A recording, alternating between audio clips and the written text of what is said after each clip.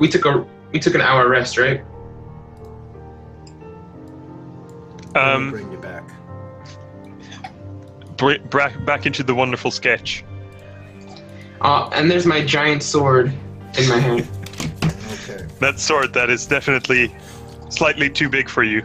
You are, the two of you are still in that room with the big fountain that spouts poisoned healing water. Poison healing water. And Yes. and the what's it called? The half human, half lion. She's Like, dead. it's in the corner. Yeah, she's like in the corner. She's in the corner. Oh, well, you decapitated her, remember? Yeah, The but her Lamia. body's still in the Yeah. corner. Yeah, the We Lamia. killed the Lamia. Yeah, but her body's like in the corner though. Yeah. But we're not in her room anymore. Yeah. But remember, we fought her in here, because remember? No, that We fought her in her fancy room with the bed and the music. Because she was a dryad first. Yeah, she was Yeah. a dryad, but she turned out to be... and then me and Bartholomew was like, huh, this sounds pretty suspicious, man. It was indeed very suspicious, but you, Well, it you was ended meant up to be just- suspicious. You ended up not falling for her trick, and you killed her. Tricks are Yeah. for kids, man. Tricks are for kids. Yeah, so, and then we retrieved the key from the frozen guy. Yes. You have a total of 3 keys. You have one more key that you know about that is hidden in Yeah. the room with the beholder. And, you said. and there's one more key that we have to find, but we don't know where it is. You're not sure where it is. I think I know where it is. I think that key's in the what's it called room. Yeah. Remember the first it was after the face walls. Yeah, I know There was the a room. room where it was light. The Yeah, room that where one. we could go right to where there was sound, or left to where it was cold. Yeah. I honestly don't want to go. There was a room in the beginning where that was full of treasure. No. Further back even. The cold room you already went and found the key there. Oh, Yeah. Before back that. than Like, Before on that, the top level of the cold room, like on the top level where the hole was. the hole actually went Yeah. into the room. Yeah, I know. But Yeah. if you went through the small corridor that was really tight, and then straight ahead, there was another room that we haven't gone into. That Yeah. we chucked a flame into, and you rolled to see if you noticed whatever was in there. That was the And room with the Cyclops. Oh, that was the Yeah, side you guys that went looped through around. that room already. Oh, Okay. that looped around then, I guess. Yep. Well, let's think. Let's think. There was one other idea that I had. A place that we haven't been yet is down the hole that the rug was covering. I don't want to jump down there. I could maybe spider it's climb down there. yeah, but if you roll wrong, you're falling in there. No, spiders can walk on any surface, so it can just walk yeah. down the hole. Or it could be in what's it called? The treasure room. Because remember there was something on the table that was shiny. Yeah, there And was those chains. there was some blue shining around some of the treasure. Yeah, and we there haven't were found a blue. chains. Have we found a blue key? You found the blue key. It's in the room. Yeah. All right. It's in the room with the frozen room. Yeah, we got that. Very One. color coordinated. Yeah. Yeah. I Right, do not want to go back into that room with the beholder. Well, we need to get the key from there. Oh, I totally forgot. I have inspiration from that one-liner. Yeah, you do have inspiration. But I can just shapeshift into a spider, and I will not ever trigger the webs that are around that beholder. Yeah. Can I wait for him like outside that door, like You can. Why like not? looking in there? Yeah. Of course you can. Just because I have chainmail on. Remember, if I try to sneak, then I'm gonna screw everything up. So I'm just gonna stay there at the door and like watch you as you do it. That's a good point. Yeah. Right. So I Yeah. shapeshift like a wild shape into a small spider, like a foot-sized Okay. spider. I don't have any stats for that, but I don't think I'll be doing any combat in it. So Like Yeah. no, you don't need any stats with it. So as a small spider, you easily crawl into that room. And what is your natural strength modifier? like for me as a person, Yeah. because as a spider I would have different stats. Yeah, I know. Um, let me Because we look. don't have the stats available. Yeah. Barthum. Let me have a look. Like my Hey, normal strength is I was just going to a give you a minus 12. to your normal. So your normal strength is a 12. You're at a +1. Yeah. I need you to roll an unskilled strength check as the spider, and I'm going to give it to you at a -2. And So I just roll a d20 -1? a or d20 -2? -2. Okay. And that's to pick up this key because you're a small spider. Oh, you can't. You Jesus don't, Christ. You can barely lift this key, unfortunately. I just wanted to be small enough so that I could go through the bars. Yes, Oh, you wait, are. I have a question, Barthum. But if you shrink Barthum, yourself down can- that can- small, you got to be able to pick up this heavy stone key. Is it that Bar- heavy? Barthum. Well, you're a Yes. spider. Why don't you? Actually, Why you don't know you just? what? Why don't you? I'm a little bit wrong because in reality, insects are able to pick up many times their own weight. Yeah. However, you still rolled a 2. Oh, I shouldn't even have to do a strength check to lift it up. I have a question though, Barthum. Yes. As a spider, why don't you try to like, you know, hang from like upside down and like shoot a web and then like pull the web towards you so the key's like on the web and you just bring it up towards you. I'm a spider. I'm not Spider-Man. I don't shoot web. You can shoot. Oh, then why don't you try to push the key? Okay, look. But can you load up the room with the beholder? So I can see like the cage. Sure. Okay, cause you see the room. Wait. Okay, Key is right here. you see. Okay, can he? He's a small spider, right? Yeah. Can he try to push the key to like cause this cage is like a giant square thing. There are little holes. See if he can pull it and maybe plug it when he to pulls the- it out, Yeah, he can easily do that. But as the Yeah, push it out. But when you push the key, it drops off one of the skeleton bones and it clangs on the floor, making a noise. I'm gonna roll. Ooh. Uh-oh. Hartmont, you're not in the room, right? Heartmoth's Yeah, I'm not in the room. You notice that the beholder trembles. I'm little bit, I'm but watching. Then stops. Okay. Well, I'll wait a good 2-3 minutes, There's no movement from the beholder. and then I'll start to slowly drag it along the floor. Why don't you roll a dex to be able to drag it and try to minimize the noise it makes? As I mean, dragging a key should not make that much noise. But I'll roll. What do I roll against? just roll a dex, unskilled dex. Yeah. Okay. So just to roll a d20? A d20 plus. You can add your dex mod. My own dex mod? Yeah, since we don't know the spider statistics, I'm okay with using yours. Well, It's not great. the beholder is just trembling as you. You notice that even that little bit of noise does make the beholder react a little bit, but it doesn't turn around. It doesn't move. It just kind of shakes a little bit as you drag the key out of the room. All right. So Drag we it. liberate the key. Yeah, there you go. That's another key. All right. Now, while I'm still in spider form, I also want to check out the hole that the rug was over. Whoops. I'm sorry, I'm warping you all over the place. Wait, so we have the key, right? Yes, you have Yeah. the key. This is a black key, and it's labeled fear. Well, what are those things in the sky, top of the right corner? You don't see those. What thing's in the sky? There are Is it- like sturgeon, Yeah. maybe. Oh, why do you see those? I don't know. What are those? They're nothing. Don't worry. They're not definitely not sturges. They're definitely not going to be attacking you anytime soon.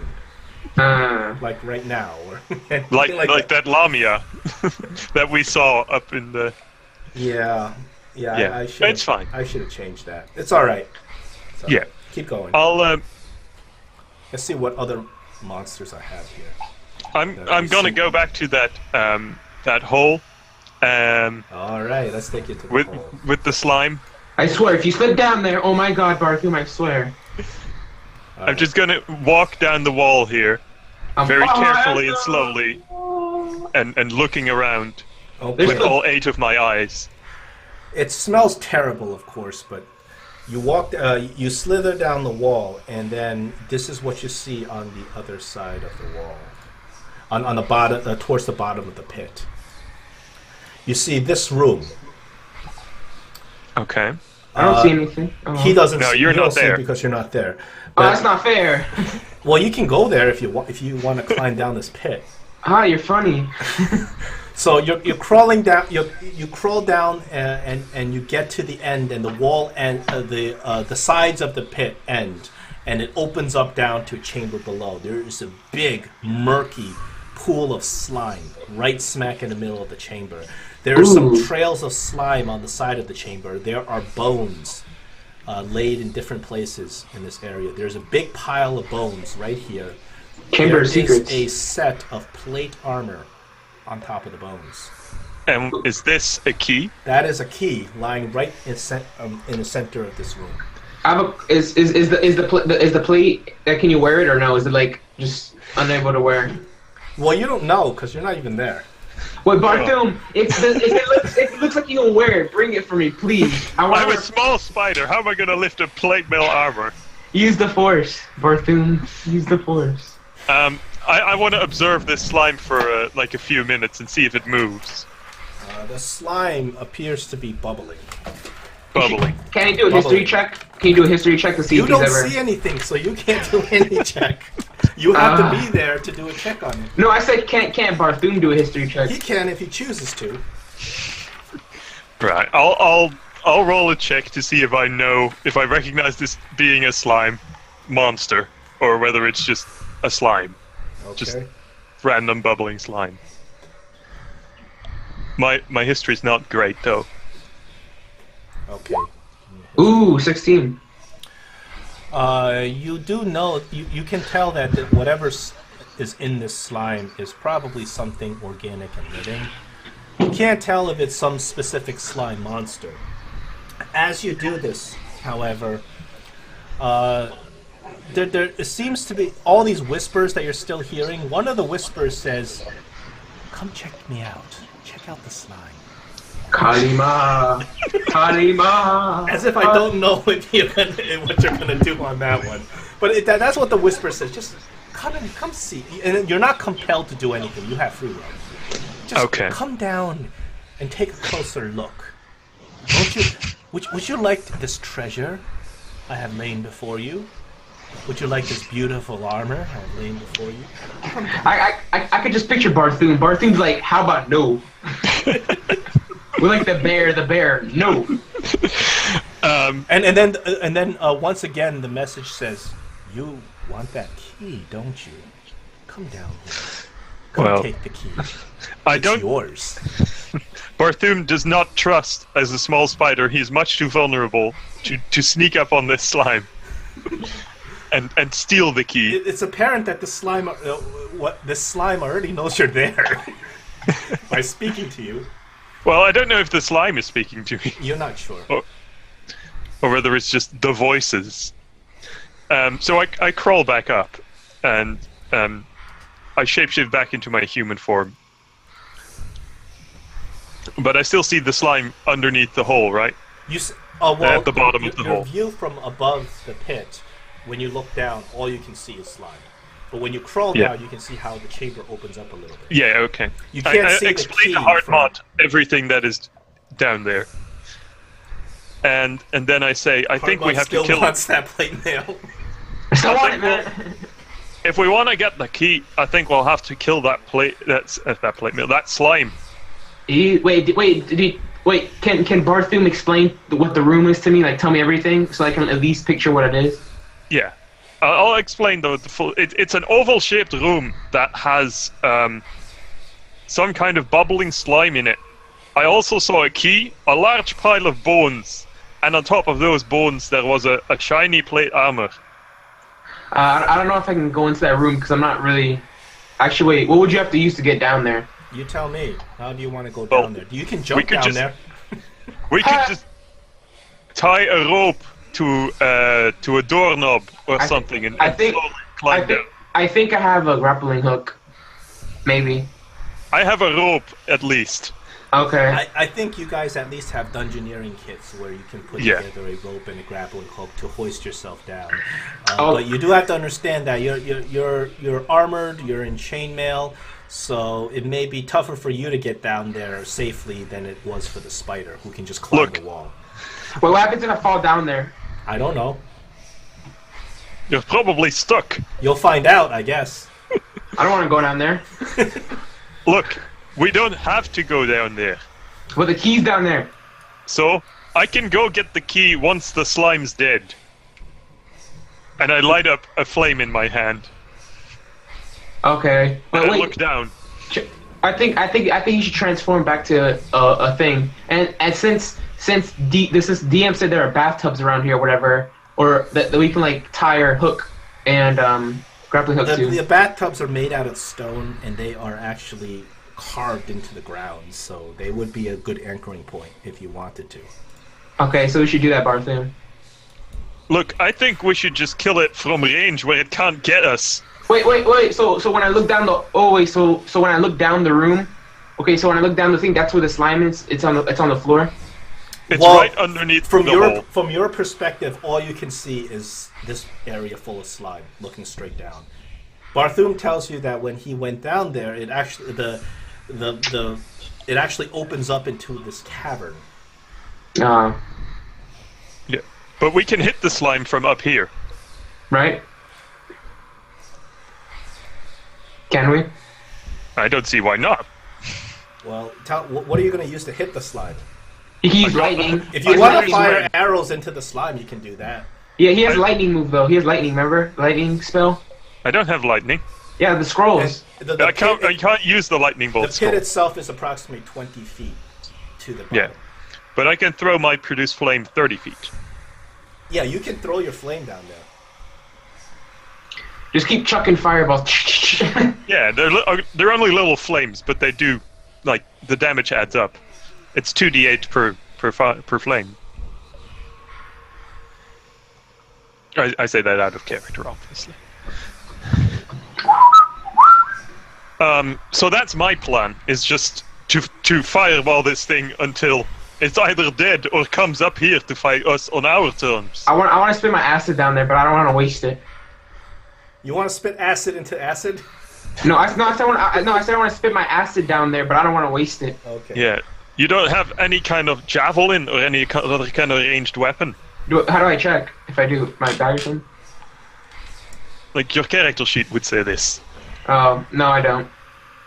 You didn't? I have an extra. What's it How called? did you make your Longsword. character again? Did you take the pre-gen? Yeah.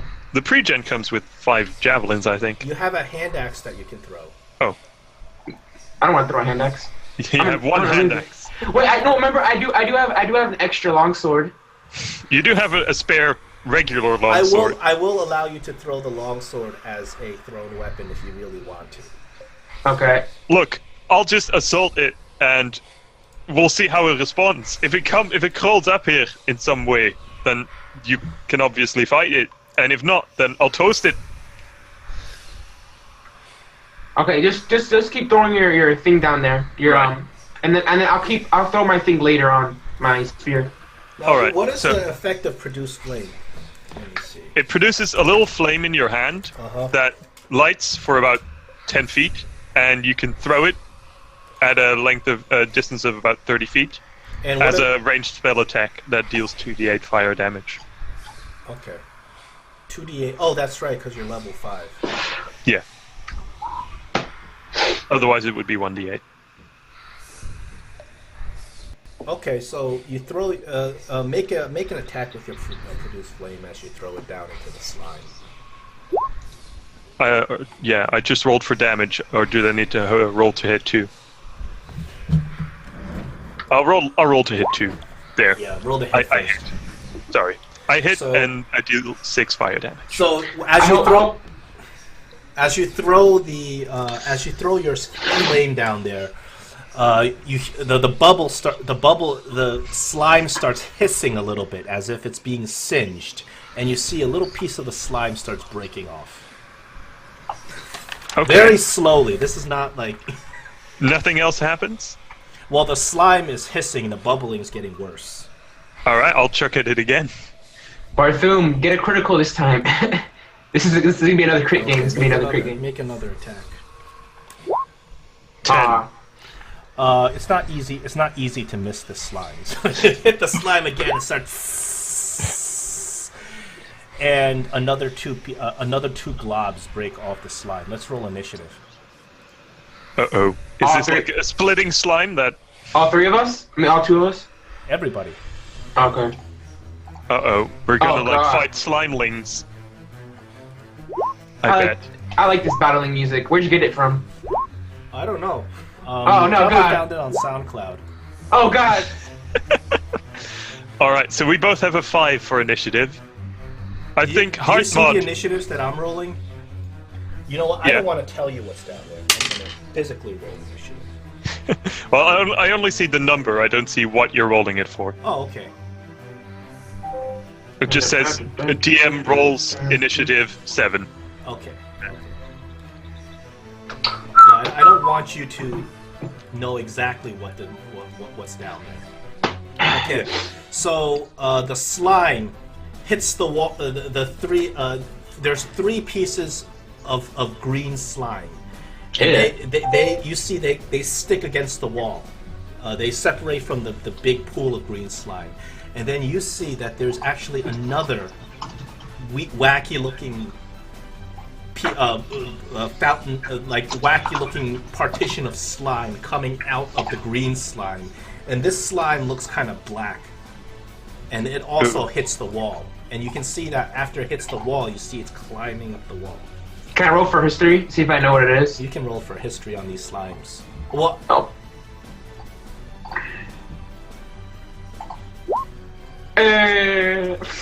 you think that there's some form of ooze. You're not sure what kind of ooze they are. Okay, so wait, you said? Oh, never mind. I can't do that yet. That would take an action if I threw like my extra long sword down there. Yeah. But it might be better for you, like, out of character at least, might be better for you now to just ready an action to attack whatever pops up. Yeah, but do we take advantage since it's hurt or no? No, Okay. I don't see why you would. You said they broke in tiny pieces, right? Okay. Well, the big pool of slime broke into smaller pieces of slime.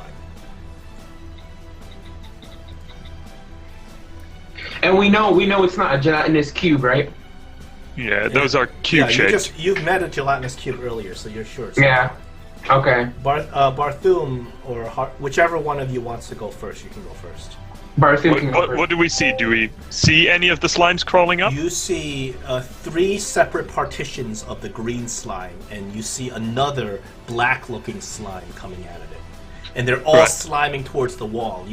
They're moving so slow that you know that it's going to take a couple of turns for them to even get to you. And if you start running away, you're pretty sure that you can outrun this stuff. These are not like running. They're not like fast. They're not chasers. Yes. All right, I'll chuck another produce flame at the black-looking slime. Okay. I got an idea. Damage roll. It's almost impossible to miss these slimes. For 11 fire damage. How does he like that? It hisses and it looks like it's getting singed. All right. However, you notice that when you throw the fire on the slime, on the black slime, it burns a lot less than the green slimes. Okay. So you think that this black slime may actually be resistant. Okay. That's But good knowledge to have. Not completely immune. Hard to up. Okay, so we can tell that they're. Can we tell from what Heartmoth did with the fire that they don't like fire? Well, No, the black one was black resistant. one doesn't seem to be as badly affected as the green ones with fire. Were the other ones extraordinarily affected? No. Well, since our character's been on adventures, do you think we have anything flammable like oil or anything? Well, he's explaining that fire is not exceptionally effective. No. Cause I was thinking of getting the bathtub, even if it's not what's called. You want to chuck the bathtub on top of them? No, I wanted to break the legs of the bathtubs fill it with oil, you catch it on fire, and we just chuck it down there. Well, that sounds very spectacular. We don't have a large kettle of oil, nor think really the time to go breaking off these massive stone bathtubs. But we still have like 3 rounds since, you know. Yeah, which is like 18 seconds. Can I spit my acid? Okay, wait. Do I know which wall they're on? Are they like next to each other? You can see them. They're not that close where you can hit all of them. You can hit maybe 2 of them, 2 of the green ones at the same time. Then can I try to hit him? You can try to hit them with your acid. With my acid, yeah. They automatically fail their dex check. Do an acid damage. Okay, that's what, 1d20?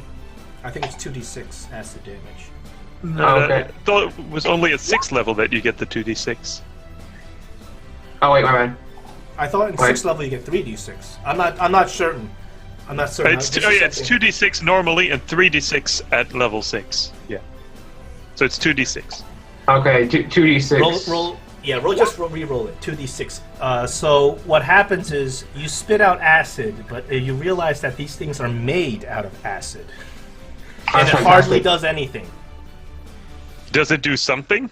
It looks like these things are hissing when you spit your brand of acid on them, as opposed to their brand of acid. But you realize that this is not an effective way to destroy these things.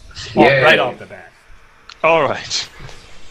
More knowledge. Can I wait? If I move, are they able to hit me or no? If I'm able to move. They're not going to be able to hit us for a couple rounds, they're regardless. They're too far away from you right now. They can't get opportunity attacks. But after a couple of turns, they'll be on you. Can I move like right next to like the bathtub? You can move right next to the bathtub. That's fine. Okay, I'm they're not going to reach you this turn. There's no Okay. way. By the rate that they're moving. Okay, how fast does it look like they're moving? If we like observe them. They're looking like they're moving maybe 20 feet a turn at max if they use their full speed, but they don't even seem to be using their full speed. They're not even that agitated? Okay. Well, I guess it's like they crawl a bit and then it's our turn again? Well, this is what happens before your turn starts. Okay. These whispers again hit your ear, and the whisper says, "If you want the key, you have to come closer." And that's the end of that. And now it's your turn again. If we want the key, then you'll come up here and we'll kill you. You scream that into the pit. No response. Alright. I'll chuck a flame at a green one. Okay. 9. You notice that it's very, very, very tough to miss these things. So yeah, boom, you hit it. 6 fire damage. Okay. It starts hissing again. Anything else on your turn? I'll take like a distance of 15 feet from the edge. But if of you're the hole. there, you can't see them anymore. I know. I just chuck it and then I walk 15 feet back. Okay. You sure? Sure about that? Yeah. Okay. Heartmod, it's your turn.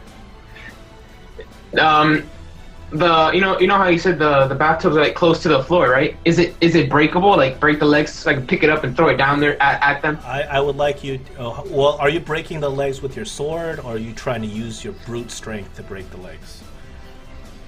Which is easier though? Which would be easier? What do you think? Well, a sword. Yeah. Why don't you make an attack against the legs of this bathtubs?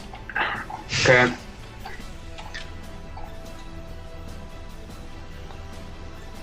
Make a sword attack. Okay. I did a hand axe. So. Okay, so even with the hand axe, you easily break the stone legs of this bathtub. Now this bathtub falls to the ground, and you notice this thing seems very, very heavy. Bartholomew, help me! It's like somewhere around the realm of like 150 pounds or so. It's pure stone. You probably have the strength to lift it. I probably do. Okay. Not you can't run fast with it. You could probably shove it in the hole. Can I try to shove it towards them? Yes. Towards the monsters. But okay, you have to do it your next turn, because it will take your turn to swing your axe and break it. Bartholomew, don't leave me. I might need your help. Don't worry, I'm just creating some distance. Distance. Heart mod. These whispers are getting really loud, and one of the whispers seems to come clearly in your mind. And this whisper says, "Don't fear me, fear yourself." And another whisper says, "Use soap. Use soap." Okay, at this point, these oozes are starting to get near the top. You think the next turn they're going to make it out of the hole. Oh crap! Bartholomew, it's your turn again. Right. I'll walk up to the edge of the hole again, and chuck another fire at the green one that is closest to the top of the pit. Okay. I say to Barthoom, can you come next to me and help me push this towards them? You can do that on your own. What happens if I don't have enough strength? You're much stronger than I am. Yes, If but you don't have the strength, then I don't either. yes, Besides, but I just chuck fire.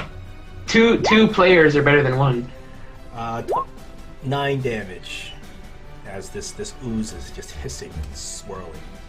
Is it looking like it's taking damage, or is it... It's very hard to tell since this is an amorphous ooze. Okay. It does seem a no. little bit smaller than it was when you first looked Okay. at It all right. I'll walk another 15 feet back from the hole. Okay, Heart Mod, you're up. You want to do the bathtub, Chuck? Yeah, can I try to push it like at them so then when it hits them they would fall back down to the hole, right? Yeah. You don't need to do a check. You can just perform that action. Oh, would it take an action though? Would it take an action? Yes, definitely would Okay, take an action. but I would be able to, right? I would be able to push it, right? Yes, Without. I'm not asking for a check for that. Because I think you have the strength to just do that. I'll just push it towards them. Ugh. Well, the thing is, Right. What do we roll to hit them with the bathtub? which ooze are you trying to push it towards? You don't think you can get all three, all Something's four gone of them. wrong.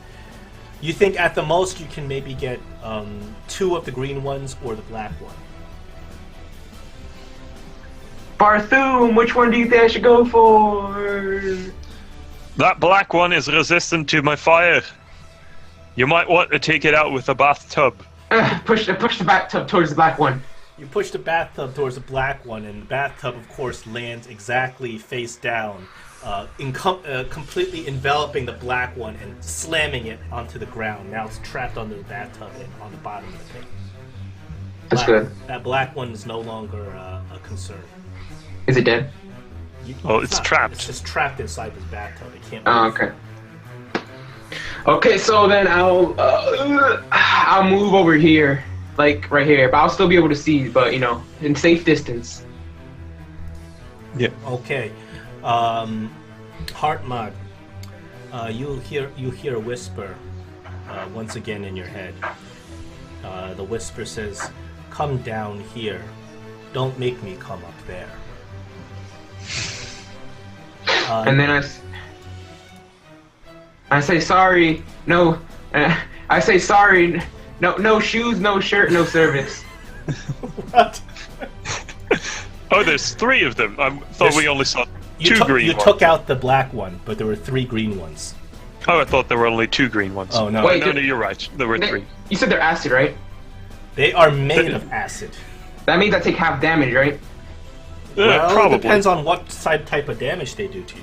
If they do acid damage, then you would take half damage. Okay. But they use their entire turn to make it to the tip of this area. They don't have any more to do anything else for their turn. So that's the end of their turn. You see their Okay. name, but you don't even see their name. Excellent, I did this right. What do you mean? Well, I labeled them the name of the monster, but you don't see it, so it's good. Yeah. You're not There. supposed to know, unless your character already knows. Right. I'll just, when I see them come up, I'll chuck some more fire at the one that looks the smallest and most injured Okay. of the amorphous blobs, Okay. dealing another 9 fire damage, and then I make sure. That one that you chuck the fire against is getting real small. You notice. Okay, I'll back off as far as the door here. We need another bathtub. And I think it's too late for the bathtubs at this point. Yeah, that's enough to Hard stay time. out of range of these things. I'm pretty sure Barthoom knows what these are. Out of character. Oh, he does know what they are out of character, but don't ask him out of character. I know, I'm not. I'm pretty sure he knows too. He could. Who knows? Because it'll ruin the fun if you know what Yeah. these things are. They're not one. They're not one. It's always they're- fun seeing a new player encounter these things for the first time. And you I hope don't they're. I hope they're not 1 KOs. They could be. They could be. Who knows? Oh God. You see me taking a safe amount of distance. Okay, that means Barthoom knows what it is. Barthoom sees that these things are slow and that he prefers the kiting tactic. He doesn't infer that they are any particular kind of monster. He just sees that they're slow. Okay. Do you hear me? Yeah, I'm hearing a printer. Because the next Yeah. time you fight these monsters, you're gonna know what they are already, and you won't be as excited. It's always like, the first time is always the best. It's my turn, right? Yeah. Yeah. Okay, I'm gonna roll. 15. What do you attacking do? this thing? Yeah. You are able to hit it. Roll some damage. Okay, you do 8 slashing damage. As your sword slashes Oh no, it- wait. I have to roll for electricity damage. Remember, because Oh, I forgot about that. Yeah. Your Was it- magic weapon. Thunder 1d2 damage. It's not electricity. You don't want to do electricity damage. oh yeah, it's what was it? It was 1d20 plus 5. It's a 1d6. Yeah, you do an extra 1d6 of As- damage. 1d6 plus 5. 1d. Whatever. Just roll an extra 1d6. That is a significant amount of damage. It's After- not. It's not. The plus 5 is already calculated into your damage rolling. Is it? Yeah, it should. So the total is 8 plus 6, which is 14 damage, which is still a significant amount of damage. As your sword just slashes down right on top of this ooze with blinding speed. What happens is you cut the ooze in half, and now there are 2 oozes. This is what, Is okay. Okay. If I move, they wouldn't be able to attack me since they're so slow, right? You don't even know how they attack. but you had to move up to attack them, of course. And now, Oh, yeah. now there's 2 of them where there was 1. As you cut it in half, both of them are a little bit smaller than the original one, of course. Okay. If I move though, Is this the one that I have been hitting? No, that's you're hitting the other one. To Okay. you're hitting the one to the right. Okay, okay. Just checking. okay. So can You can move, but they're gonna opportunity attack you. You're close enough where they would. what if I move over here where Barthoom is? You can't Would I be able to do that? You're gonna get 2 opportunity attacks on these things. Oh, okay. Okay, I'll just take care of both of them. Both of them. It's just. Well, Are they small enough? Like from what I see, are they small enough to be able to break into smaller pieces, or? Well, you wouldn't know that. You're not sure. Okay. Can I put guard? Can I have my guard on? You have already taken your action. You can't dodge after you've yeah. taken it. You Oh, yeah. can use your bonus action to attack with your hand axe. You can. Yeah. Yeah. You I have can 2 more attack attacks. another time with your hand axe, My only And atta- another time with your longsword also, because Yeah. you have extra attack. and you have a action surge that you may use if you'd like. Yeah, I'm gonna save that though. Okay. But you at least get another longsword and another hand axe attack. So after the hand axe, okay, after the hand axe, I can use my action surge, right? You can use that I at wanted any to. time. Okay. Okay. Which one are you attacking? The one on the right. Okay. And roll damage. Okay. The hand axe also does slashing damage. The one on the right splits again into 2 more. If this guy only brought some bludgeoning damage. That was your hand axe attack. You still Are they have smaller, one. though? You still have 1 extra attack. Are they smaller or are they the same They're size? smaller. Okay. So these are all. Every time you split one, it gets a little bit smaller. I know it's a Hydra, technically. It's not a Hydra. Well, it's They don't kind of. grow. They don't grow new parts. They just Yeah. split apart.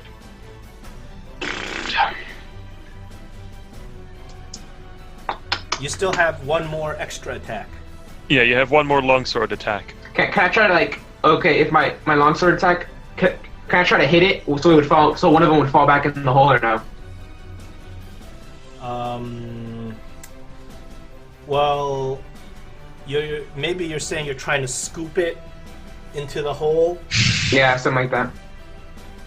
You can't use your extra attack for that. No, I can't say. If you okay. had an action and you wanted to use your action to do that, I would say yes, but not your Okay. extra attack. I would say that'd be a shove action.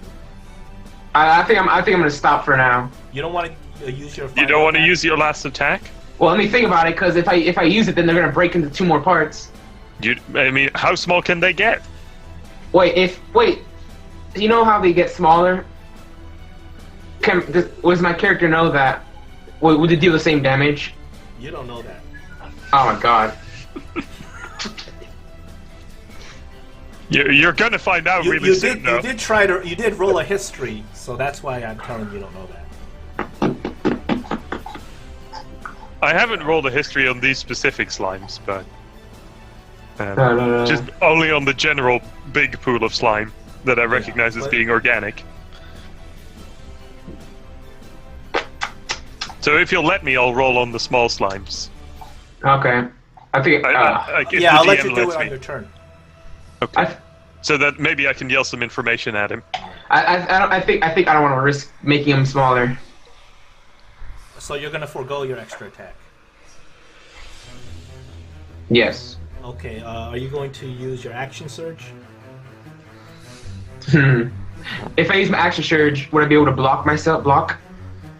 You could dodge. Yes, you Yeah, can dodge. use your action surge and dodge, which I think will give them everybody disadvantage against you with their attacks. Okay. Can I do Would that? not be a unwise decision. Can I do that? Yes, you can do that. Right off the roll, or No. You just No, Okay. just do that. say that you're using your action to dodge. Is that your turn? You're not. Are you moving? yeah, I'm gonna do the what was it, block? I mean, the action surge to block Okay. or whatever. Yeah. Wait. Okay. So Yeah. before these oozes go, once again you hear another message. You hear something else whisper, and this thing whispers, "Here I come." Oh, And you. do we both hear this, or No, just? this one's going to Heart Mod. Oh my god, again? And you hear it, but both of you hear that there's a lot of bubbling going on down below in the pit. And now it's the ooze's turn. Let me see. I think they all have, I feel like I might have to pull out some more powerful magics. okay. Yeah. Heartmod, you are completely surrounded by these Ah! oozes. So I'm And gonna they, have a they, look at they that. surround you to the point where you can't even move at now. And that is 5 attacks on you. With disadvantage. All at disadvantage, so you're very lucky. with this one. Can I jump over them? Like, are they big enough to jump over? Maybe on your turn we can work something Okay. out, but this time 1, 2, 3, 4, 5. So I got a 14, a 16, a 14, a 7, and an 11. I don't think any of them hit. Thank God. What's your armor class again? I think it's 19. I think. Wait, let me check. I have to check. It's 19. Yeah, with warrant. I have my armor on, so it's 19. Okay. So you are surrounded by these oozes, and they just splash at you, but you're able to fend them off. I take no damage, or I don't think any of these hit. 14, Okay. They're all disadvantaged, so 14, 16, Yeah. 14, 7, and 11. None of them hit. What's That's your good. AC, Heartmod? It's 19. He's got plate mail on, yeah. and I think you also have a defense, a protection as a champion fighter. You have a protection feat that ups your AC 1. So Yeah. that's why you're at 19. Is that all that happens? That's their turn. Now Okay. it's your turn. I'll let Heartmod. I'd like to yell at Heartmod, "Get out of there! I've got some magic." Wait, can Bartholomew do a history check though, so he knows what these are, and then he can yell the information to me? I'll do that. Please be high. You know that they are oozes, but you do not know which specific type of ooze. You know that they are acid-based, but that's obvious. Yeah.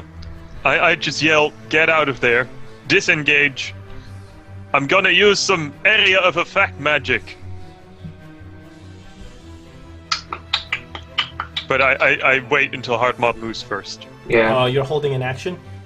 Yeah, and like we're on the same initiative, so I assume I can just let him move. Okay, I'll go with that. Heartmod, so you are completely surrounded by enemies. You cannot just walk out. Can I jump over However, them? these things are very low to the ground, so it's not that difficult to try to jump You over could them. step in them and just walk Yes, over them. but you have to succeed Não tá haciendo tarea. in order to get past. Which way do you want to go? Close the door. Towards Bartholomew. Okay, so in order to get around here and down here, and not encounter them or get stuck in them or something like that, I need you to roll a good dexterity check. This is going to be a high DC. Otherwise, there's going to be a penalty for moving there. Even if you choose, assuming you choose to do the disengage action. If you don't do the disengage action, you're getting more opportunity attacks. And this time, Wait, I have to roll the dexterity check. I mean save. well, this is what you have to do. If you move that way, you're going to get opportunity attacks unless you use your action to disengage, right? Even if you disengage, I still want checks because you're technically moving through an enemy. Can I use my disengage and then use my what's it called? My You'd roll like acrobatics, I think. No, not that. The special thing he gave me after I said that one-liner. Inspiration? Yeah, inspiration.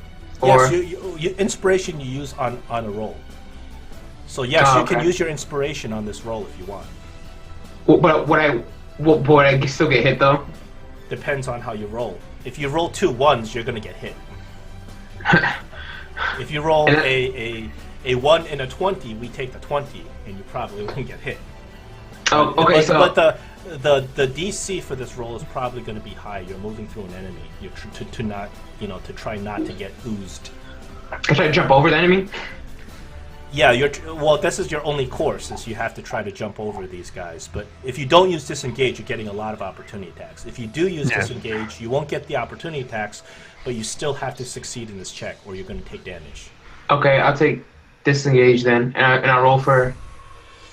I need an acrobatics check. Can I use my You can use Inspiration? your inspiration for the acrobatics check. Oh, thank God. 25. That's athletics. but- Athletics, though, you rolled the wrong check. You have to roll it again. Oh, it's not athletics. Oh, Athletics acrobatics, is right? like doing bench presses or something. This is the different. You're trying to nimbly walk across the ass without getting struck. let's cross my fingers. 19. 19's good. You're lucky you used that Yeah. inspiration. So you move where you want to move. I'm going over here, next to Bartholomew. Okay. And- Get back! I yell at him to get as far back as possible. Okay, and Bartholomew, it's your turn now. All right. I wave my hands in the air, and Jazz hands. I speak some words as I reach into my pouch with components. Oh no, wait! I wave my mistletoe about. I don't use a component pouch. Heartmod kisses you, I guess. What? You have to. It's a mistletoe. It's written in the game. I wave my mistletoe and I look at Heartmod. I said, how about no? In that case, I focus back on the slimes, and I cast Spike Growth. Name your radius. It's a 20-foot radius. Oh, I mean, sorry. Point to you where you want the radius to be. let's see. I have to measure it out a little bit. Wait, what's he doing? What is it? Basically, I'm casting it so that it, let's see, 20 foot from me, so that it's just barely not hitting it. So it'll hit like here. Basically, right on top of that big slime. Okay. I'll just draw the. I mean, obviously, I'll just draw sort of a shape and put it there. Yeah. It's like a 20-foot radius, so it's a pretty big shape. But it kind of has to hug around the surfaces and walls and stuff. So let me draw. I'm just going to draw this general area. There we go. Yeah, it reaches almost to our feet. Like in front of us. It's like a trap.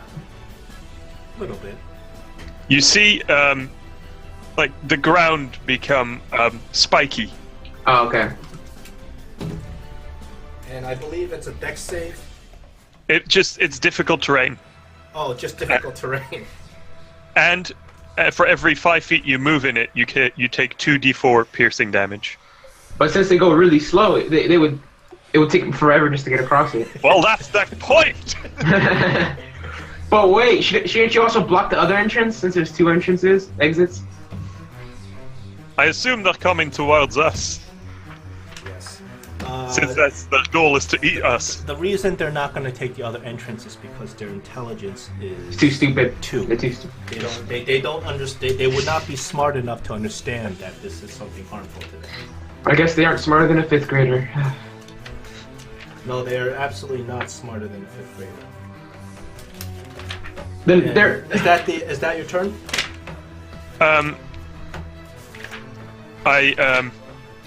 Let's see, with the door that we are in front of, what does that open? That opens into the fountain room, right?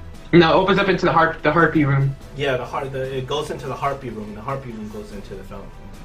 The Lamia room, right. Okay. I'll open that door and just back off a little bit more. Just, we can stay on this map. I want to have more room to back off further in case that should be necessary. Okay. Let me see this. Okay, let me do a little bit of measurement here. These oozes trying to move through the spike growth are going to take a lot of damage. So this one can really just move this. It can just move to the edge. It takes 2d4. Yeah, it takes 2d4 for every 5 feet. Yeah, this one moved 5 feet and stopped. This one moves 5 feet over here, takes another 2d4.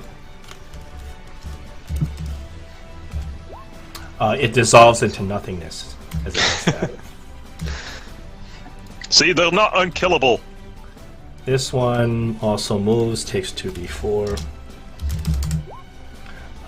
It looks like it looks like a tiny drop at this point. This one takes another 2d4.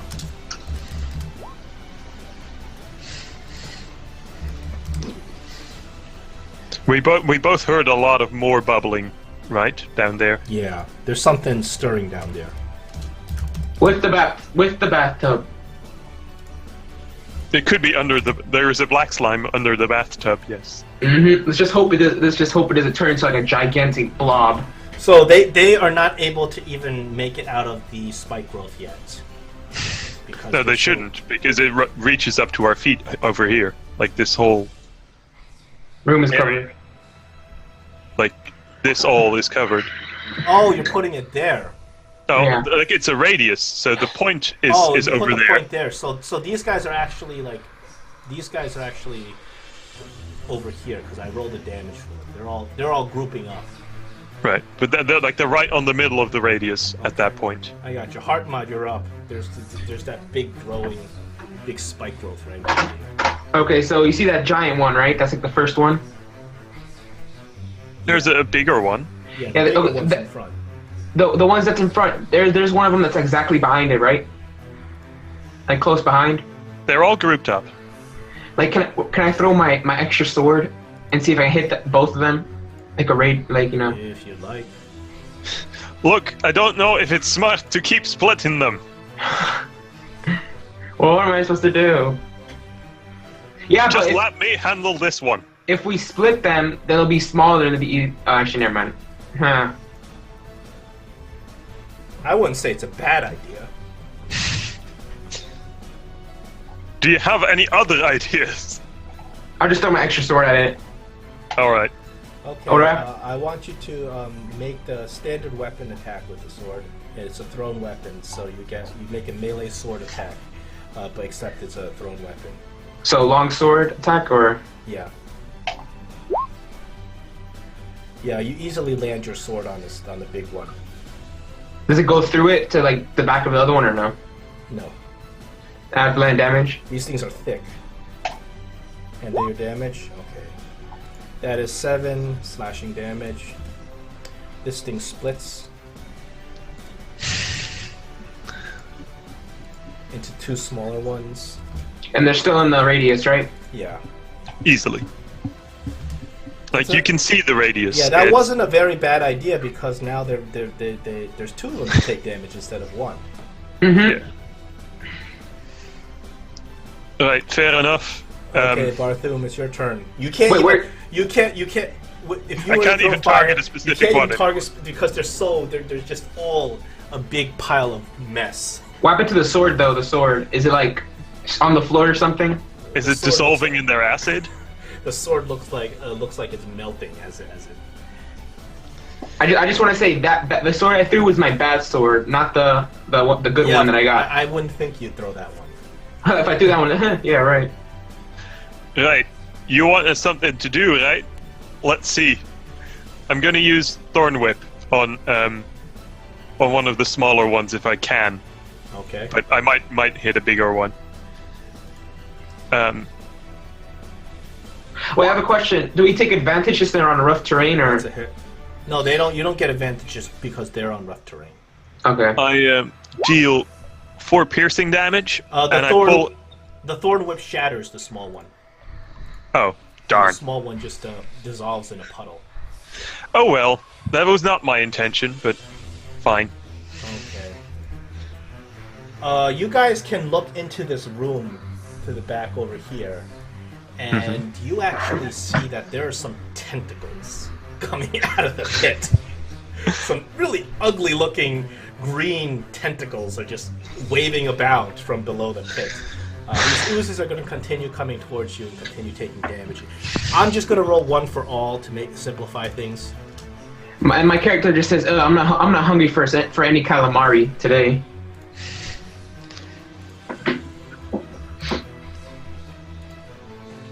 Okay. So they all take 4 damage Yeah. per 5 feet that they move. Yeah, I'm simplifying, and they only move 5 feet pretty much. I'm just simplifying it because I have to roll 4 times. Yeah. They only inch along 5 feet. They can barely move in all this spike growth. So they barely inch along, barely able to get to you. How long do these tentacles look like they could lash out at us, or? You're not sure how long they go because you can only see the top of them coming out of the pit. Right, but if they were like, if this were the maximum extension, they couldn't reach us. No, not from where you see them right now. But if they were longer, they may be. You don't know how Yeah, long. all they right. can We be. don't know if they can stretch out in any Yeah. way. Okay. That was the jelly's turn, and now it's Heartmon's turn. I don't know what to do. I don't have anything else. Oh wait, I have a javelin on, don't we? Since like, or no? No, you don't. You had that hand What? axe was your thrown weapon. Yeah. What else do we have? Since like You can do Do you need- nothing. You don't have Well, to do anything. You could take a dodge action. what is Protect me. what is the sheet? What is that? What is the statue look like? The one that's on the right. That looks like a dwarf. It is the dwarven god Moradin. Does it have a weapon? The statue? Yeah. The statue is carrying a stone warhammer, but Does the hammer look pickable? Like can I just like break the arms, like pick up the hammer? you can try to do that if you want. From what I'm seeing, does it look really heavy? The statue. The statue does not. The statue does look like a pretty heavy stone statue carved into the ground. Can I try to break the the hammer? Can I try to get the hammer? You know, like break the arms, get the hammer. You can break the hand and the hammer off if you wanted to. But you'd have to attack it or try to use your strength to crack it. It's stone. And it's the same material as the bathtub, right? Pretty much. Okay, so using your sword, you crack off, and you crack off the hammer, and there's a part of a hand attached to it. Cool. Alright, now you've got something to chuck. Am I able to lift the hammer though? Am I strong enough? I'm strong enough, right? To pick it up? Yes. Okay. But this hammer is not going to be as good as an actual hammer. It's a piece of stone. It's like How long is it though? What? How long is it? It's the same size. It's a life-sized warhammer, but it's not as effective as a real warhammer. It's a piece of rock. Okay. Can I keep it there like at the door edge, like at the door edge? Yeah, sure. If you want. I'm gonna lean against the wall, and then I'm staying right here next to Barthum. Right. Okay. I'm gonna thorn whip another one of these things. Which one? Are you whipping the bigger one or the smaller one? I'll whip a bigger one this time. Okay. You whip the bigger one, and you do Ooh. piercing damage, and you drag it 10 feet. Yep. But does it say that if you are forcing something through the spike growth, do you still do the same damage? I mean, I would imagine so, since Yeah. it's just spikes. I mean, doesn't matter what causes you. So how far you want to drag it? All the way up to you? I can drag it up to 10 feet, so I can't drag it all the way to You me. want to do 10 feet total? Yeah, that's the most I can do. Okay, so going 10 feet, that is 44 damage. 13 damage. This thing dissolves into nothingness. I crack my thorn whip. Yeehaw! Okay, during this turn, you hear the tentacles getting louder. You hear that, and you see that the tentacles each kind of splay out on the sides of the pit, and something is being hoisted up with the tentacles. All three of these jellies move forward, but that they can't take any more. They're gone. But Well, this tentacle, so much for them. This tentacle thing is hoisting itself out of the pit. Heartmod, you're up. Look, Hartmod, do you Yeah. feel like fighting the giant tentacle creature? Well, I got a hammer, so I can just like throw it. Ugh. You can throw a rock at it, but Well, we need to get the key, so. you're right. We do need that key, so we don't have much choice. And it's the last one, Just right? running away and hoping it'll quiet back down, which is not much of a plan. All right. Wait, can we roll for history to see if we know what the tentacle thing is, or is it the same species as the slimes? You can roll for a history on a tentacle beast. Okay. All right. I will do that as well then. I get Oh an my 18. god. All right. 35. Right. What does Barthum know about these tentacle monsters? Barthum, you think that this is a very unnatural creature called an Odiug. An Odiug? And have you ever heard of an Odiug? No, I haven't. This is a new one for me. You've never seen one of these bad boys? This is No, what it is. It is essentially a shit monster. It Yeah. loves living in sewers. It is very foul, disgusting, completely unnatural, a creature created out of dark magic. It is a grotesque, bulbous creature, and it has 3 legs and 3 giant tentacles, which it uses to grab its prey before it just consumes. This creature will eat anything organic. It does not care and it does not differentiate. It will eat excrement. An Odiug buries itself under mounds of excrement and carrion, leaving only. It has one stalk that it usually leaves up that's extremely difficult to detect, and this stalk is used. It has a little eye on it, and it uses it to see. Right. Odiugs take the opportunity to devour its prey, often tempting its prey with treasure, right next to some foul excrement. Odiugs are sentient and do have some semblance of intelligence and reasoning capabilities. They have rudimentary telepathy and are able to speak directly to their prey's mind and know how to say the right things to lure their prey. I think this is the creature that's been talking to us. This is my You mean me? You mean talking to me? I got some messages from it too while I was down there. Wait, good thing I threw that bathtub down there, so now I can take a bath. Because it definitely needed it. It smells foul, I assume. Oh Wait, yeah. Can Barthoon tell me the information he knows? Not all of that. And of course, he can just tell you some basics during his Yeah. turn, but not all that information. Of course, Okay. you have a limited amount of information. It's a creature with some kind of telepathy and tentacles, and it'll eat us if it gets a chance. So let's not get eaten. That sounds like a bright, good plan. It's Heartmot's turn. I want to take the hammer because it's right next to me, and I'm gonna move behind. I'm gonna move more behind Barthoon, so I'm behind Barthoon by like 5 feet. I'm 5 feet behind Barthoon. Is this a long distance chuck for the hammer? No, I just have the hammer in my hand just in okay. case. You're not doing anything else? No, I'm just behind Barthoon just in case. Okay. Right. Right, there's... How much... There's a pretty nice... Yeah, there's like 30 feet of spikes in between us and the pit. So I feel reasonably safe as I produce a flame in my hand and ready in action to attack the creature whenever its body shows. Okay. Right after you ready the action, of course, the creature emerges. Okay. I chuck some fire at it. You can't see it that well with your line of sight, but you can. It does show up.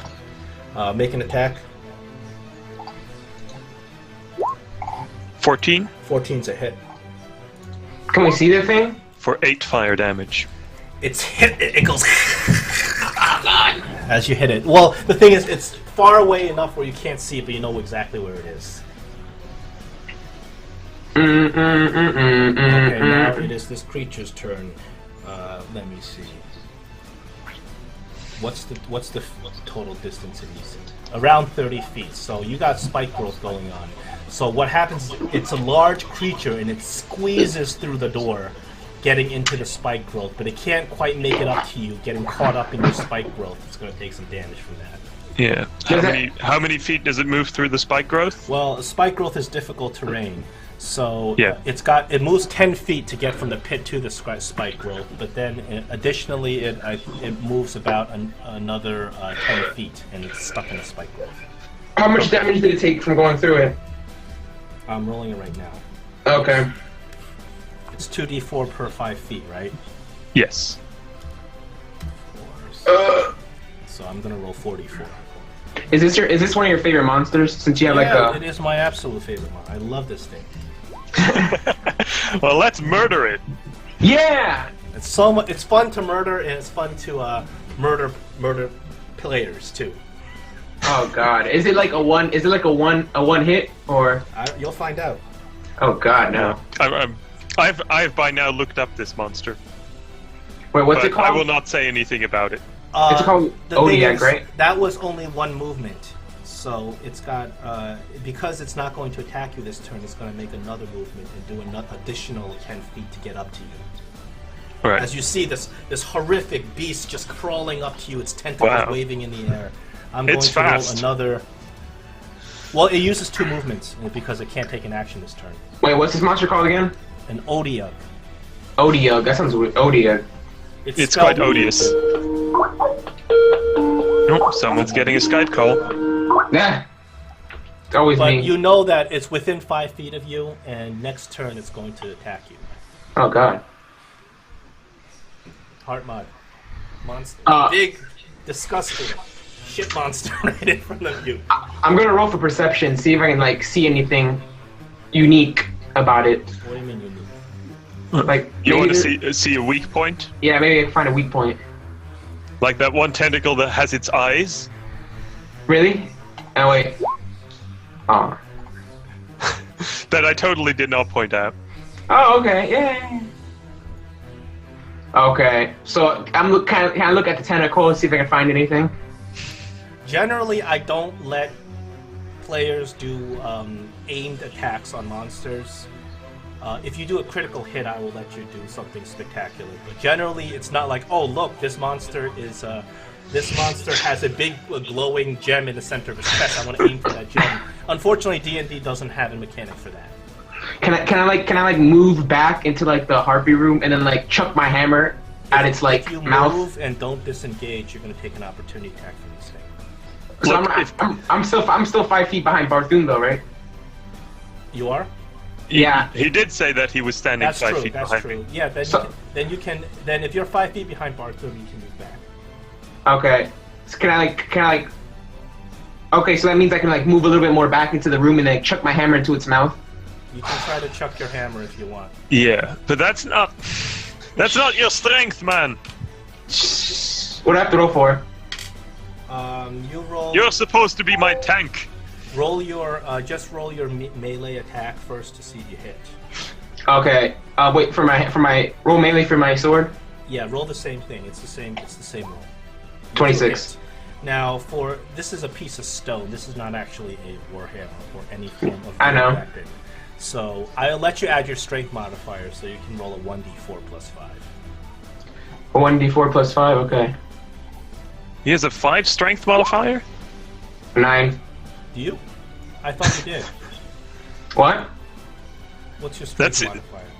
That Oh, seems yeah, it's plus ridiculous. Oh, it's plus Plus 4. one. It's plus 4. So Oh. this is 8 damage. Oh, okay. I was thinking, does he have 20 strength? Seems really I was high. getting confused because of his long sword was adding a plus 1 to his damage, so he was Yeah. doing plus Oh, 1 yeah, modifier. yeah, That's why I got confused. No, it's actually a plus 4. So Okay. you crack this thing in the head with that stone hammer. Not as effective as a real weapon, but Well, no, this wait, thing doesn't like it. I was chucking it at its mouth though, so it doesn't get stuck in its mouth or anything like that. No, it hits the head. Oh, okay. What happens after it hits its head? It takes Does it get, like- damage. Does it get like a concussion or anything? No. Okay. Well, I find myself in melee combat. That's not what I had been hoping for, because my tank decided to back off and chuck hammers instead. So, I roar in outrage and desperation as I transform into a brown bear. Okay. Wait, you're a bear? Wrong. Yes. I become a large brown bear, and I have to look up the statistics for that for a second. Is your size large also? Yes. Okay. Yes, large beast. Unaligned. Brown bear. Okay, I got him. And then I make my multi-attack. 1 bite and 1 claw attack. Both are plus 5 Actually, to hit. Heart So Mod, did you move back when you before you chuck our hammer? Or Kinda. did you stay in the same spot and chuck the hammer. It makes a I difference. moved. I moved like a little bit more back. If you move back, then you still take an opportunity attack because this creature has a 10-foot reach. Oh, So, because you said you moved back, I'm going to make 1 opportunity attack for you in the previous turn. okay. What happens is, as you move back, before you throw the hammer, one of the tentacles lash out and smack you, Left. I don't roll. but it misses. okay. Okay. But he still hits it with the hammer, right? You still hit Yeah. with the hammer. Now we're going back to Barthoon's turn. Okay, so I bite at the thing for 17, and then I claw at it for an 8. 8's a miss. Alright, so I'll roll bite damage, which is d4. Okay. 1d8 plus 4.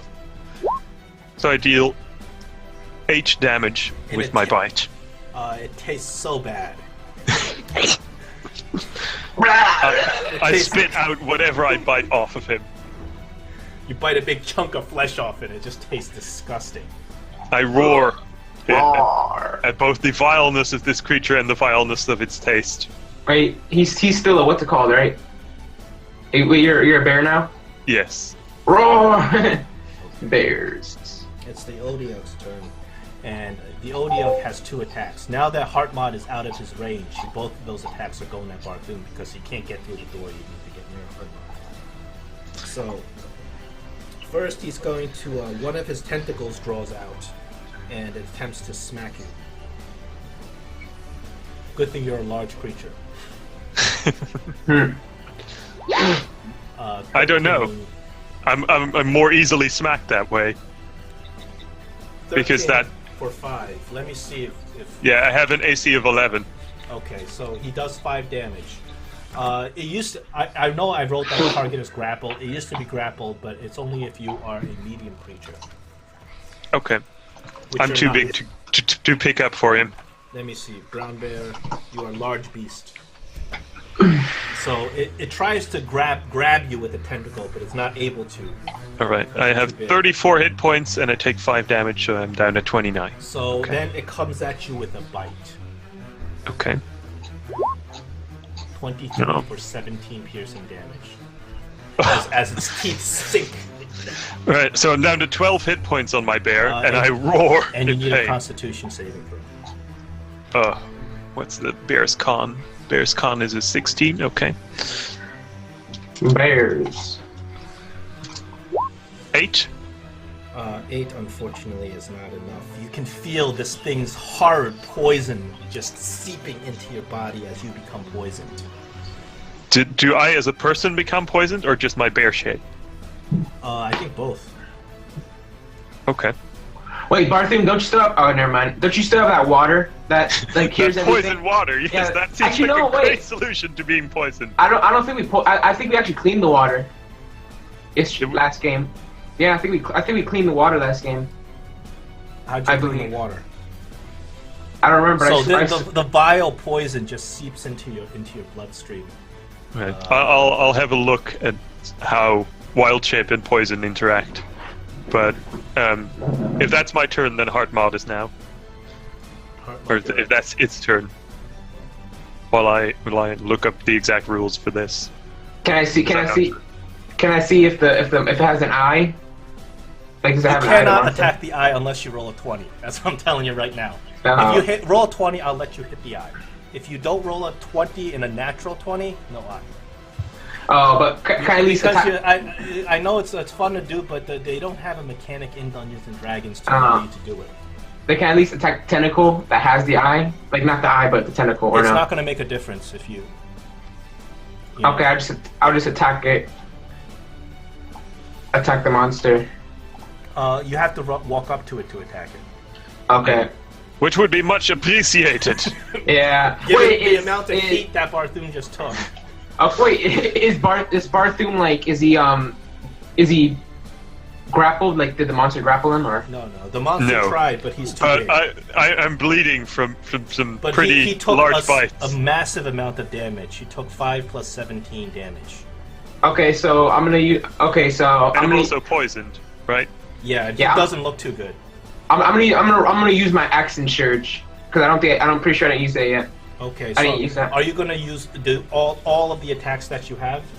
Yeah. That's 5 attacks. So that is 3 longsword attacks Okay, wait. plus 2 hand And axe al- attacks. Also, if I get what's it called a 20, I want to go for the eye. If you get a natural 20, not a 20 but a natural 20, I'll give you the eye. Being nice because you're new, but in general, we can't play because it's too open for interpretation in hitting specific monster body parts to do damage. 20 is a hit, 16 is a hit, 9 is a miss, 17 is a hit, 14 is a hit. So I need you to roll damage for 2 longsword attacks and 2 hand axe attacks. 2 long swords, right? Yeah. And it gives +1 for the sword. Remember, +1 Yeah. hit and plus. Okay. Yeah, I know those things too. And a plus 1d6 Yeah. for Yeah. all the longsword 1d6. hits. And what you said? You said 2 long swords and 2 hand axes. Yeah, those are the 2 attacks that. Those are the 4 attacks that hit. So we got Okay. a 9 plus 9 plus 3 plus 2. Roll me another 2d6. Another 2d6. Okay. Let's tabulate this damage. See if it's +5 or no? No. No. If you clicked it from your character sheet, it automatically already adds 5. Oh, okay. Okay, so another 5 lightning damage.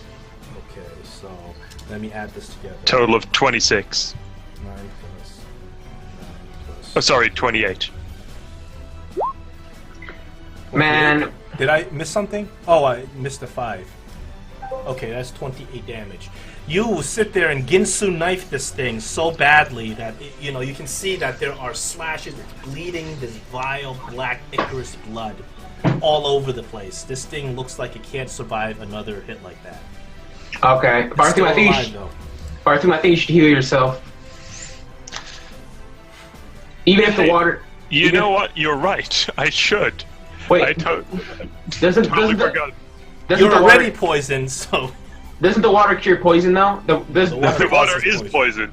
Yeah, but you only have madness for an hour. So what would you rather do? Be poisoned and keep taking damage, or take water, be poisoned just for 1 hour?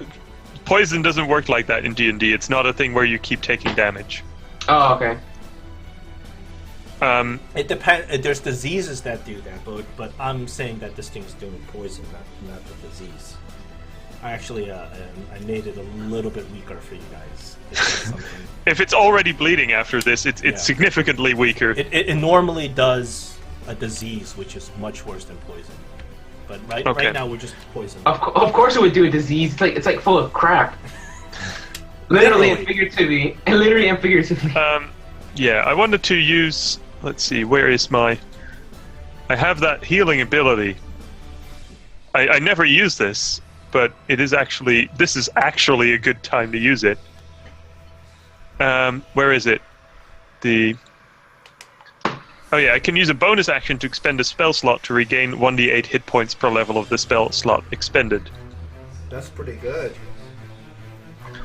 So I'm going to use that to... let's see, what spell slots? I think I have some second level spell slots. No, I only have 1 of those left. Oh well, I'll use my third... No, I'm using my second level spell slot. Okay. So I use the second level spell slot. That's my last one. To roll... To regain 2d8 of HP. Ugh. That's not worth the second level spell slot. I'll gain 5 hit points. And then, well, I can't take another hit like that, but if it's that near to death, then I will just attack it. This thing does not look like it can survive too much more. It looks very Yeah. weakened. Okay. In that case, I will attack with a bite Mothers! and a claw. They both Ooh. hit. Okay. Is that a natural 20 or no? That's not a natural 20 is It's 10 bite damage, and let's see if you can do it. Let's see. 13 claw Oh, that's damage. enough. This thing is gone. It's gone. I spit it out.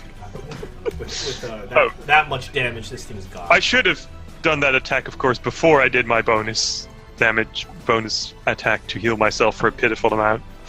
But oh well. But with great vigor, you finally bring this disgusting creature down. As it lets out a loud roar before. Is there anything on the creature itself? There is a lot of excrement all over the creature. Nothing Nothing of value. That thing that you would want to touch. And then I said you should have washed behind your ears. Yes. Well, I think the spikes are gone now because I oh no, actually they're not necessarily gone, but I released my concentration on the spikes and they're gone. Barthum. Yeah. I say to Barthum in character, I think we should take a break. An hour break after that glorious fight. and then I say out of character, so Look. we can regain our special abilities. Look, there's only one key we need. It's down there. We can just get it, and then we can rest while we figure out the door. Yes, but oh, that's true. So that's my plan. Can I investigate this area, see if there's anything, or no? That the monster had. That was good. If we look down, we see no more bubbling slime. The slime is still there. It's not bubbling anymore. All you see is a bathtub. Yeah, you see There a is- bathtub turned upside down.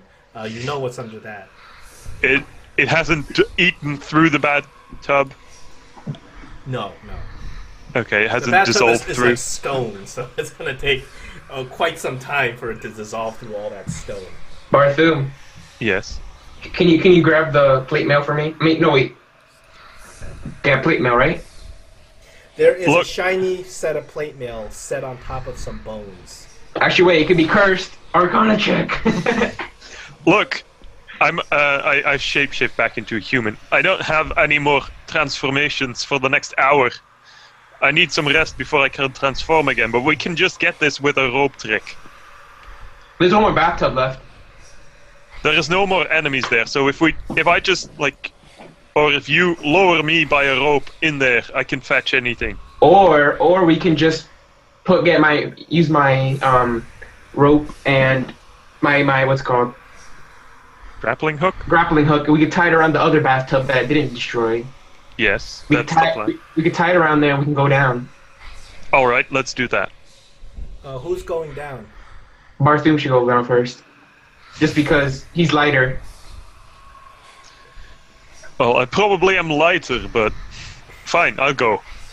Okay. By the way, I tie it really tight so there's no way of it These coming loose.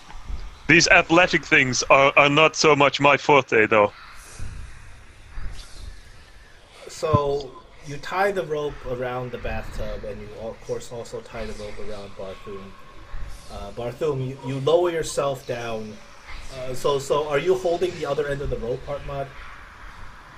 It's tied around the bathtub. Right, so I'm just climbing down the rope then.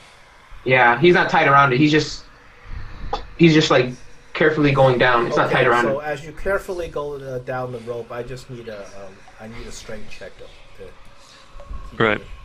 Like an athletics or pure You can unskilled use an strength? Athletics. This is definitely considered athletics. I Make don't sure have athletics, but you better could not I use spend. acrobatics for this? Explain how acrobatics works in this way. Well, acrobatics is how I fold my feet around the rope to steady myself and make like a loop in the rope so that Okay. I only slow down. Acrobatics for going down is fine. Athletics for coming up. Yeah, I think that's a... Make sure you don't fall. That's not a problem. You're able to make yourself bring yourself down. Now you're hanging like 5 feet away from the slime, and you look around. Right. You can see that key down there, and you can also see that plate mail. Okay. Arcana check. I would can I easily, without any checks, jump off the rope so that I don't land in the slime? Show me where you want to land. Well, give me a moment. The only distinguishing features are the bone piles and the key, right? Well, So if I just there seems hop be a off big, to here. big fissure full of slime right here. Oh, Too bad I can't see that. You can't but see can that I hop onto here without any problems? Well, you can hop onto there without having to roll a check. Okay. God, man. The ground seems solid here. Ground solid there. Okay. I'll pick up the key. Wait, what's the key? The key's just on the floor, right? The key is yours. Yes, but you don't know that. You're upstairs. Arcana check. Out of character. Yeah, I'll move over and As pick you up as the- you get to this area, I need a dex check. A dex save. a dex save. Yeah. Dexterity check. Uh,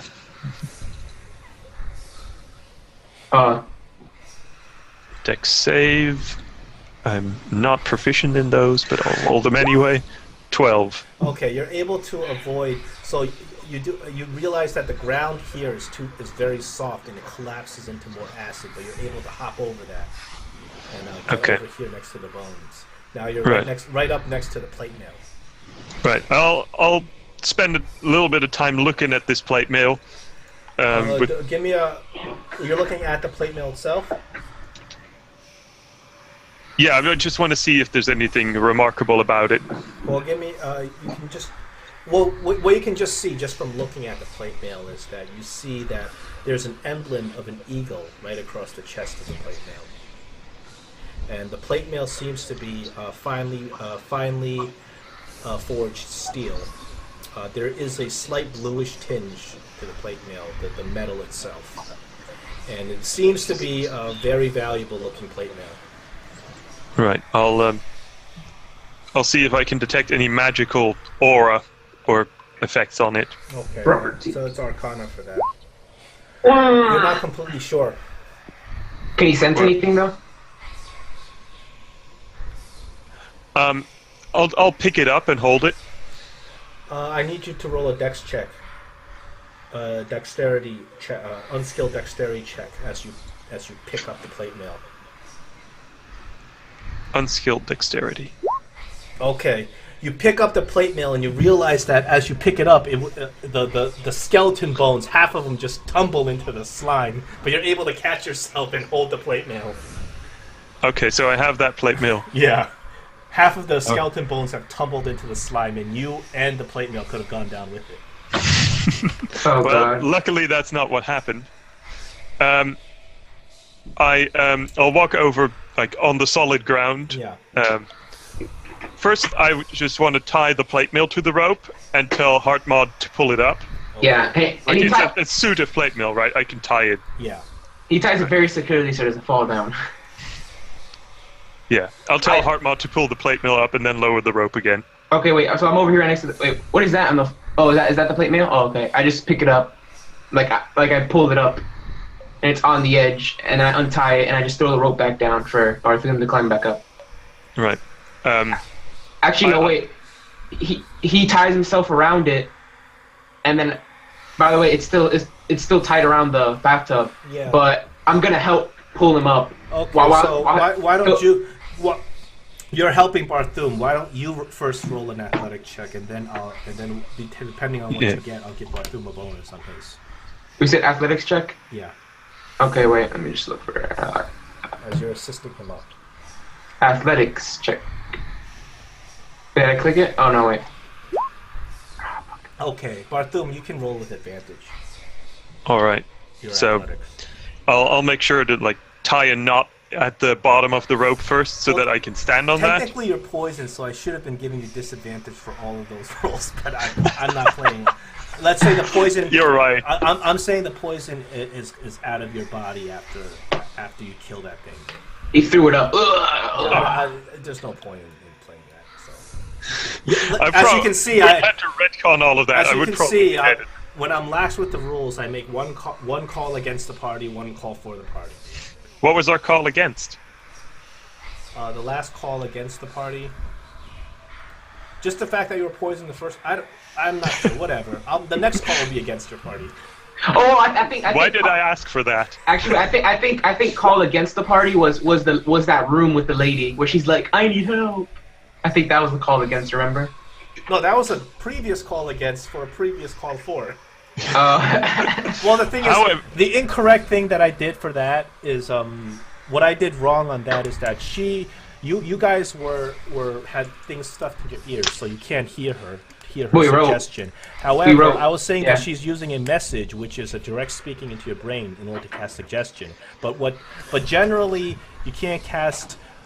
Well, message is a cantrip, but you can't cast two spells on the same turn unless you have an extra action or something like that. And she has a multi-attack, so I'm like, eh. So that's the questionableness of the call with her. But you know what? That's water under the bridge now. Do I get up with the 13? Yes. Okay. So you guys are back up. Heartmod, you want to put on the plate mail right away? Arcana check. You're a fighter. What do you know about these things? Can Nothing, it turns out. I investigate it though? Investigate the armor.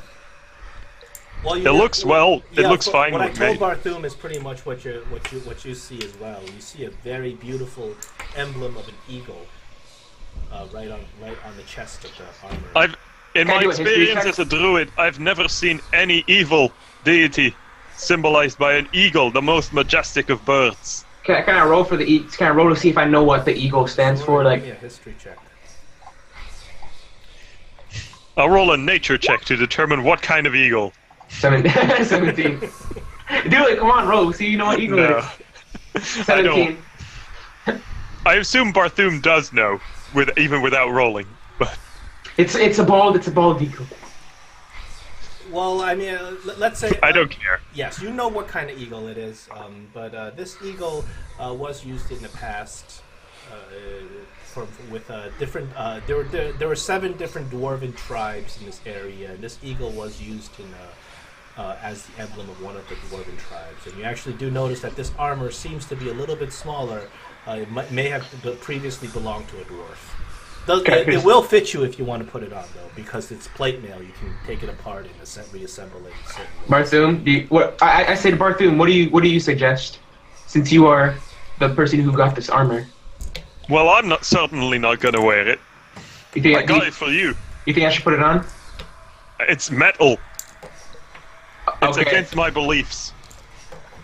Okay, I'll put it on. But I'm like farther away from the hole when I put it on. Yeah. I'm like right here at the door. Yeah, When you I will put- have to like adjust a bunch of straps and Yeah, you put it on, and Do some work anyway. the armor feels pretty good on you. It doesn't seem like anything bad happens as you put the armor on. look. Not everything in here is bad. But does it give me an advantage or more armor or? You're not sure what it does. You have to go and fight with it, and you'll see what it does. Okay.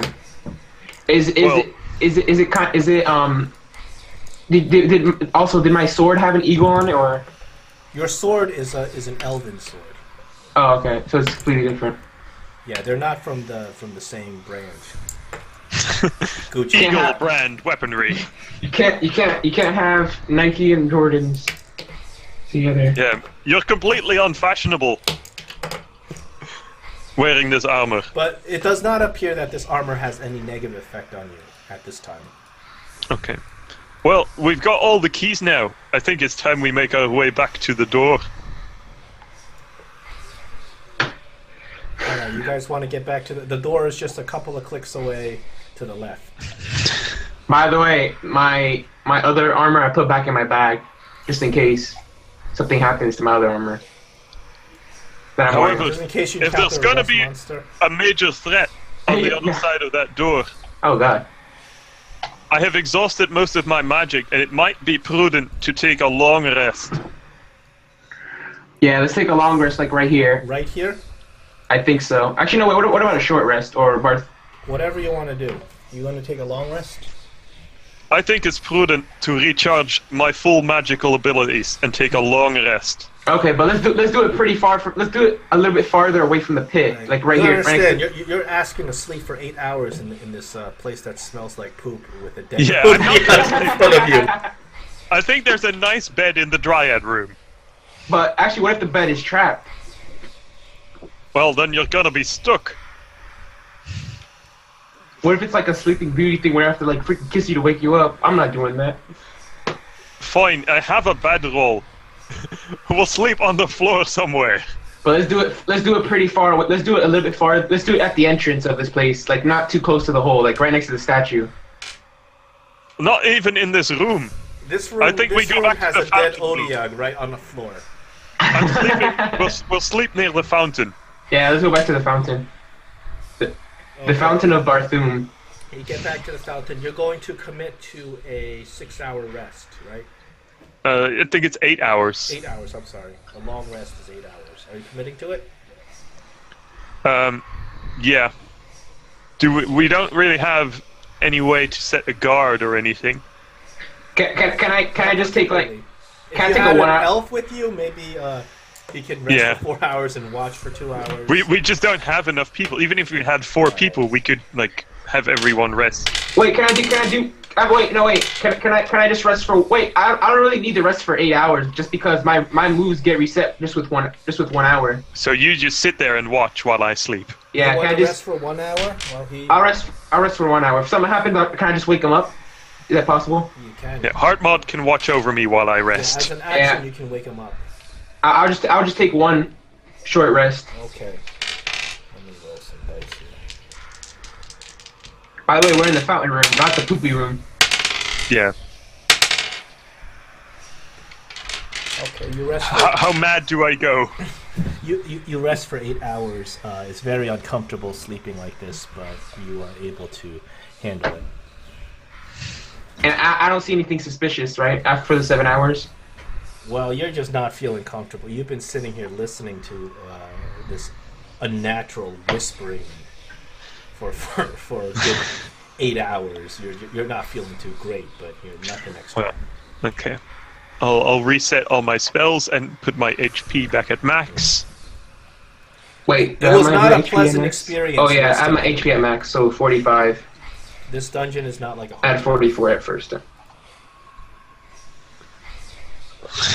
You going up to the door? No. Even though the bed would have been nice if we had dared to use it. Yeah. So we have all 5 keys, right? You have all Yeah. 5 keys.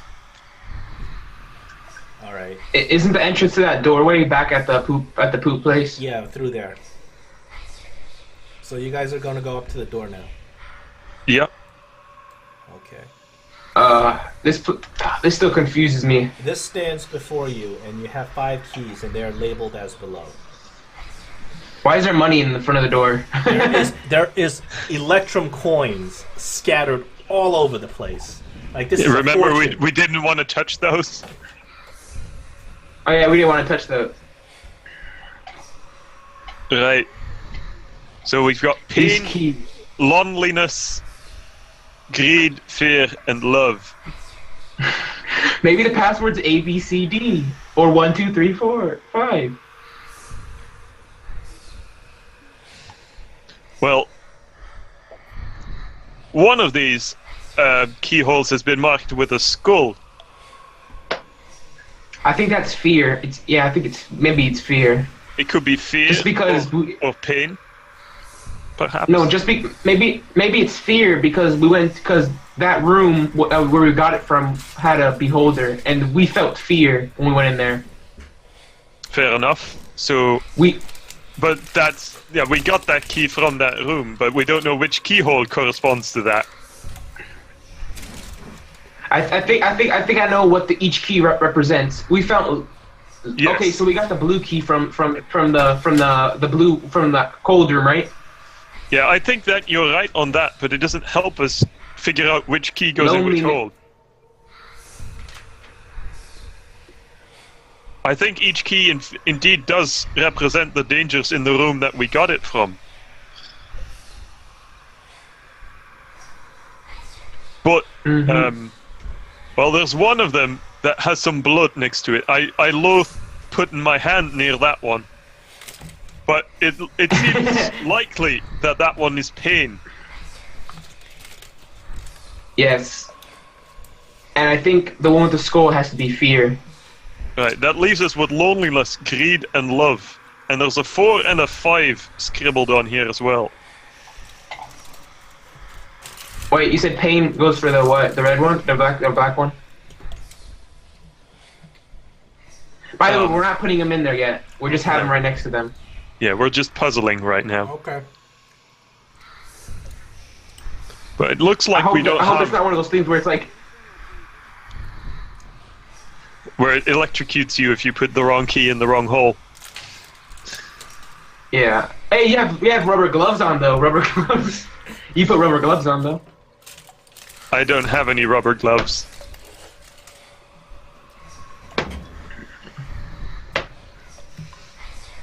Actually, now that I think about it, these coins around here... cantrip.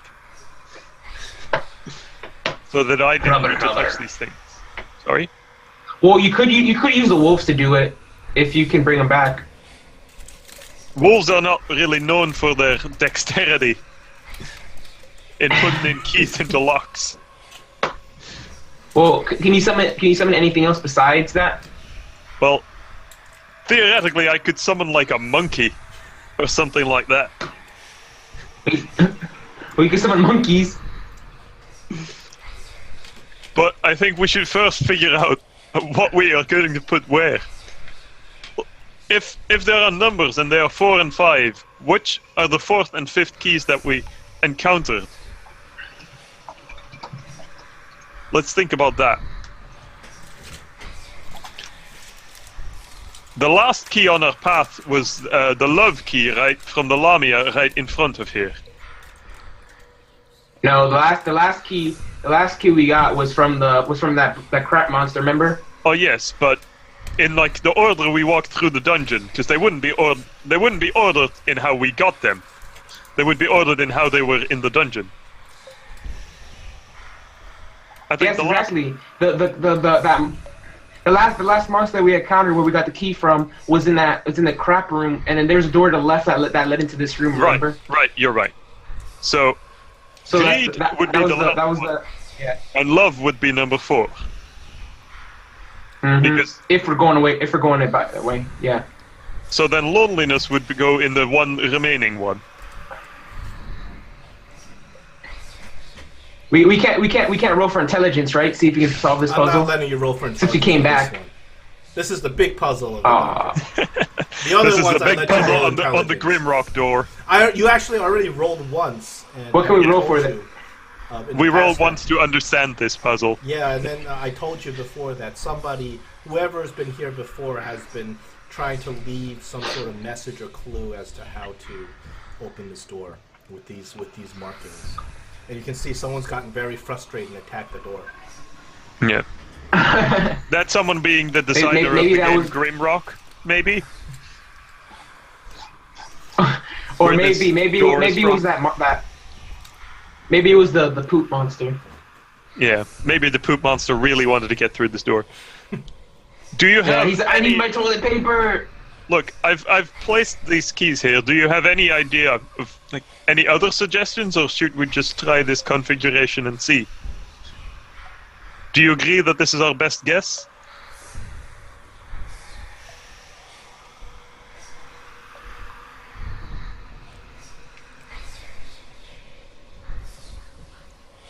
Heart mod?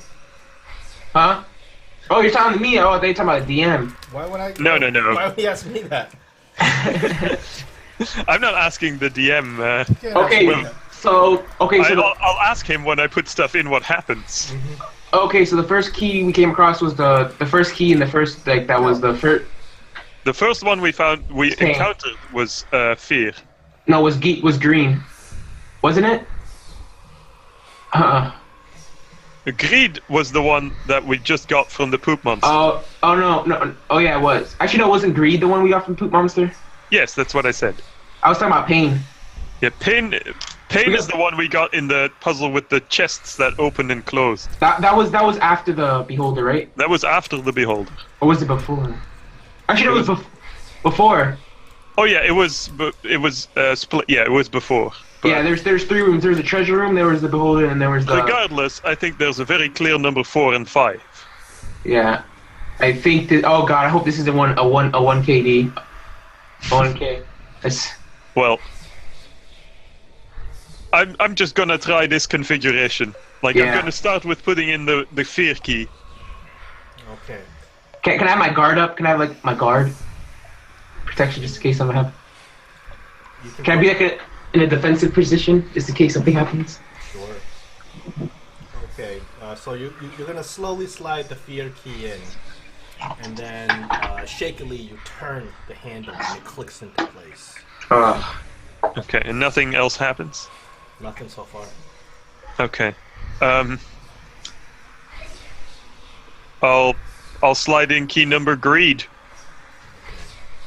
Slowly slide in the greed key, and you turn the handle and it clicks into place. Well- This click could be good or bad. So far, so good, I guess. Yeah, but clicks could be good or bad. You don't know. I'll slide in the love key.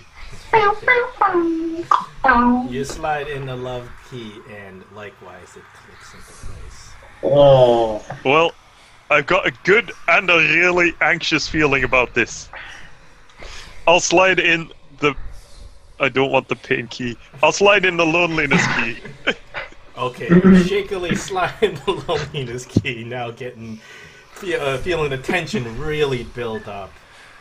and then you just manage to click it. It's a little stuck, but then you click it into place. Right. Hardmod, would you like to do the honors? Wait. I don't feel like it. Can't you just summon a monkey to do it for you? Can't you just summon a monkey to do it for you? Look, my spells are a limited resource. Exactly. So you can summon 8 monkeys. One of the 8 monkeys will open it. If the door opens, then we have 8 monkeys. If the monkey dies, then we'll have 7 monkeys. So if there's a monster behind that door, then the 7 monkeys will be able to attack for us. And then I turned the pain key. I can't listen to this. You turn the pain key. The pain key clicks into place. I would like both of you to take inspiration for solving this puzzle on the first try. Thank God. So, Wait, well, can you tell us what would happen if we got him wrong? If we got it I'm wrong? not going to tell you.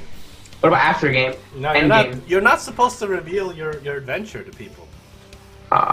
So you feel a slight tremor as all 5 keys click into place, and you see that the circle lights up with this magical glow. Is the door opening? As all around you, the whole area begins to shake.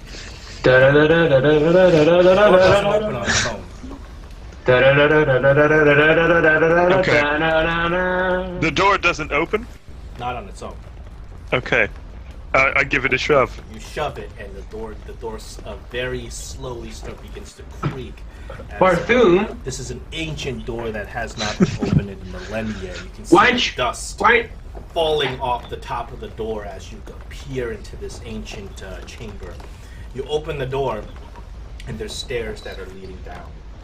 The minute the doors swing open, you can see that there's braziers lining the stairs on both sides, and the braziers start lighting up one after another. Barthoom, you should have let me kick the door. Barthoom should have let me kick the door down. You weren't man enough to turn the key, you don't get to kick the door. Okay, so that's... Well, it looks like our path is clear, friend. Would you like to go with me hand in hand down the stairs? Would you like to hold hands while you walk down the stairs? Yay! Hand in hand. Right, so side by side we walk down the steps. You walk down these ancient stairs and you hear the whispers that were all around you before. They are not present down below as you walk down. And it gets dark. It's a weight off my mind. It feels like the air is very dry down here. Wait, so Barthoom loses the crazy thing from I earlier. already lost that before. You lost it before. We took it off.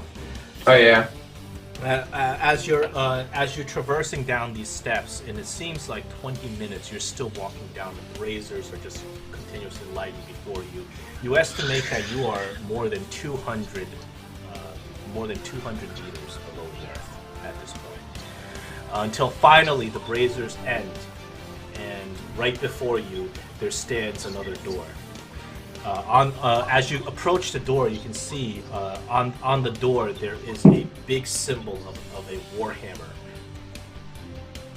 Have we already determined that this is the symbol of one of those dwarven gods? Yes, it appears to be the symbol of Moradin, warhammer on an animal.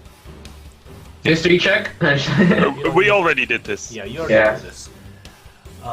You go up to that door, and there's an iron ring as a latch on the door. Well, do you need me to open it for you the door again? Pulls outward. What? We should stealth. Oh, we're not gonna stealth it. Never mind. Just because I have iron armor, plate mail armor on, so. Stealth is not in your vocabulary. You're a fighter.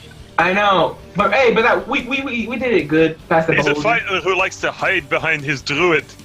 Hey, what are you talking about, dude? I did most of the damage on that poop monster, so. I tanked the damage. I took the hits for you.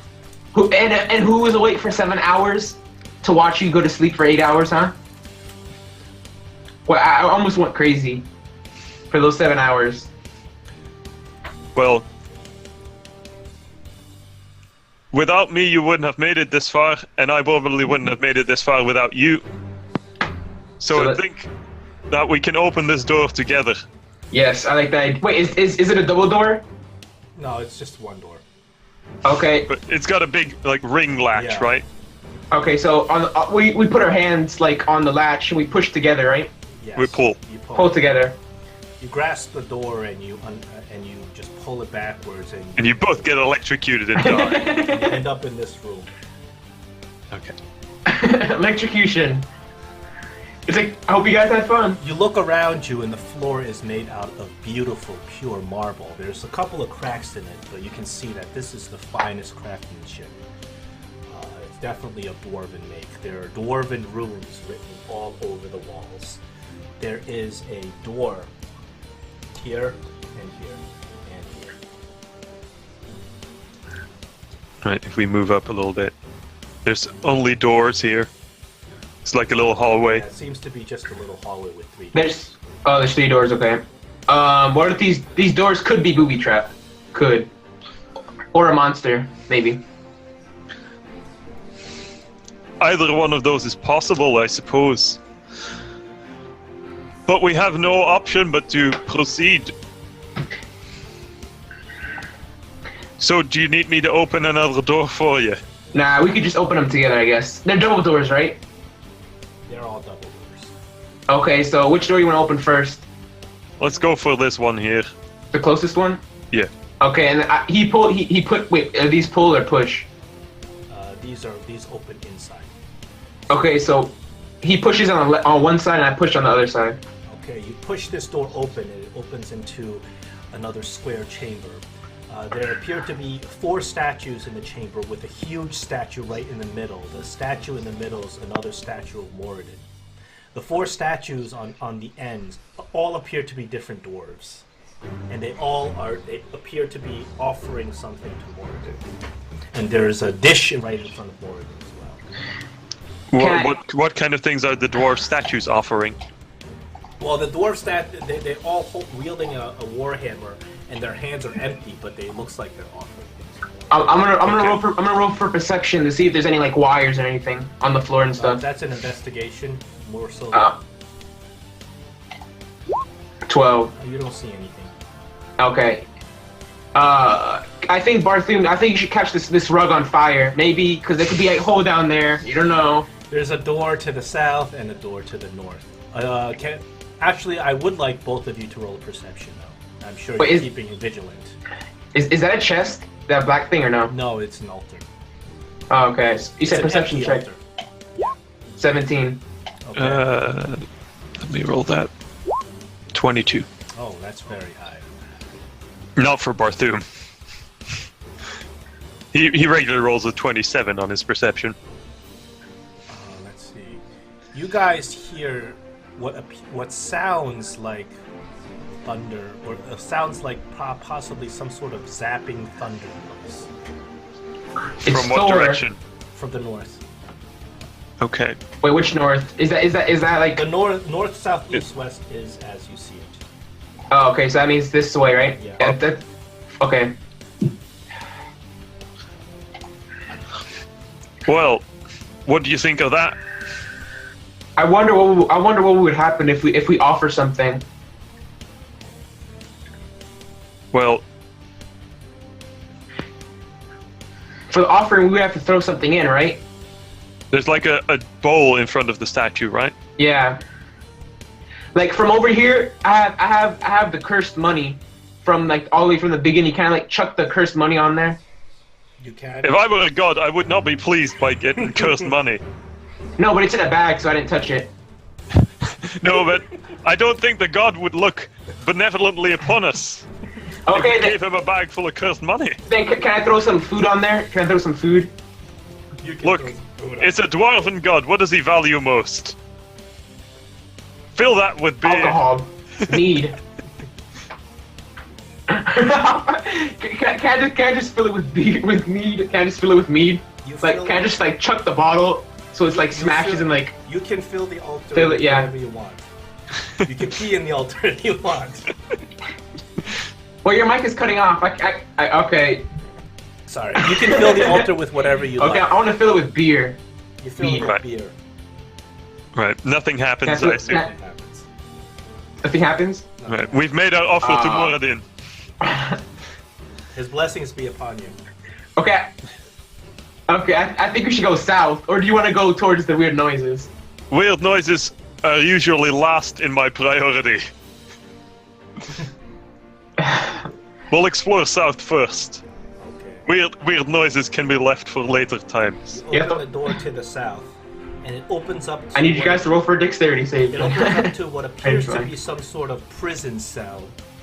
There's a big pile of bones right here, but otherwise it's empty. I'd like to look at the pile of bones, see if anything catches my attention about it.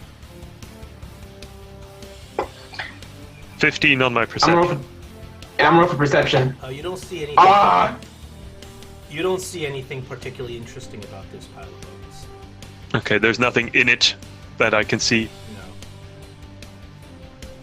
No. Okay, the jail looks securely locked.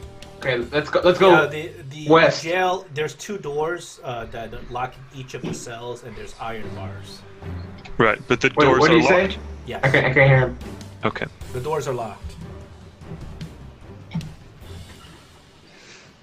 Well, this looks like a pretty mood room.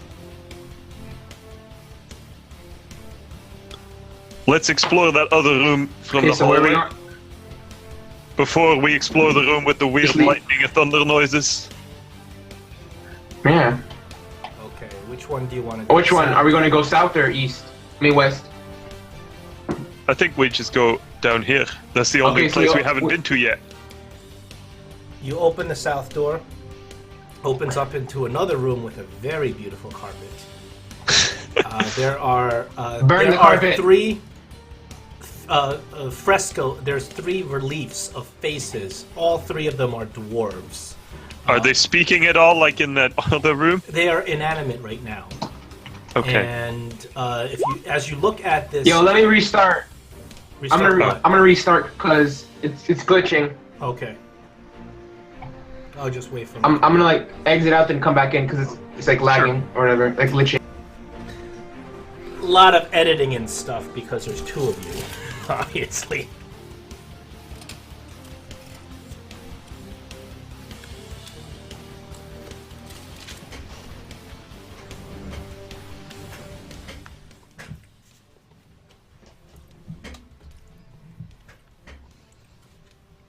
Right. Heart mod? He's it's not here reconnecting. Yeah.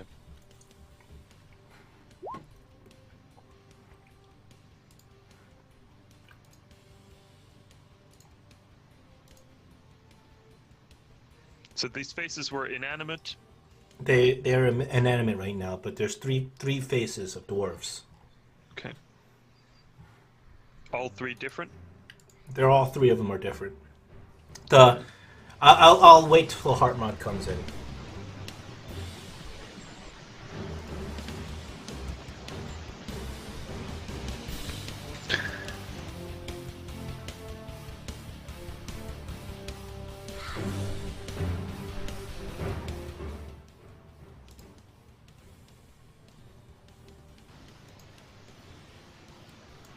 Okay, are we good? Still waiting for Heartmod to load. Can you see him? No. Just I see like that he's in the game. I Yeah. see, like his milk and Yeah, cookies. I'm just waiting for him to show up after. What's going on?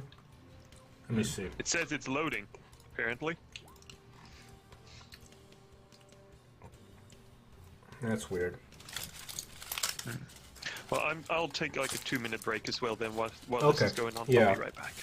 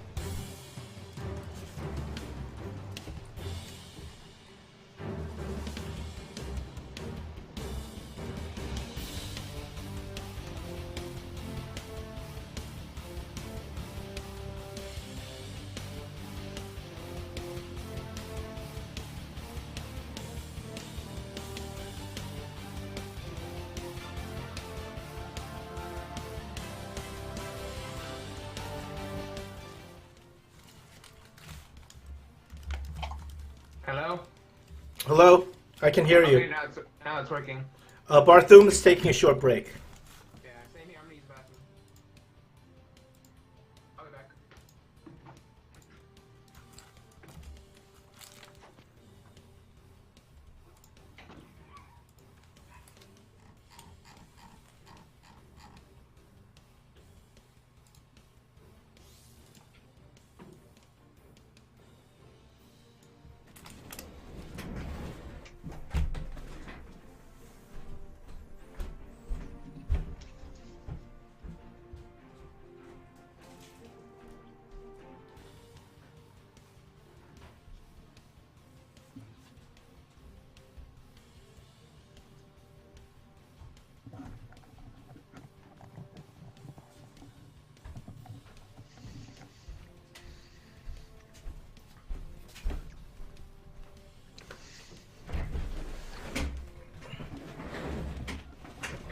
Is it all figured out now? It seems so. Are we all back? Oh, I think Hartmut said he did need to go to the bathroom for a second. He's probably still there. But he was reconnected.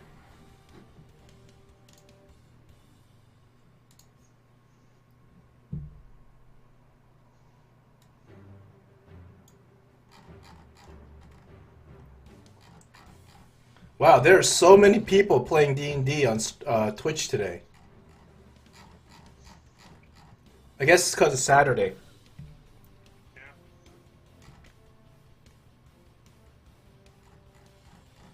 We're probably one of the lowest viewed streams. Well, of course. There's two. There's like. Let me see. Yeah.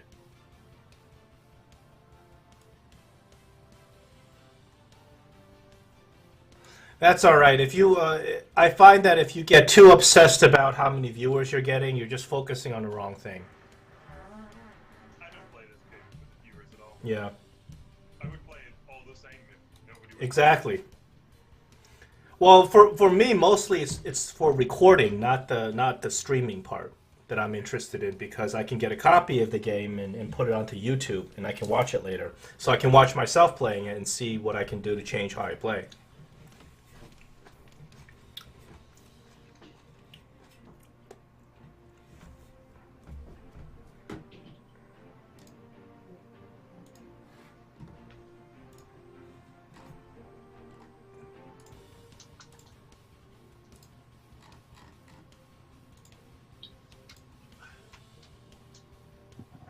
Okay.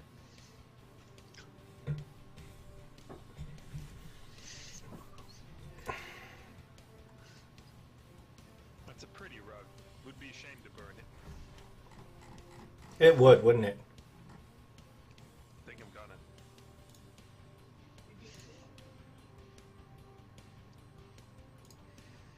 Rugs are just too convenient to hide stuff under.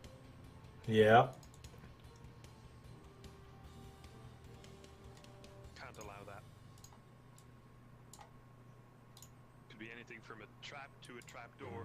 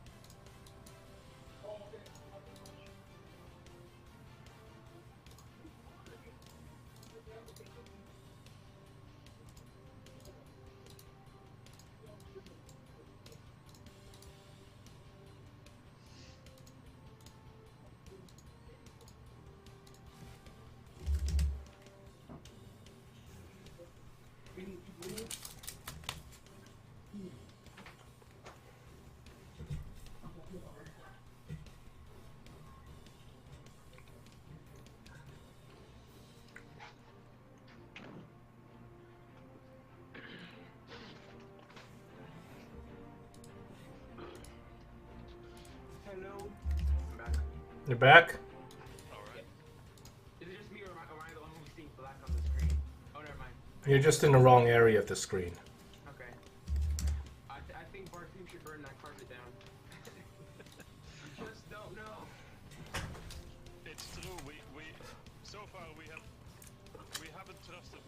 but then it's done well for us.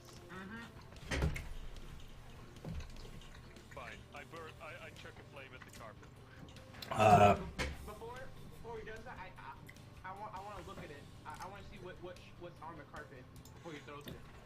The carpet depicts, and it's very, very fine craftsmanship, but it depicts an army of dwarves climbing up a mountain.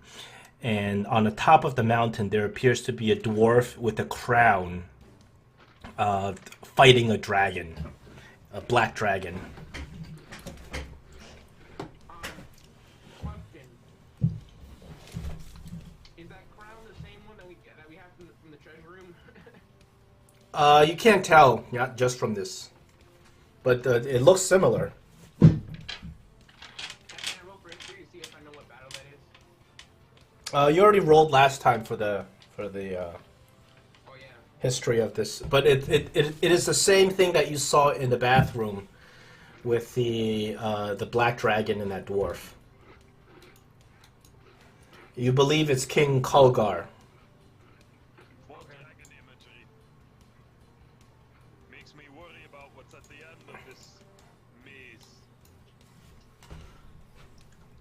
A dragon certainly would kill you very quickly.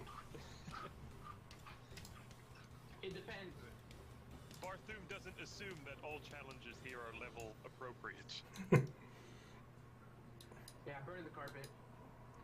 Right. I produce a flame and chuck it at the carpet. Okay, the carpet burns. It is no more. Nothing beneath. Absolutely nothing underneath. Nothing beneath the carpet. It was just decorative. Unfortunate.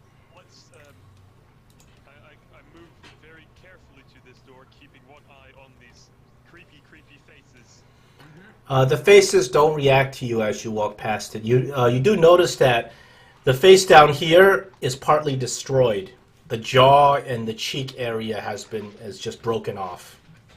Well, I suppose that one of the other 18 parties might have gotten a little twitchy.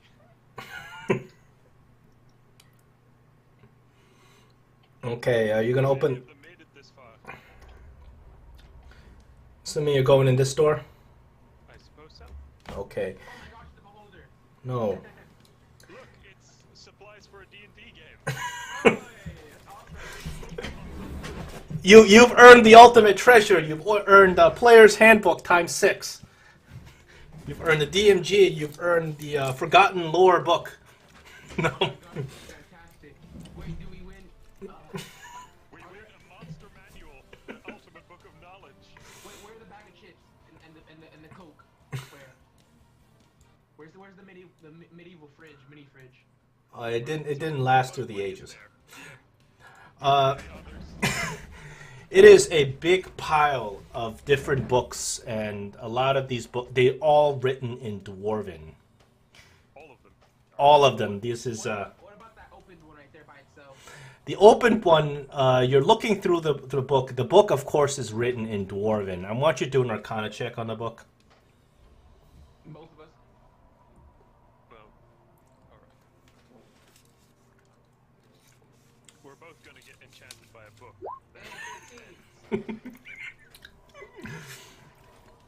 This appears to be, well, to you, Heartmod, you've seen one of your party members in the past carry something like this before. This appears to be a wizard's spellbook. Very old. Not going to be of much use to you. If only we had brought a wizard. In the south of this room, you see 2 ballistas. What's it? Oh. Is it like carryable? They have wheels. That means they're movable.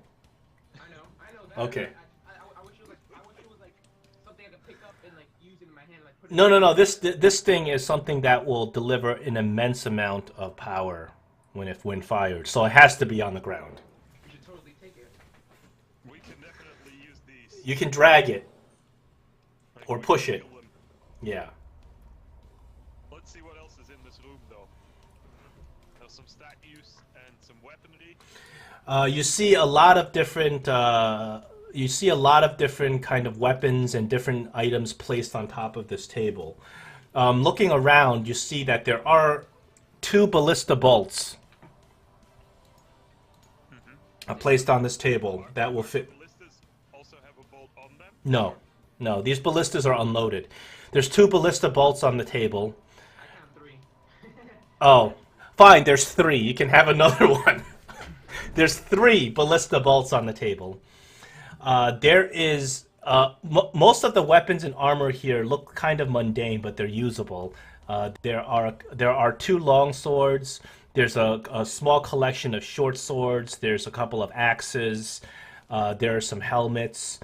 One thing you see that really stands out to you is that there's a beautiful set of gauntlets on the table. Arcana check. Oh, it's the thing between the sword and the arrow, right? I didn't put it on the thing. It's not on the map, but If we know anything about the magic on those gauntlets, on the 15. with a 15, you sense some strange magic coming from it. You can't put your finger on what kind of magic this is. Can I see if there's anything on it, like logo, ego, anything? When you look around, you look at the gauntlets themselves, and there's no logo on them. The gauntlets appear to be made partially out of stone. Like the top layer of it is out of stone. The bottom, the inside of the gauntlet is a very fine chain that you slip your hand into. Too bad, Sivan isn't here. He would have loved that rock armor. It would have gone well with his other stone armor. Exactly. I think Barthoon should slip that armor on first, since I slipped the other 2. It's not armor, it's gauntlets. They're like gloves. There's certainly magic in them. You can't put your finger on what kind of magic it is. It doesn't feel particularly evil. You're not sure. You really can't be sure. Well, I'll leave that as an option, but I always like to know all my options. Yeah, There's more doors in here. let's investigate before we check it out. Okay. Wait, don't open that door yet. I think I see something over there. Oh yeah, to the back side of this room. There's a big bookcase there, once again full of different volumes of books. I see a chest or something, or a book on top of the thing. I don't know what that is, but there's a scroll there that you can see, and you take the scroll out, and it appears to be another magical spell on the scroll. Arcana check. 20. Oh, you know this scroll. Well, if you've probably possibly seen this scroll. This is a scroll of remove curse. That's good. Can Barthoon use it? I'm not sure. Do you have remove curse as a normal druid spell at any point? Yeah, I don't know if it. I know I don't have it right now, but I don't know if I can ever have it. If you can't ever have it, then you can't use it. If you can use it at some point in the future, then you can. Let's see. Let me see if it's part of your. I thought Dean was gonna say if you can't ever have it, you can't ever. Gravity, regenerate. I don't think I have remove curse. I'm looking at all my R spells. No, I don't think remove curse. It's literally called remove curse, right? Yes. No, I don't think I have that. Burn it. Yeah, I'm checking too. I don't think you're able to cast it. Unfortunately, it's a very good spell that unfortunately is useless to you. Just like that Raise Dead. Oh god. Yeah. Sure. We could have used them. Oh yeah. Oh, that's what I wanted to use. I had a scroll of Thunderwave that I wanted to use on those slimes. Oh well. Good thing you didn't use them because the DM said out of character you shouldn't do that. No, that's lightning, Oh. not thunder. They're different. Alright, so it's a very powerful, very fancy spell that I cannot use. What else is in there? Can I investigate what else there is up the case? Remove Curse is a spell that's only in the spell list of Warlocks. It's in Paladin spell list Yeah, I don't think you can use it. and Wizard spell list. Yup. Nope. It's not even a cleric spell, so you're S out of L with that spell. Can I investigate the bookshelf, see if there's anything else? Yeah, you can do an investigation on it. I hope there's something secret there, like a secret compartment where you just pull the door and it just. Whoa. No, it's also cleric spell. 17. These books appear to be very valuable. The books themselves. It's not like there's magic or anything behind them, but they are books that even though you don't read Dwarven, you can tell just from the age of the books themselves that they are probably ancient books that will be extremely valuable to anybody interested. I don't want to take it. Bartoon, you should take them. I'll take this ancient knowledge. He takes the whole bookcase and he's like, bottomless bag. Our bottomless bag. Bag of holding. Bunch of the volumes in my backpack, as many as I can comfortably carry. Okay. And of course, while you're over there, you start hearing that electric noise again. Oh my god. Someone's coming somewhere from the north. Can I roll for history? See if I've heard it before? You've heard the electricity before? Well, if I've ever come across something like that. Sure, you can roll it. No, you haven't. Wait, can I grab those gauntlets really quickly and put them in my backpack? Sure. I think we should look through the handbook on this table. Actually, no. We should take these. I want to move these up here, like right next to the statue. Okay, why don't you use the arrow key and point to where you want to push these things? These right here, like up, kind of up here. Over here. Why don't I give a sign? Am I able to do this? No, not yet. Okay, so they're over here and over here, correct? Yeah. So then, you said it's coming from the north, right? The electricity, yeah. Okay. I think we should hide, like right here, Bartoon. Is the sound coming closer? Or is it still the same? No, it's the same sound. It seems to be this repeating loop. I think it's following us. I think you're being paranoid. The sound obviously came from that one room north of the statue, the large statue. Yes, but it got closer, didn't you? Did you hear? I just asked. It's not changed. Okay, then let's just keep the things that's there still. Let's just open this door. Alright, we'll open this door. Oh, that door leads back to the hallway. Let me open it for you. Oh, That I you didn't came. realize there was another door to the hallway. Yeah, the hallway you came from. Oh, What's the other door above us? yeah, the door above us we haven't checked. No, you haven't opened that door yet. Would you like to open it? I want to try those gauntlets before we do that. Here, I give him the Bartoon. I put them on. I need a dexterity saving throw as you're putting them on.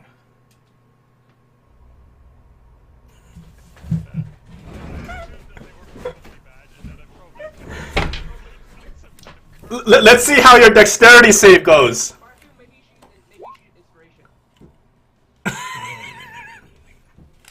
inspiration. As you put the gauntlets on, they constrict around your hands, binding your hands where you can barely move.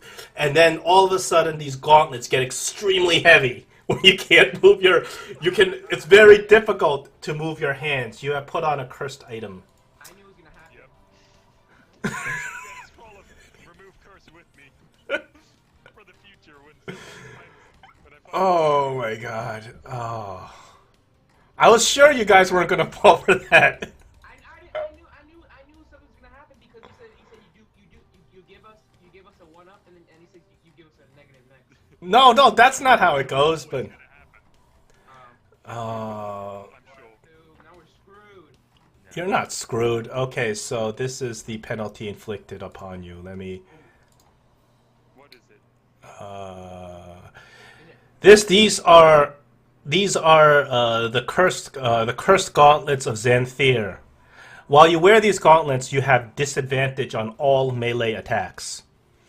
These gauntlets weigh your hands down, and you are unable to take them off due to their magical binding, except with a remove curse spell. You can never have advantage on strength-based skill checks with these gauntlets. What if he's like a bear or a wolf and he fights? Does that count? Well, these gauntlets are magically enchanted to get stuck on him, so this is disadvantage on all melee attacks. But if I transform into another creature that wouldn't be wearing the gauntlets. Well, technically, when you transform, I mean, I don't know exactly how people play with the druid, but I mean, it's not like you just transform and then the curse is gone or something like that. So, It would still be on my character, my human, but I don't know if it would transform into the form as well. but when you transform to the form, it's sort of like a polymorph, and the equipment you have goes with you. Yeah, it's like absorbed Yeah. into me. So, unfortunately, the melee attacks you're not going to be good at while cursed with these gauntlets, and it's like you can't. It's hard to lift your hands; they're just weighing you down. I have a question. You know these bolts, right? These bolt things. They already have bolts in them, right? They don't have bolts. The bolts are on a table. Oh wait, they don't have any in them. Okay. Yeah. Would you like to load them? Yes.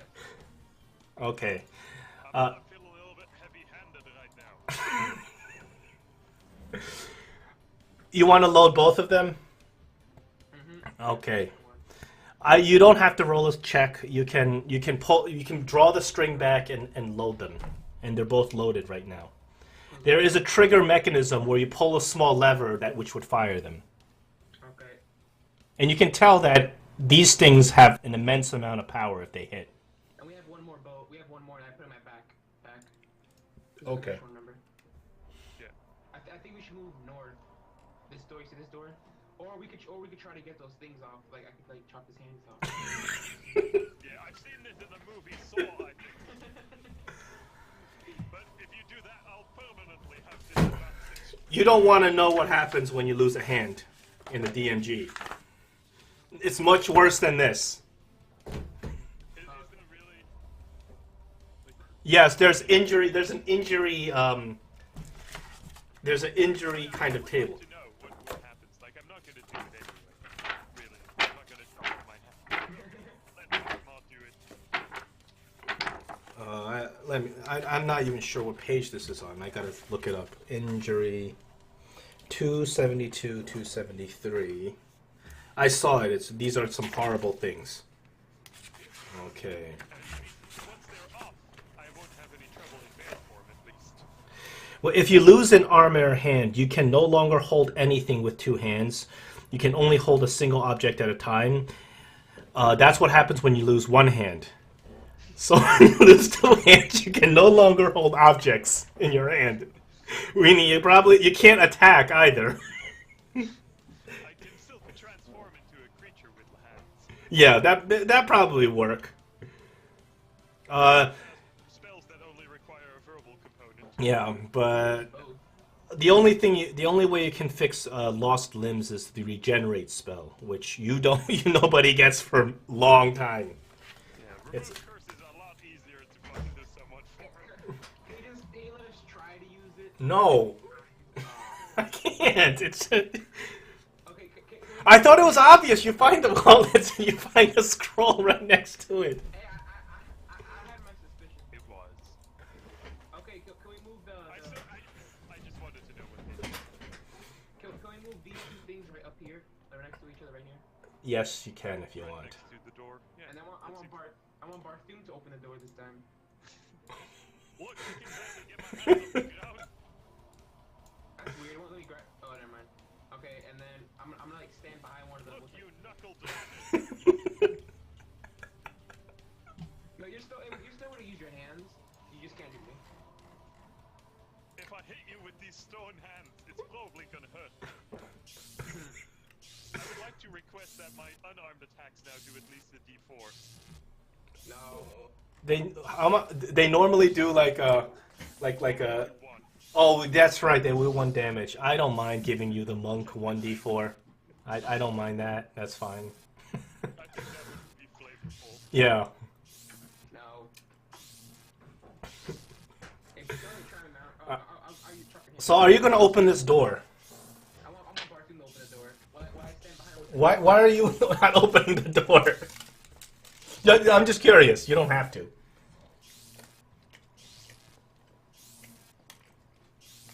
Why don't you want to?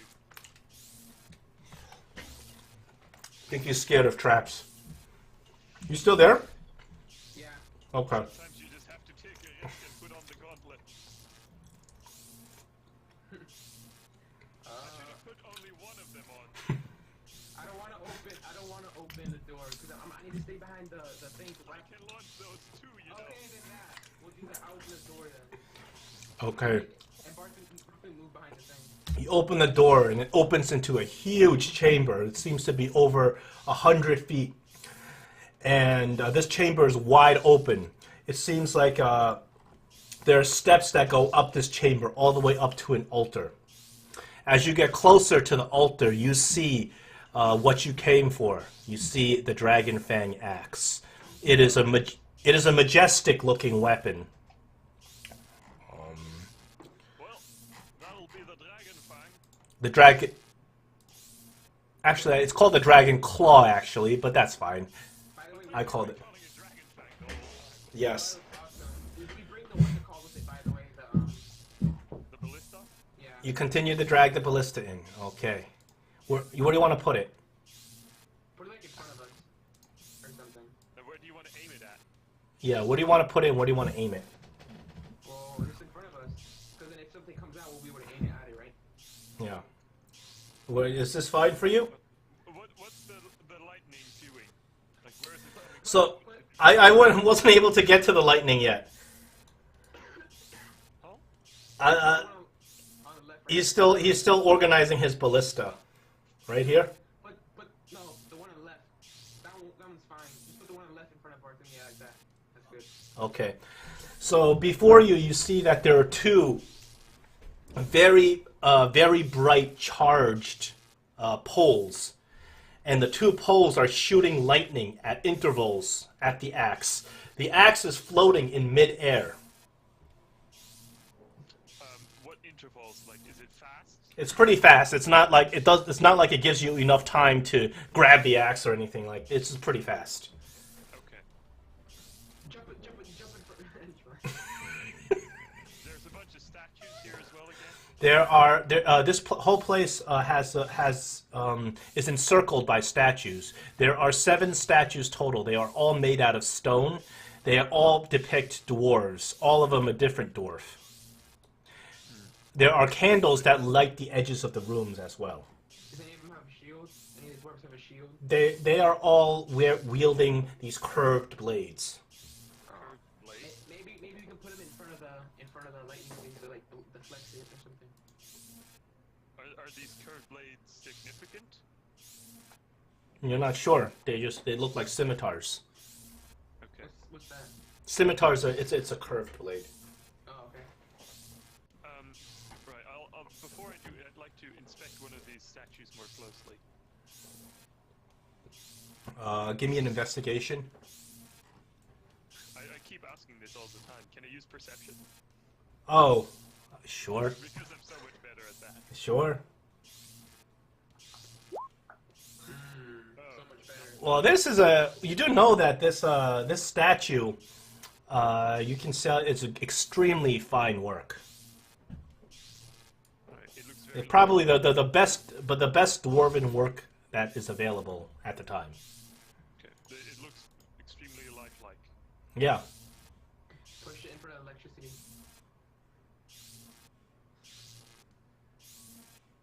Look, I wanted to experiment. Why don't we just try and see if we can toss a rock at the axe and knock it off? As you toss a rock at the towards the axe, the lightning hits the rock, and the rock flies and flies away. Was it immediately as it went inside the circle? As the rock got close to the axe, like around here, So around so the lightning hits the rock, and the rock just flies off in a random direction. Circle, right? Something that's like goldenish. Yeah. Okay. By the way, is this... Right, this is just the thing in the bottom here. That's just the part of the room that has nothing significant in it. Which part? The bottom part here, the southern... Oh, that's just it's a wall. Okay. There's nothing in the southern middle. Mm-hmm. Well, How do you want to take this axe? unfortunately, I left my resistance to lightning spell at home. Leviosa. Well, one option is to send many wolves. I like that idea. Another one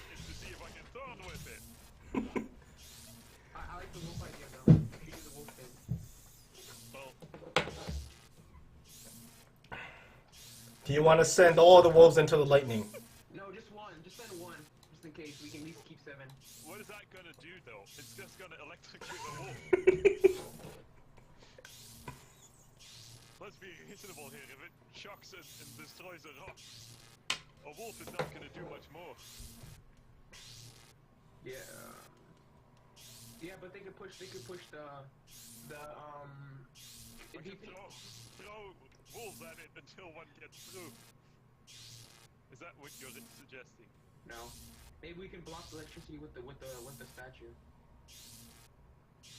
Well, it's electricity. It's kind of hard to block. So let's just sit here for the rest of our days. Fair enough. Wait, you said your gauntlets are made of rock, right? Then you can't get electrocuted. Yeah, I guess they'll function sort of like rubber gloves. Like my hands are stone now, right? You're not sure. You can give it a try. You're welcome to try. You could use the ballistas, but I don't want to waste one of the arrows. Can we like pick the arrow up again? Well, I'd like to look at this. What's remains of the stone that I threw. The stone is still intact. It just was knocked aside with the lightning. Okay. Well, if the lightning is powerful enough to knock aside a rock, a powerful bolt from a ballista might have a better shot. So I suppose we could give it a try. You can do it, not me. I want to save my arrow. Fine. I'll give it a try. Wait, could we put the ballista after we shoot it or no? I'd like to shoot my ballista bolt at the axe. Okay. I need a ranged attack. Make it at a +6.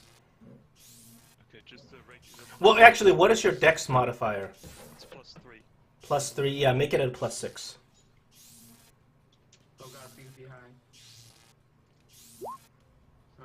22. Ooh, very nice. You knock the axe away, and the lightning stops. Wait, we can still hear it, man. I'm sorry. Yeah, I need to turn off the sound, of course. Can we use the arrow again or no? I wouldn't. That is the least of my worries right now. The arrow falls like somewhere over here, and the axe is knocked onto the ground. And as this happens, you see that there is a pink mist swirling around the center. As that happens, I go over to Bartholo's ballista and I reload it with my other arrow. Okay, it's reloaded. I prepare a produce flame, and if I see an enemy, I will attack. Wait, Barthol, let's think logically. Send the wolves in. I want to see what this pink smoke does. Okay. If it, like, starts to Well, infect the room. well, my question is, will you consider this an enemy? Can I roll history to see if I've seen it before? Well, the pink smoke, What it is. the pink smoke dies down, and you hear a weird noise. And this creature shows up. A flump. Oh god. I'm sorry. You don't know what a flump is, do you? And it starts floating in the air. It's apparently propelled by jets coming out of its bottom, and it's spinning around in this in this weird circle, this oval shape, and it starts talking to you. It says, "The evil contained in this place shall not be released, not by you, not by anyone." Can we persuade it since it's intelligent, right? You can talk to it. It's good, right? Wait, it's good, right? You don't know. He rolled a 9 on his. Would I roll for insight? What? You don't know. I told you don't know what this thing is. This is what it looks like, okay? It can speak though. It can speak, right? It can speak. This is what it looks like. Is it smart? It looks like a mixture between some alien and a jellyfish. It's got 2 little tendrils that come out with eyeballs. Its mouth is set at the base of its body. It's got these whip-like tentacles that are just flying around. And there appears to be air coming out of its bottom that's keeping it afloat. Can we speak with it? Like insight? What do you it just spoke to you. I think you can speak to it. Yes. No, you just talk. Do not approach. Do not touch the evil in this cave. Why should we not touch the evil in this cave? We need that axe. To save our loved ones He and says, "You do not understand. The axe in this cave is pure evil. It is darkness. It was created from the fang of a Draco Lich. what are you doing here? Are you the guardian? I am the guardian of this cave. Who enshrined the axe here?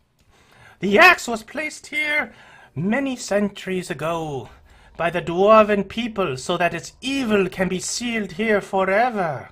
If you remove the axe from this cave, you release the evil. I cannot let that happen." But we need to save our loved ones and that the masked lady has stolen from us. We haven't come all this way, traveled through this entire bloody mountain. He says, "You must put your personal concerns aside. The evil in this axe can cause cataclysm. I am here to protect this axe, and so are the defenses of this cave." Is there a way that you could that you can help us save our that the masked lady has stolen from us? I cannot. The evil is too foul. Can you make a fake axe for us? So you can trick her?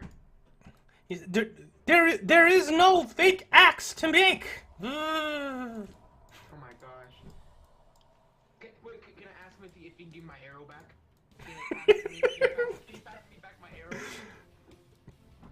arrow? His tentacle goes down and just flicks the arrow towards you. And I catch it and I put it in my bag. Thank you. He says, "Leave whence you came. Forget your quest." There is no exit to this cave. We He could says, leave if we wanted to. "I can open the way out if you promise to leave the axe be." But we need to save our loved ones, please. Yeah, and then I want you to roll a persuasion, and it has to be real high, and you get one chance. Wait, both of us? Heartmod first. Wait. Heartmod, how are you going to persuade this alien creature? And tell me what you're going to say, and I want you to roll it, and it's going to be a high DC check. Wait, persuasion? Yeah. What are you gonna say? Wait, this is for if he can help us, right? If he can help us get our loved ones back? This is for any sort of support from this thing. Okay. I have to roll for persuasion. Can I use my do you think I should use my Inspiration? yeah. This might be as good a time as any for it. Okay, I'll use it. I don't. 16. I'm sorry.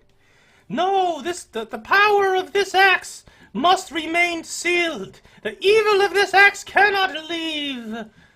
Wait, you are magical, correct? Yes. Can you get these gauntlets off my friend Barthoon? It Yes. seems to be cursed.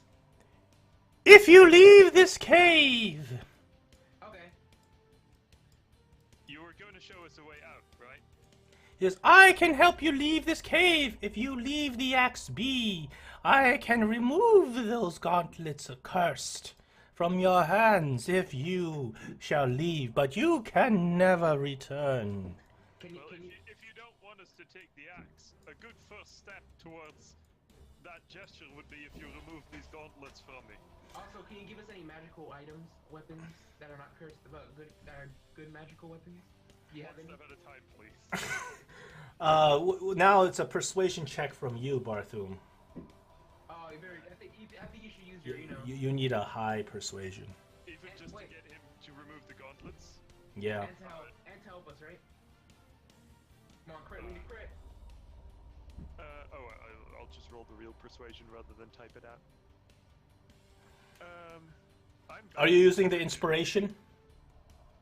I'll use my inspiration. Okay. Crit. Ah!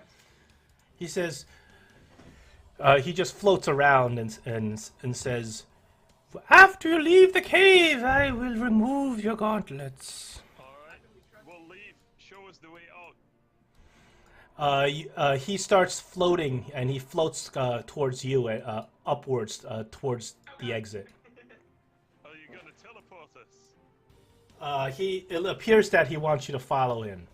He's just floating in the air. Take the ballista with me up, by the way. You can't take the ballista up the stairs. It's too big. Where does it? Sorry, where does it I go? don't care. I'll pull it.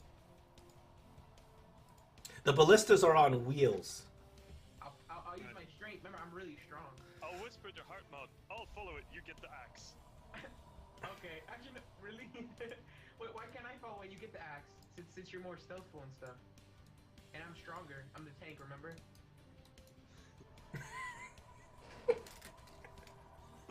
Never mind. We'll follow this thing. Both. No, wait, no, you get it. Come on, we can't live without it, man. Well, it's waiting there impatiently, kind of sputtering up and down, swirling. Right. I attempt to stealthily approach the axe. I take the ballista Grab with it. me, by the way. I'm taking the ballista with me, and I'm following it. So give me my ballista, please. I need a stealth check against this, the Flump's perception. Can I get my ballista though in front of me? Yeah, you can have the ballista. You can push the ballista. The Flump doesn't seem to care.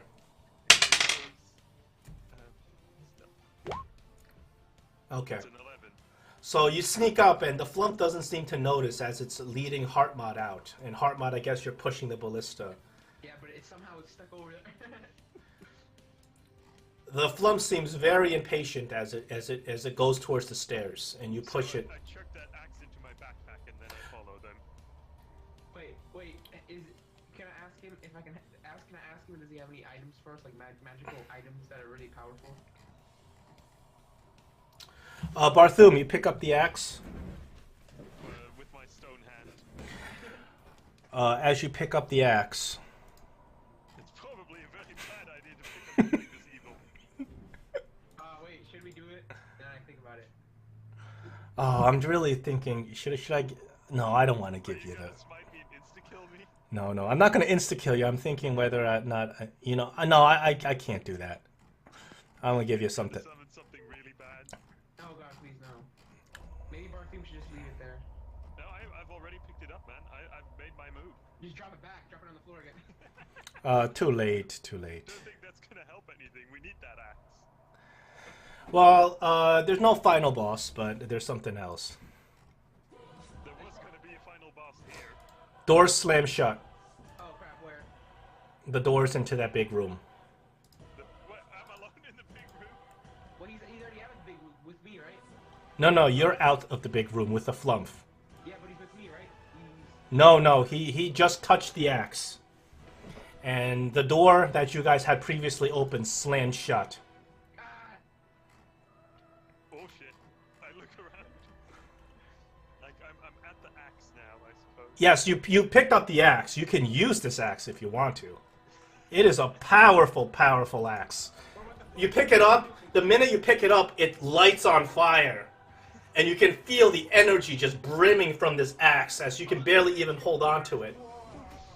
Do I feel my soul corrupting? No, your soul's not corrupted. You just have... it seems like you've gotten your hands on a very powerful weapon right now. What's the flump doing now? Does it feel, like, evil in any way as I hold it? You're not completely sure because the statues are going to attack you. Okay. What's the flump doing though? Too much stuff going on. I need a little bit of time to organize stuff. The flump. I yell for Heartmouth. Oh god. Heartmod, you hear Barthum yelling and screaming just as the door slams shut. Oh god. Can I kick the door down? You can on your turn. We're rolling initiative. Barth, and I scream at the door before it goes. Barthum, don't forget the ballista. I couldn't wheel the ballista up to the pedestal. You can use it though. It's because it's at the door area. Wait, do I have to roll for initiative?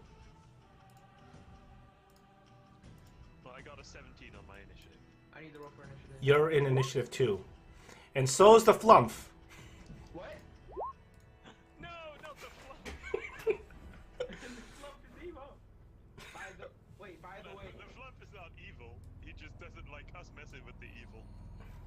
So, Also, you don't call the flump, and Barthum doesn't either. So as the doors, Hardmod, you're in initiative. You can't be there. But I was over there before it happened. No, you weren't. He picked up the axe because he was sneaking off, and you're going this way.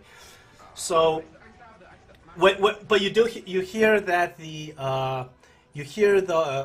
door slam shut, and then the flump turns around immediately, and it just kind of it's spinning around, like no, you've harnessed the evil. How could you? I'm sorry, Mike. The flump comes right at you. I can't use my ballista on it, can I? Since It's not your turn. I'm holding on to it. The flump beat you in initiative with a 19. Oh yeah. Okay, the flump comes over at you and attacks you with his tendrils. I don't think he's going to hit you. This is 14 versus armor class. One of its tentacles comes over and lashes at you, but I don't think that's going to hit. I'm 19, so I think it misses, right? Yeah. Okay. You see that these statues all come to life, all 7 of them. But Oh God. unfortunately, well, fortunately for you, 4 of them just crumble and fall to the ground and break into pieces. Only 3 of them are still animated, and they are. Very generous of you, DM. Well, I don't. You know, there's really no reason to give you the. So a couple of them just crumble and fall into pieces, but 3 of them are still moving. The one over here, you can see that as it begins to move, it starts taking more of a shape of an actual dwarf. The other 2 still kind of look like stone. So this one looks a little bit tougher.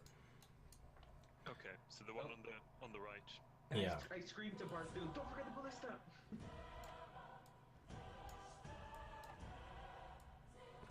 They all run at you, but they don't have enough.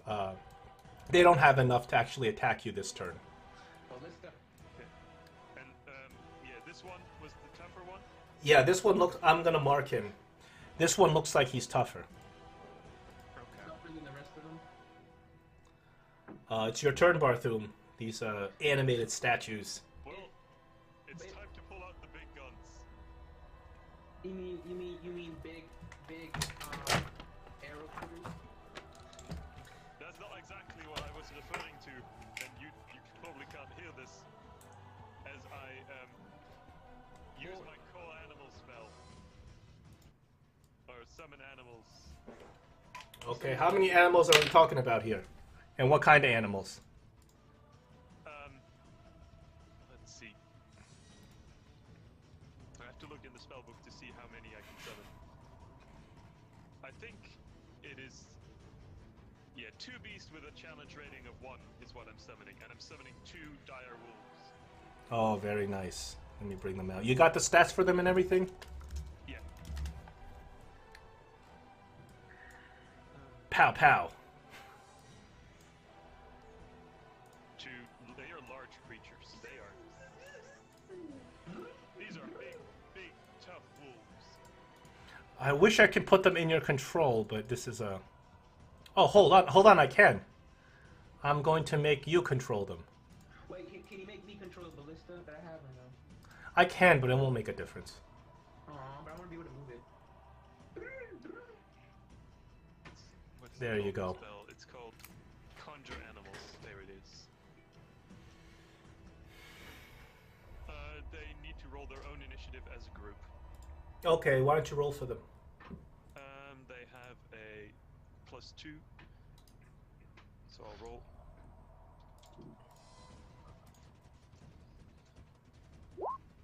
$21. So they're really high in initiative. They're gonna go first next turn. Yeah. That's good. Okay. So that's my action. As my bonus action, I turn into a dire wolf myself. Oh, this is a wolf pack. Oh, it's not the wolf pack. It's the what's it called? It's it's fine. I'll turn into a wolf too. I was gonna turn into a toad and eat these things. It's the end of the world. New world order. They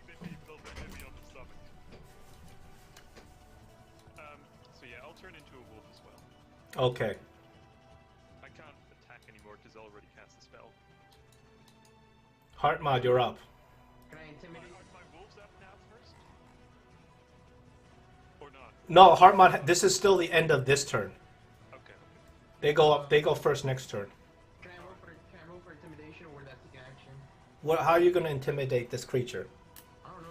Should I tell him to stop or something, or intimidate him to back away? So I don't shoot him? Tell me what you're gonna do to intimidate him. This is role playing. I'm gonna tell him to back off and stop attacking me, or I will have to do something I don't want to do. Okay, roll it. That doesn't take up an action, right? Doesn't it? I'll let you do it as a bonus action, but you don't have your bonus action this turn if you do it. That's a short sentence. Back off, or I'll kill you. So. Okay, so I use my once I do first. Okay, once I do intimidation, You gotta beat a 15. that means I'm done. Well, no, that's done. That's your bonus action. You can still take an action this turn. I'll let you. I said I'll let you do the intimidation as a bonus action. 18. Oh, you beat him. So the flump says, "Woo!" And you see that the flump starts spinning around again.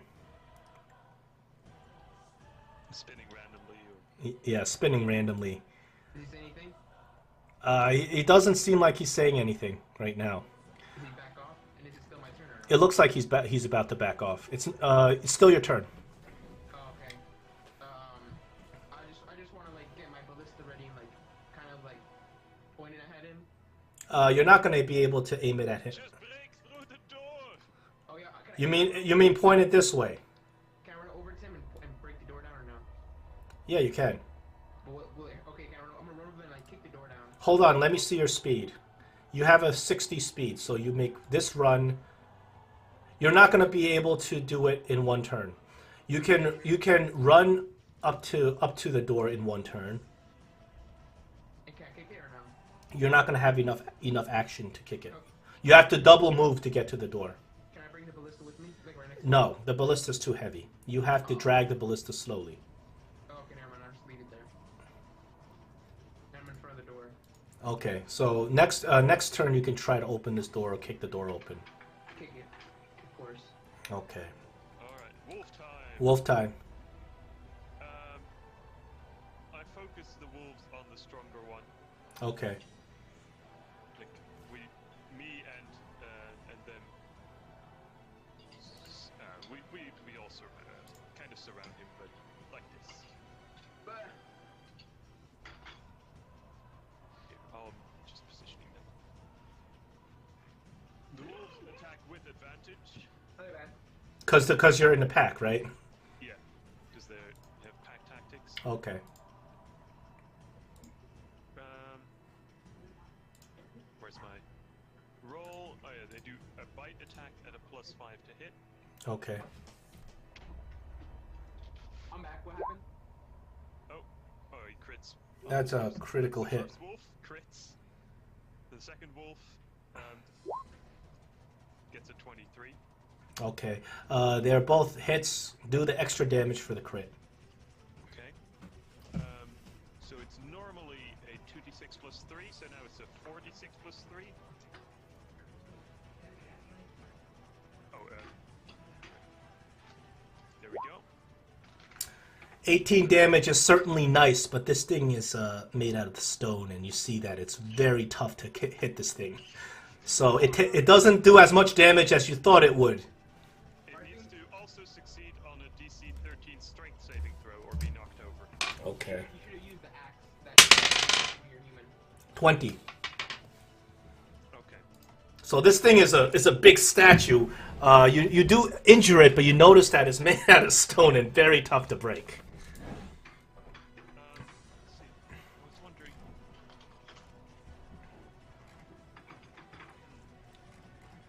No, these. I was wondering if these creatures have magical attacks, but they don't.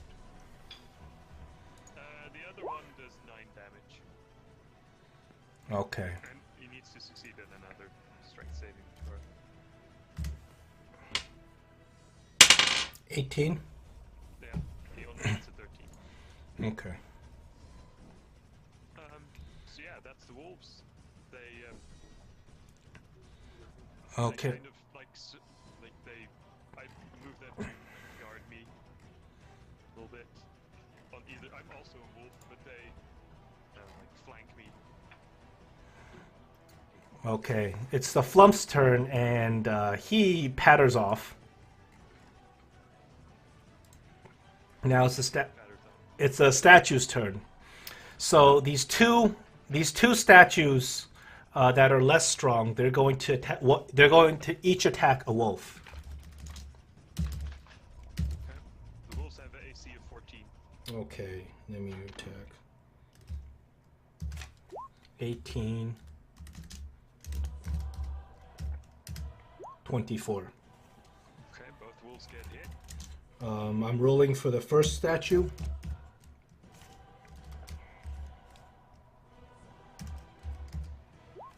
I'm rolling for the second statue. I'll keep track of their damage.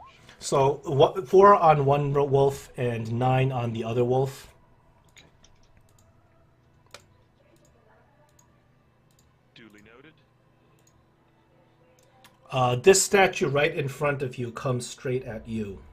And this statue makes 2 attacks on you. Okay. I, as a wolf, also have AC 14. Okay.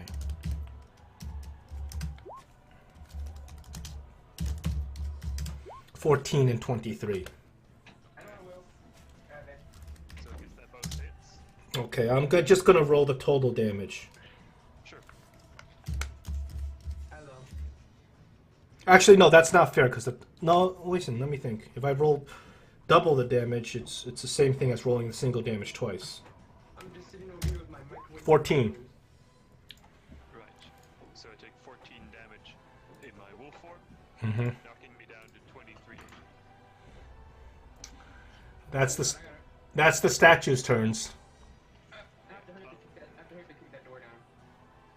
It's not your turn yet. I know, I'm just saying when it's my turn. I have to hurry to kick it down. Barthum, it's your turn now. Yeah, let me give me a moment to note like my wolf HP on my character. I'll use a separate bar for that. Yeah, I'm a wolf too now.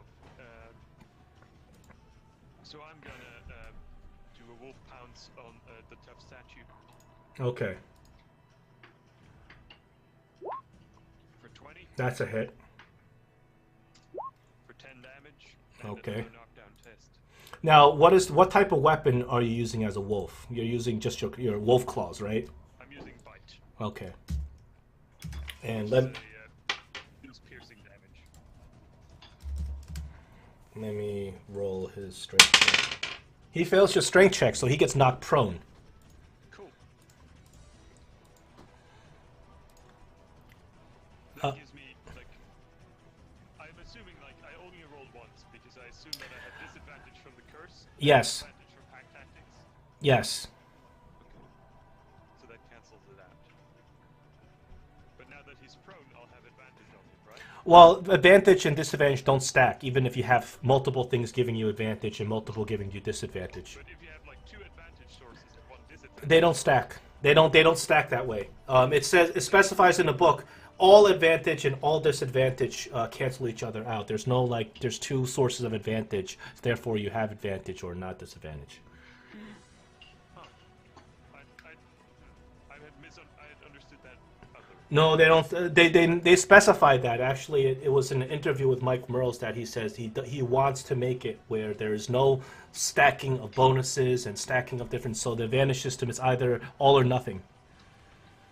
Yeah, I mean, I know that you either have advantage or you don't, but if there's like 3 things given you it, No, they don't. 2 things giving you versus 1 thing not giving you doesn't stack against that 1 thing. So they just cancel each other out. fair enough.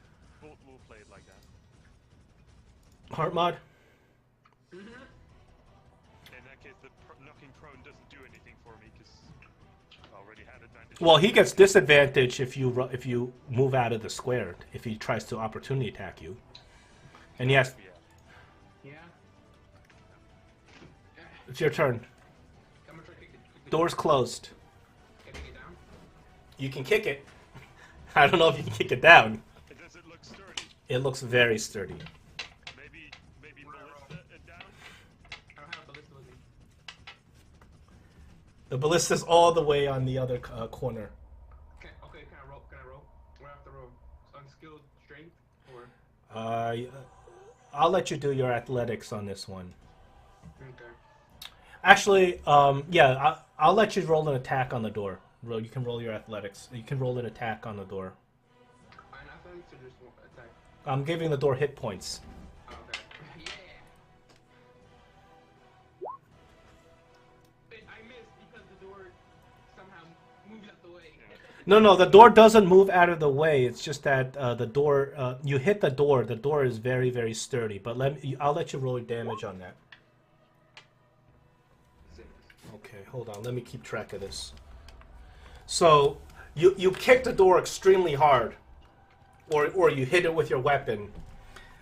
The door bulges in a little bit, and you can see that it's starting to crack a little bit, but it's not. Do his full attack rotation on this door? He can if he wants to. If he wants to spend everything. Well, he can at least spend his extra attack and Yeah. hand attack. I'm gonna do my extra attack also, so I have like what? That's 8 damage on the door. Okay, I'm gonna use my extra. Actually, wait, should I use my extra attack? Yeah, I'm gonna use my extra attack. You always get that. It doesn't cost anything to have another long sword. Yeah, if you use an action surge, that's different. Yeah, should I use action surge? Well, let's try the extra attack first. Maybe you don't need it. Oh yeah. You do another 6, 9 7, damage. 19, 6, 7, 8 plus 9, 17 damage. The door's still there. Action surge. Okay. How many times can I get attacked 2 more times? Or? You get 1 more extra regular attack and 1 bonus attack. I'm using the special sword. Yeah, the light. Does the thunder damage work against the door? Yeah, sure. You can add it. All right, we'll do that first then. That's another 2d6. 2d6 Mm-hmm. plus 5 or no? No, plus 5. Plus 5 already. Was Okay, already counted. 17 plus 4 is 21. Door still intact. It's still intact. I have 1 more attack with the hand axe. No, you don't. You can use an action surge for an extra attack. Otherwise, you're out of actions this turn. Okay, can I use action surge then? How many times do I get attack with the action surge? If you do an action surge, you get 1 more regular attack and 1 more hand axe attack. Okay, I'll do that then. Can you hit 30? Does an 11 hit on the door? Or anything hits on the door? I let anything hit on a door for right now. Okay. Okay. 6. Okay. With 5 and a 6, you finally are able to splinter the door and break the lock, and you can probably go through it next turn. He was right at the door, so he has movement. You have to break you have to still break the door down. I'm giving you a lot. I'm letting you hit with an 11 here. See, you see, I give you 1, but I take 1 away. So you can't move in this turn, but next turn you can just bash through the door and be inside. Would I take an action though or no? No. That's a bonus action. You just bash through the door, like coming to the rescue or something. I'll direct each of my dire wolves to attack 1 of the standing statues each. Okay. So that's the top one, Okay, that's a hit. and that's at the bottom one. That's a miss. Right. So the hit for 9 damage and another knockdown attempt. Oh wait, I have to. These roll with advantage, so the other one. I have to both roll them again. Right. So is a 13 a hit? 13's not a hit. Okay. So then he misses. So the top one rolls a check. He rolled a 1, so he's down. Okay. My wolf goes to sit on him. Okay. What does that do? It stops him from getting up. He gets a large creature sitting on him. It depends on the strength. If he can pick up this large creature, then he can body slam the creature. I don't know. The flump, you don't know what he's doing. He's out of your sight. Okay. He's gonna come back with battle ready armor. Demolish us all. He's just like throwing spaghetti. Okay, the 2 prone statues, of course, they get up.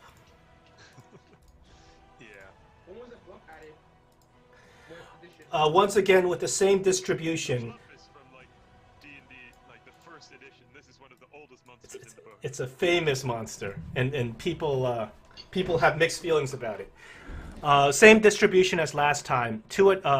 One attack on all three of you. The two normal ones are going to attack the two wolves. The strong one is going to attack you, just like last time.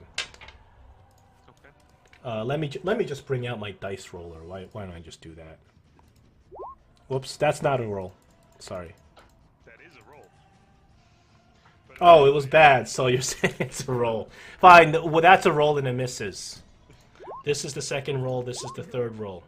So, right. So that's the second one is at the second wolf, Yeah. and the third one's at me. Yeah. Okay, so wolf number 2, I guess that's the south wolf, gets hit. Okay, then I'm going to roll damage on that wolf.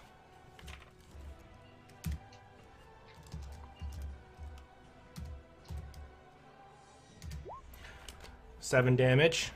All right. We could probably finish this right now. Guess what? Those other the strong one has a second attack. It's going to attack you again. I knew that. From last time, Last round. but it misses. Okay. I snarl at it. It's your turn. And I paw at it and knock it over again. At least that's what I attempt to do. The 12 doesn't hit. 12 misses. Yeah. So, well, that's all that I do on my turn. Okay. Hartman, you may now enter the room. Let me remove the dynamic lighting. So I as- already kicked down the door, right? Well, part of your movement action, you bust through the door. Okay. So Do you still get your full move? Yeah, you just bust through the door. You don't have. I'm gonna go. I'm gonna use the ballistas. You can use this There is a ballista. loaded ballista over there. That's my ballista. Okay, wait. No, wait, my ballista's not loaded. Just I. No, we did. We loaded it. I Oh, you loaded it. reloaded it. Yeah. You did. How many statues are left? There's 3 statues. And they're fighting 3 wolves. Can I see You which? have no idea which one is me. Can I see which statue's more weakened? You see that. Let me see. Yeah. You see that these 2 statues on the left look like they're a little bit more fragile than the statue on the right. Okay. Can I go for like the bottom left one? Yeah. I want you to roll a 1d20 plus 6 against his armor class. Okay. 21. Okay. Originally, I actually made a very difficult intelligence skill check just to be able to function the ballista, but I took that away. Ballista's not so hard to use. Well, the thing is, these ballistas are ancient, so they break down. So one of them actually was supposed to break down, and you have to be able to fix it. Okay, let me see. I'm gonna roll the damage. All right, now let's see how much damage one of these puppies does. Over 9,000. A huge bolt just slams right into the middle of the statue. The bolt gets stuck in the statue. Wow. It doesn't shatter? The statue doesn't break with that. But this statue has a bolt in the middle of it. There must have been some impressive forces to get an arrow stuck in a stone statue. But being stone, you can tell this statue has a lot of resistances to normal weapons. DM, can I reload it? Cause I have another arrow that the flump gave back to me. Remember? Yeah, you can have that second arrow, and you can reload the ballista. I was gonna say the ballista takes an entire action to reload, but in this circumstance, you can just reload it Okay, so I can reload it. And use as a bonus action. So I can use it right now. No, No. you Okay. Load it. you reload it. And use it next round. Yeah. Right. Oh. The statue with the arrow in it looks particularly injured, Yeah. I imagine. Right. But still, it still looks like it's animated and functioning and ready to kill you. Ready to kill, yeah. My wolves are also ready to kill. And I redirected to focus their attention on that one, both of them. Okay. Oh, it's an advantage roll, so that's 23 for the first one, and 24 for the second one. Okay. You can roll damage for both. it is. 13 and a 6. That's a total of 19, but the statue's resistance makes it very tough to bring down.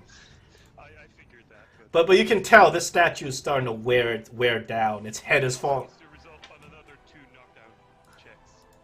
Oh, that's right. Let me see. 19. 6. 6 puts it down, right? Yep. It's a 13 DC. Okay. Are you trying to call the flump back? Are you trying to call the flump back? He's practicing the mating call of the flump. The flump's gonna hump you. You don't know what the flump is doing. Okay, these statues are up. Yeah. It's a little bit pointless to keep knocking them down. Statues, they're not really that fascinating. They're gonna do the same thing. The wolves are doing the same thing too. Right. Okay, this first attack is against the wolf on the top. Second attack is against the wolf on the bottom. Third attack is against you. And the 4th attack against me. Mm-hmm. Alright, they're all hits. Oh, dear Lord. Okay. Let me just put this in the dice roller so we can make this easier. I just like hit the up arrow in it. Oh, yeah, I could do that.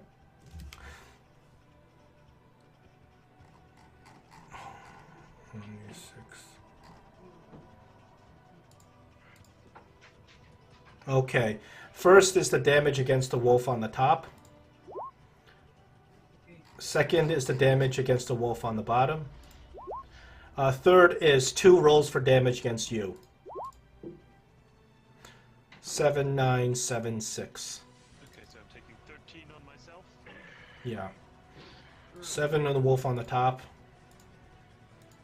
6 on the 9 on the wolf on the bottom.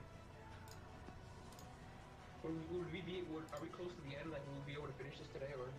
I think so. Last fight, I imagine. Yeah. We Not nearly as fun as it would be if you had 6 people. The fight that I originally had. I mean, would that have involved something with the pink mist? The pink mist was the flump. No, it was something much worse. Something that you can barely 6 people can barely survive, if at all.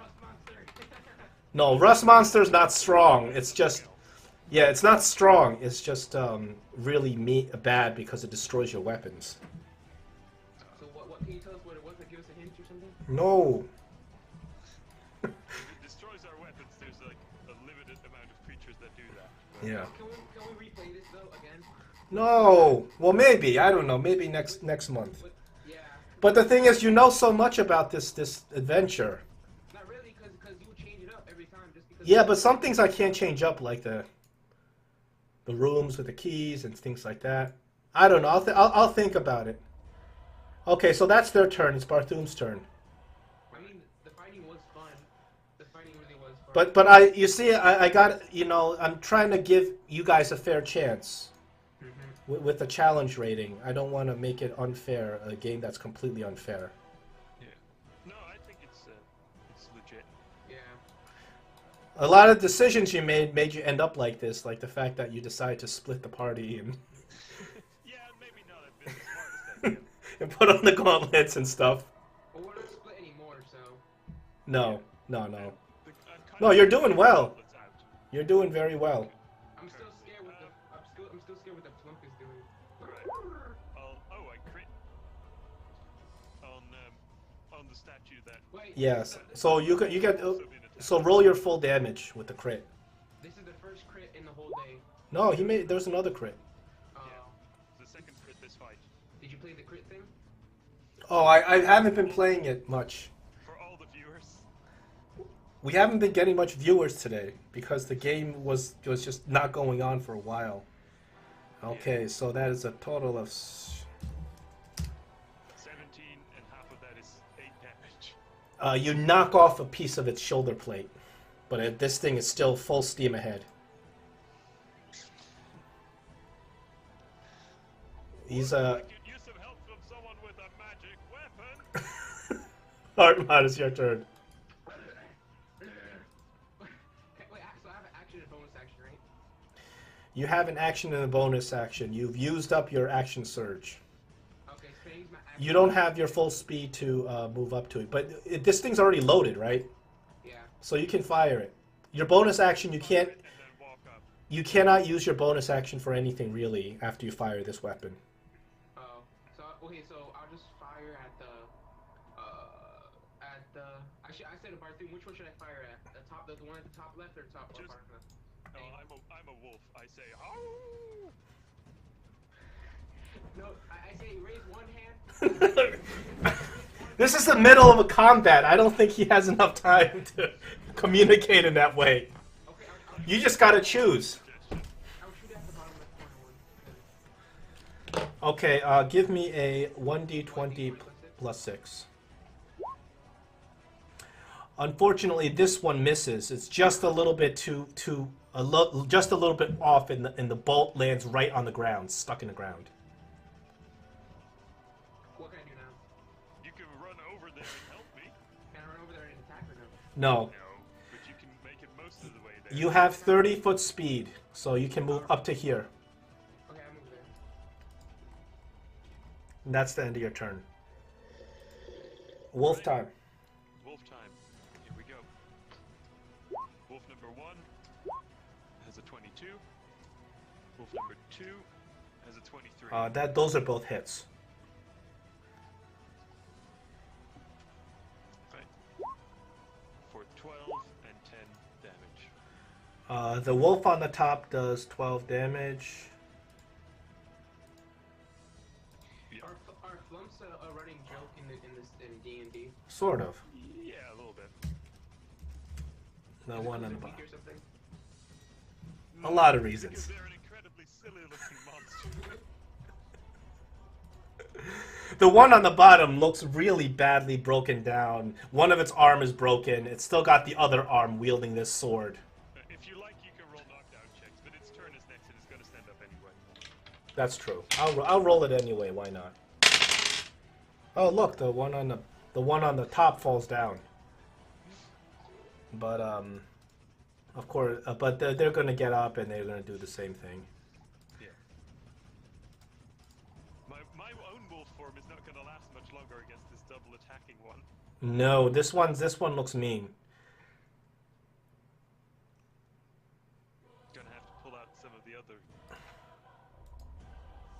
This is the only 3rd level spell I've been using. I must have something else too. What else do I have at 3rd level? Oh. Okay, first attack is on the top wolf. Second attack is on the bottom wolf. The last two are on you. I really wonder if we could have gotten the flump on our team. Right, so the Our top party. wolf gets hit and I get hit once. Okay, let me roll 2 damages. Top wolf, you. Okay, so 8 on the top wolf, so he's down to 18. And I take 6, so I'm down to 6 hit points on my wolf. Oh wait, that's the wrong one. That's the bottom wolf that I'm editing. Where is... This is you, your wolf Yeah, form. I'm down to 4. There. Okay. Wow, cutting it tight. Oh, that's just the wolf form. Oh, I could shift into a fresh one if I want to. it's your turn.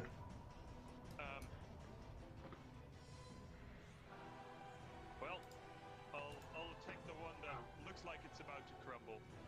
Okay. For 13 damage. This one breaks apart. Finally being smashed to pieces. And the arrow falls to the floor, right? Yes, if you really want to go grab the arrow and reload the ballista, you may. It's gonna take like 2 turns for you to accomplish something like that. But you can grab the arrow, run back to the ballista, and reload it. Right. That's not what I was gonna do. Oh. So what are you gonna do? I'm not that stupid. Well, it's your turn. I'm gonna run like a ninja with like my sword in my back. you know how ninjas run, right? With like tippy toes. Yeah, yeah. The sword right. I'm gonna I'm gonna up here, and then I'm gonna like roll for my Roll special, my magical sword. Okay. Wait, he said that one's hurt, right? Can I try to decapitate it or something? No. It's probably not that hurt. Aww. I attacked 3 times, right? Yeah, Yes. 2 with your longsword, 1 with your axe. Your longsword is magical, so it's a +1 to attack and +1 to damage. So you got 3 hits. Oh crap! Forget the last one. What is all this stuff you're rolling here? Okay, so Too many. I rolled one extra by mistake. okay, let me do some math here. So it's 9 plus 5 plus 3, and then on top of that, your magical longsword. So I'm adding another 2. So that is the physical damage. Now roll thunder damage. I need you to roll 2d6. Okay. 2d6. That's 1. Roll another d6. Oh, what's that? I thought I put it 2. Okay, that's total of 5 thunder damage. So your weapon, even as it strikes it, you notice that this is very tough stone, and the weapon doesn't cut as strongly as you'd like it to. But as the weapon strikes this thing, the thunder quakes the stone, and it takes the full thunder damage. So that is a total of 13 damage. Okay. It seems like your weapon is effective against these things. That's good. You know, I have an even more effective weapon, probably. Yeah, too bad you turned into a wolf. And your arms don't work. He doesn't need his arms to cast like Thunder Wave. Thunder Wave still. Yeah. I still have that scroll. You can still cast it, but you have to morph back and possibly take a lot of damage from this thing. Yeah, I feel rather more safe in my animal form. My big wolves are, again, well, one of them turns his attention to the tough guy, and the other focuses on the one remaining statue. Tough guy, why are you trying to attack me? You know, I'm just gonna roll these with advantage instead of rolling twice.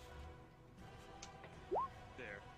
That's an 11 for the top guy, and a 12 for the other one. Unfortunately, those are both misses. Yeah, I actually knew that, but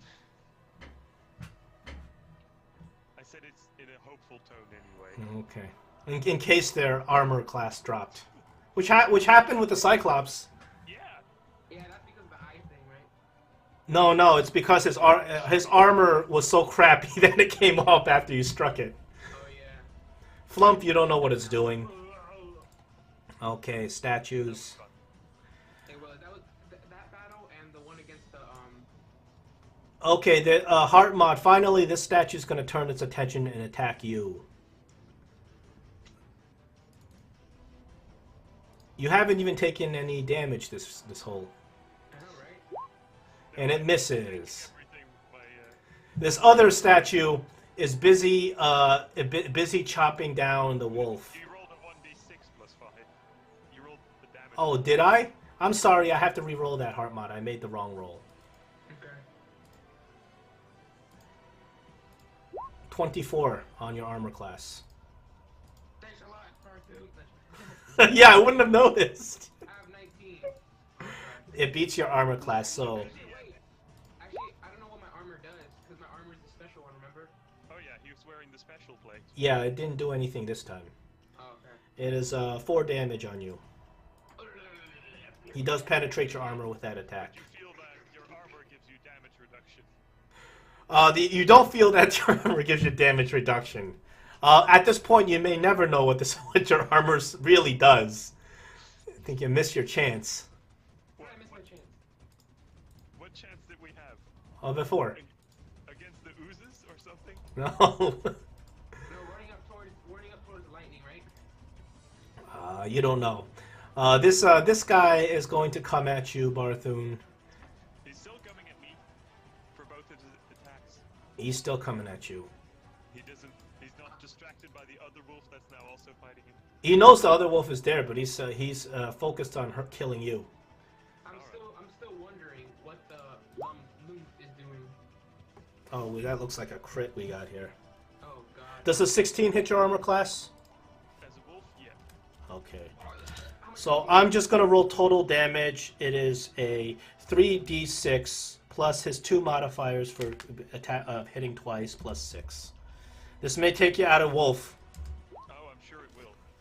15. Yeah, that definitely takes me out of wolf and bleeds another 11 HP into my character. Okay,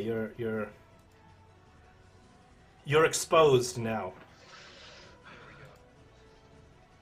I turn back into a human form, and I've got some scratches on me. It's your turn though.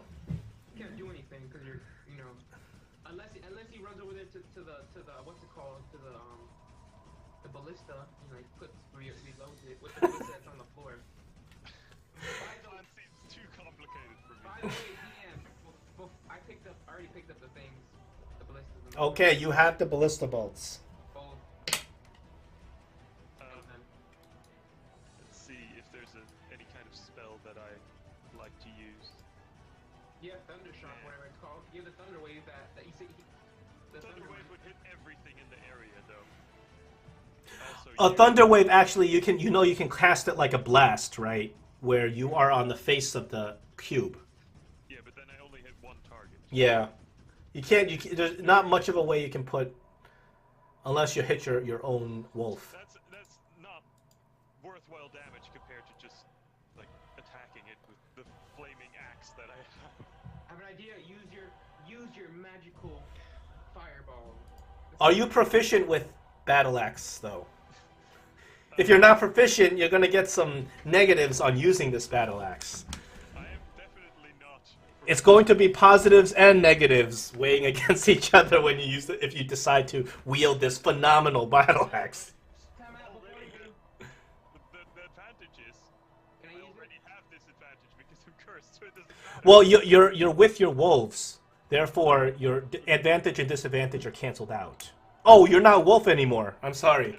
You don't have that ability. So you're going to get disadvantage, plus you're going to get some screwy pluses and minuses added in. But if you want to swing this bad boy, you can. You certainly may. If you're swinging a weapon you're improficient with, isn't it just also disadvantage? No, it's not necessarily. I think you do not add your proficiency bonus.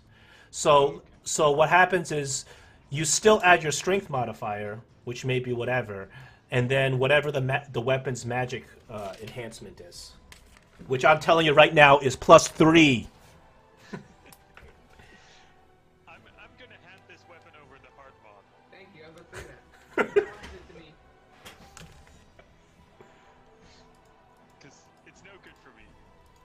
I could summon more wolves. More wolves can't hurt in this situation, I don't think. What? More wolves can't hurt in this situation. No. Okay, so he tosses the axe to me. Yeah, I passed the axe on to you. And I'm considering using my magical Shillelagh weapon. But since I'm cursed, it might not do much. Melee won't be very will be with disadvantage. It's gonna be tough to hit with melee. Bite him, bite him, bite him. No, he's not a wolf anymore. He can't bite. He can still bite. He's a druid. Bite. Better idea. Kick him. You can kick him for improvised attack. Right.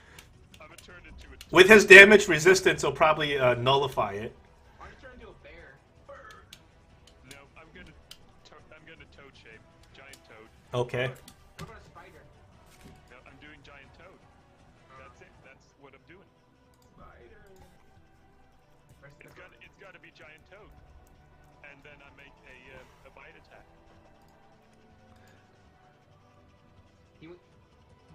Bartholomew must be crazy for all here. But you're still rolling the disadvantage. That's true.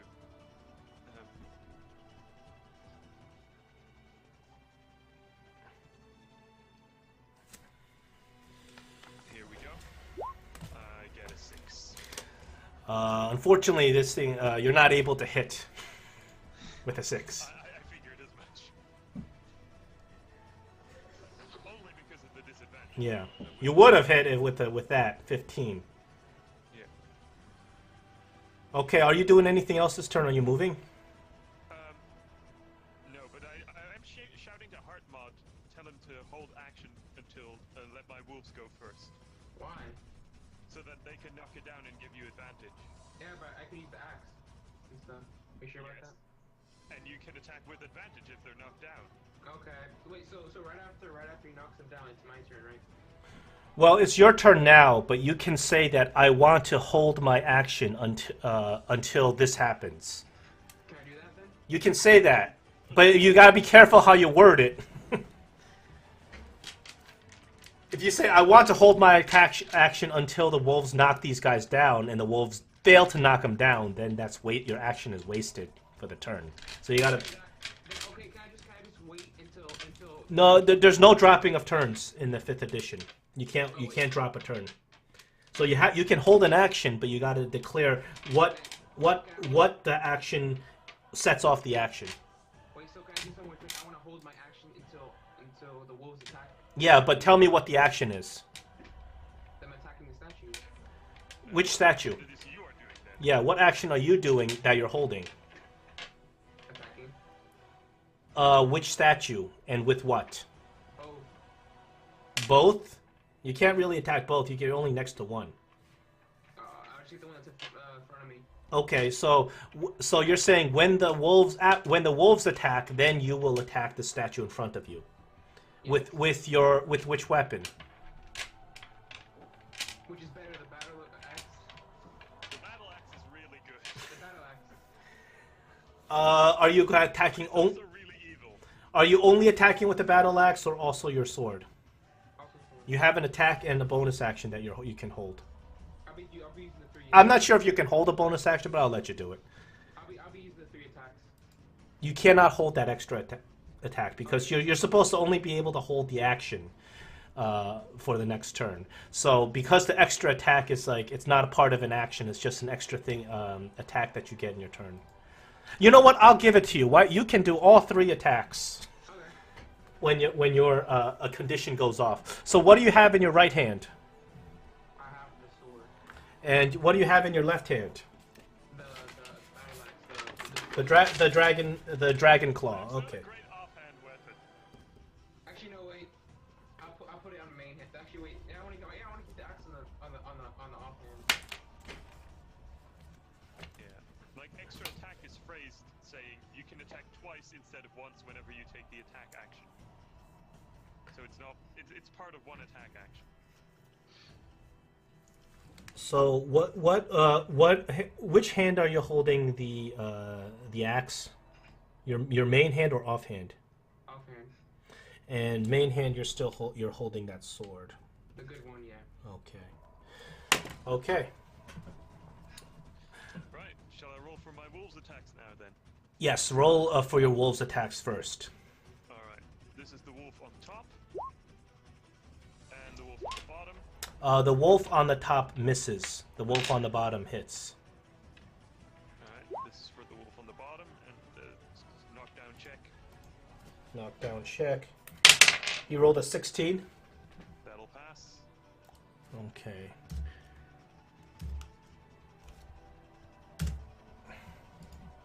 I'm a giant toad. I don't even have hands, and my hands are still cursed. Heart mod. Okay, so I want you first. Let me. Why don't you roll the sword attacks twice? Okay. 14 and 18. They are. Let me see. The 14 is a miss. The 18 is a hit. I want you to roll damage for the sword. Actually, no. This is a 15. I'm sorry. They're both hits. Roll damage again. You did 2 minimal damages, but that's okay. Now roll a 2d6. 2d6. Okay. A total of 10 damage on the statue.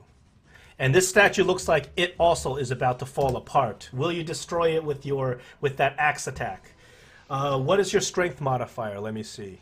I need to calculate how much damage you'll do. +4. +4, yeah. Okay.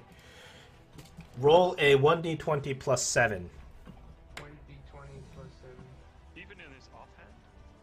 Even in the modifier is the same. And 17. 17's a hit. A non-light weapon, you couldn't wield it as offhand. Oh, you're not supposed to be able to. Man, yeah, and he doesn't have a 2-weapon carry feat. It was only the hand axe that he was wielding. I'm sorry, you have to attack with your hand axe, but even if you attack with your hand axe, that's a 1d10 plus 5, which is a 15, which is also a hit. Roll damage for your hand axe. I'm sorry to be ruining all your fun. Oh my god, he's getting 5. Okay, tell me, which part of the statue would you like to hit? The head. The head? You slash at it 2 times with your fast sword, and then with the final strike of your hand axe, you completely decapitate the statue. Its head just flies 10 feet into the air, spinning around and around as the rest of the body crumbles to dust, and the head is still in the air spinning. From using that weapon, though. Yeah. Barthum is still convinced that weapon is gonna shatter your soul when you hit something. Picasso. Now the statue's Picasso. You've hit it so perfectly that the head is still in the air spinning with momentum. Even in the as the turn passes on to the other statue, the head is still. Wait, can the head that's flying up in the air before, can I like attack it with my sword and slice it in half? What head? The head that's in the air. Can Yes, you can do that. I slice it in half. Okay. And that's a heads up. So that was pretty nice. Unfortunately, I'm not going to give you inspiration twice for quippy lines. I already gave it to you once. This guy over here, you get to take an opportunity attack against it. He's going to move around you and go after Heartmod, who now has the axe. Okay. Wait, is he on the So floor? not the wolf, but you. He just circles around the wolf. Oh. So Barthum gets to roll an opportunity attack as he leaves his range. Is the statue above me dead or? That's it. He is totally dead. I enchanted my weapon with Shillelagh, so it's pretty crappy. Kick it, man. Just kick it. I fumble. You're not able to get it. But this statue is coming square after you, Heartmod. Seeing that you've now possessed the axe, and it's going to attack 2 attacks on you. I think they're both misses. Yeah. Barthum, you're up. Barthum, can you hold your action for me For what? until I destroy the statue? Or Until you destroy the statue. You're assuming that you can destroy the statue. why don't you kill yourself? Look, I'll help you out. I cast Shillelagh on myself, on my weapon. And then I attack with it. With disadvantage. I thought you were Frog. Oh yeah, I'm a frog. Darn, never mind. I rolled. I'm derpy. I shouldn't have rolled with my staff to attack that either. Never mind. I'm gonna roll for my frog attack, which is a D4, D20 plus 4. Still a disadvantage though, so it's likely not gonna do anything. You can still hit with disadvantage if you're lucky. I get a 7. You gotta be very lucky though. Yeah, luckier than that. But it looks like the tides have turned on this battle. Yeah, I croak. Heartmod, you're up. 3 attacks again, yeah. You're doing the same thing like before, even without using the axe. Yeah, no axe. Okay. Figure that's 2 hits. Yeah. The longsword hits, the hand axe hits. The second longsword attack misses. So I want you to roll damage for the longsword and then damage for the hand axe. 2 oh yeah. 1. First roll. That's a. Oh Now my these are God. some crappy rolls you got here. And then now, Oh wait, is it damage plus 5, so it's 6? Oh no, that's for the sword. yeah, the sword. I'm calculating that your sword does a +1 damage. I also want you to roll 1d6 for the sword thunder damage. Plus 7 or no? Just 1d6. 1d6. Just plain d6. Good. Right. Okay. You do a little bit of damage, but this statue is very resilient. Man, I got crap. Bartholomew already used all the crits last game. We all did. Alright, wolf time. Yeah, now your wolves can get a crack at it. Try to knock it down. This thing, this thing can't go on forever. You know that. I'm still wondering where the fuck is at. What's he doing? He's probably like in the staff area, just eating some like food or something. I wouldn't be surprised by that at all. Dire wolf. It was a +5, that's what I thought. Right. That's a 20 and a crit from my wolves. Yeah, they're both hits. And then the second wolf rolls an extra damage dice. Rolls 2 extra damage dice. So that's a 7 and a 19.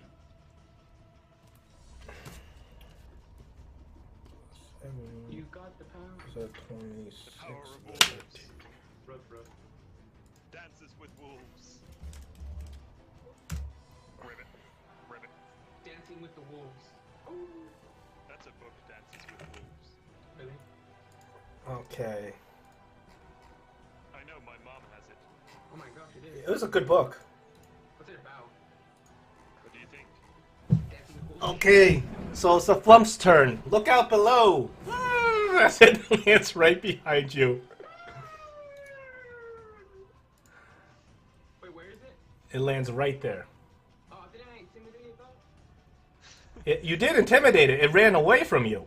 But now, you cannot. And it starts yelling at you again. You do not know what you are doing. You will be cursed for eternity.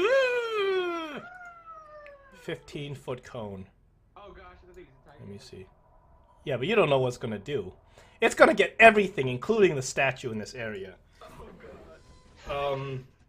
So the Flump opens his mouth, and and this disgusting, frothy material just flies out at everybody.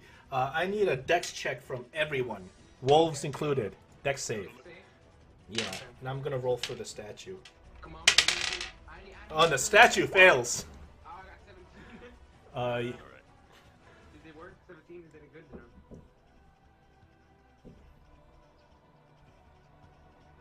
I'm just gonna roll for my wolves. I got a 17.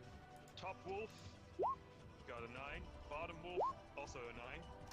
Oh, The two wolves fail. And- let's see, what is this save for a giant toad? come on, you can do it. Go through. Okay, that's at a +1. Alright, it's not great. Or should be a 9.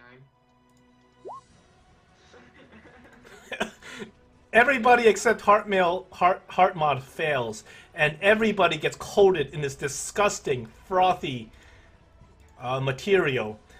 So the effect this is called a stench spray. The effect is each creature in a 15-foot cone who fails the saving throw is coated in a foul-smelling liquid. A coated creature exudes a horrible stench for... Let me see how many hours. For 1 hour. The coated creature is poisoned as long as the stench lasts, and other creatures are poisoned within 5 feet of the coated creature. A creature can remove the stench on itself by using a short rest or to bathe in water, alcohol, or vinegar. Unfortunately, this statue is immune to poison, so...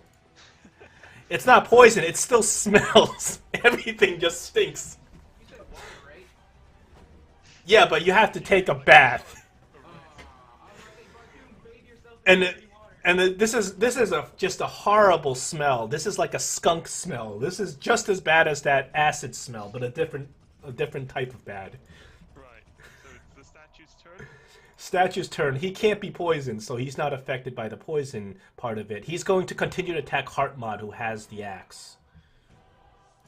I'm gonna attack and kill that flump. 11 and 16, I'm guessing, is a miss.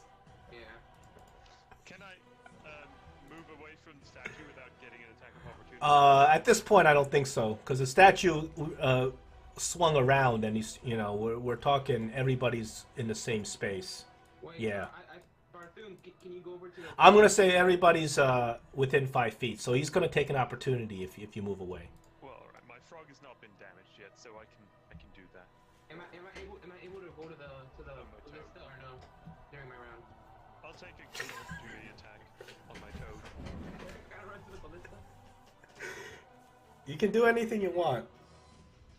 Okay, can I fly up in the air and just like start? You can well you can do anything you want that you can make sense. Over to the fluff. Okay, you take 1 opportunity attack. That'll hit. Okay, let's roll some damage for that. 4 damage. Alright. But you're up to the flump, and it's squiggly and it's wiggling, and it's got his eyes just pointing at you accusingly. And the flump says, "Cursed for eternity! Worst fate imaginable! Fate worse than death!" I get a 6 on the flump.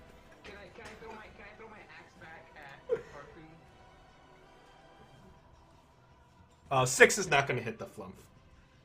Oh. Can I ask the flump if you put the axe back, will he stop attacking us? I think it's too late for that. Okay, but after we finish being the flump, can we just leave the axe here, or? No! We need that axe. I don't be cursed for all of eternity. I don't care if you're cursed for all eternity. Okay, so I threw the axe back at Barthum, so it's his problem now. You can't. I'm a frog. He's a frog. The axe. Well, I throw it and land right next to him. Artmon, you still have the statue attacking you. Yeah, but I threw it so it's over there right next to the Barthum, so... So, fine. You still have a statue attacking you. Can I run over here to the ballista and reload it? You're going to take an opportunity attack if you leave this. Away from it. Unless you disengage the statue, you can do that. Can I disengage and then do that?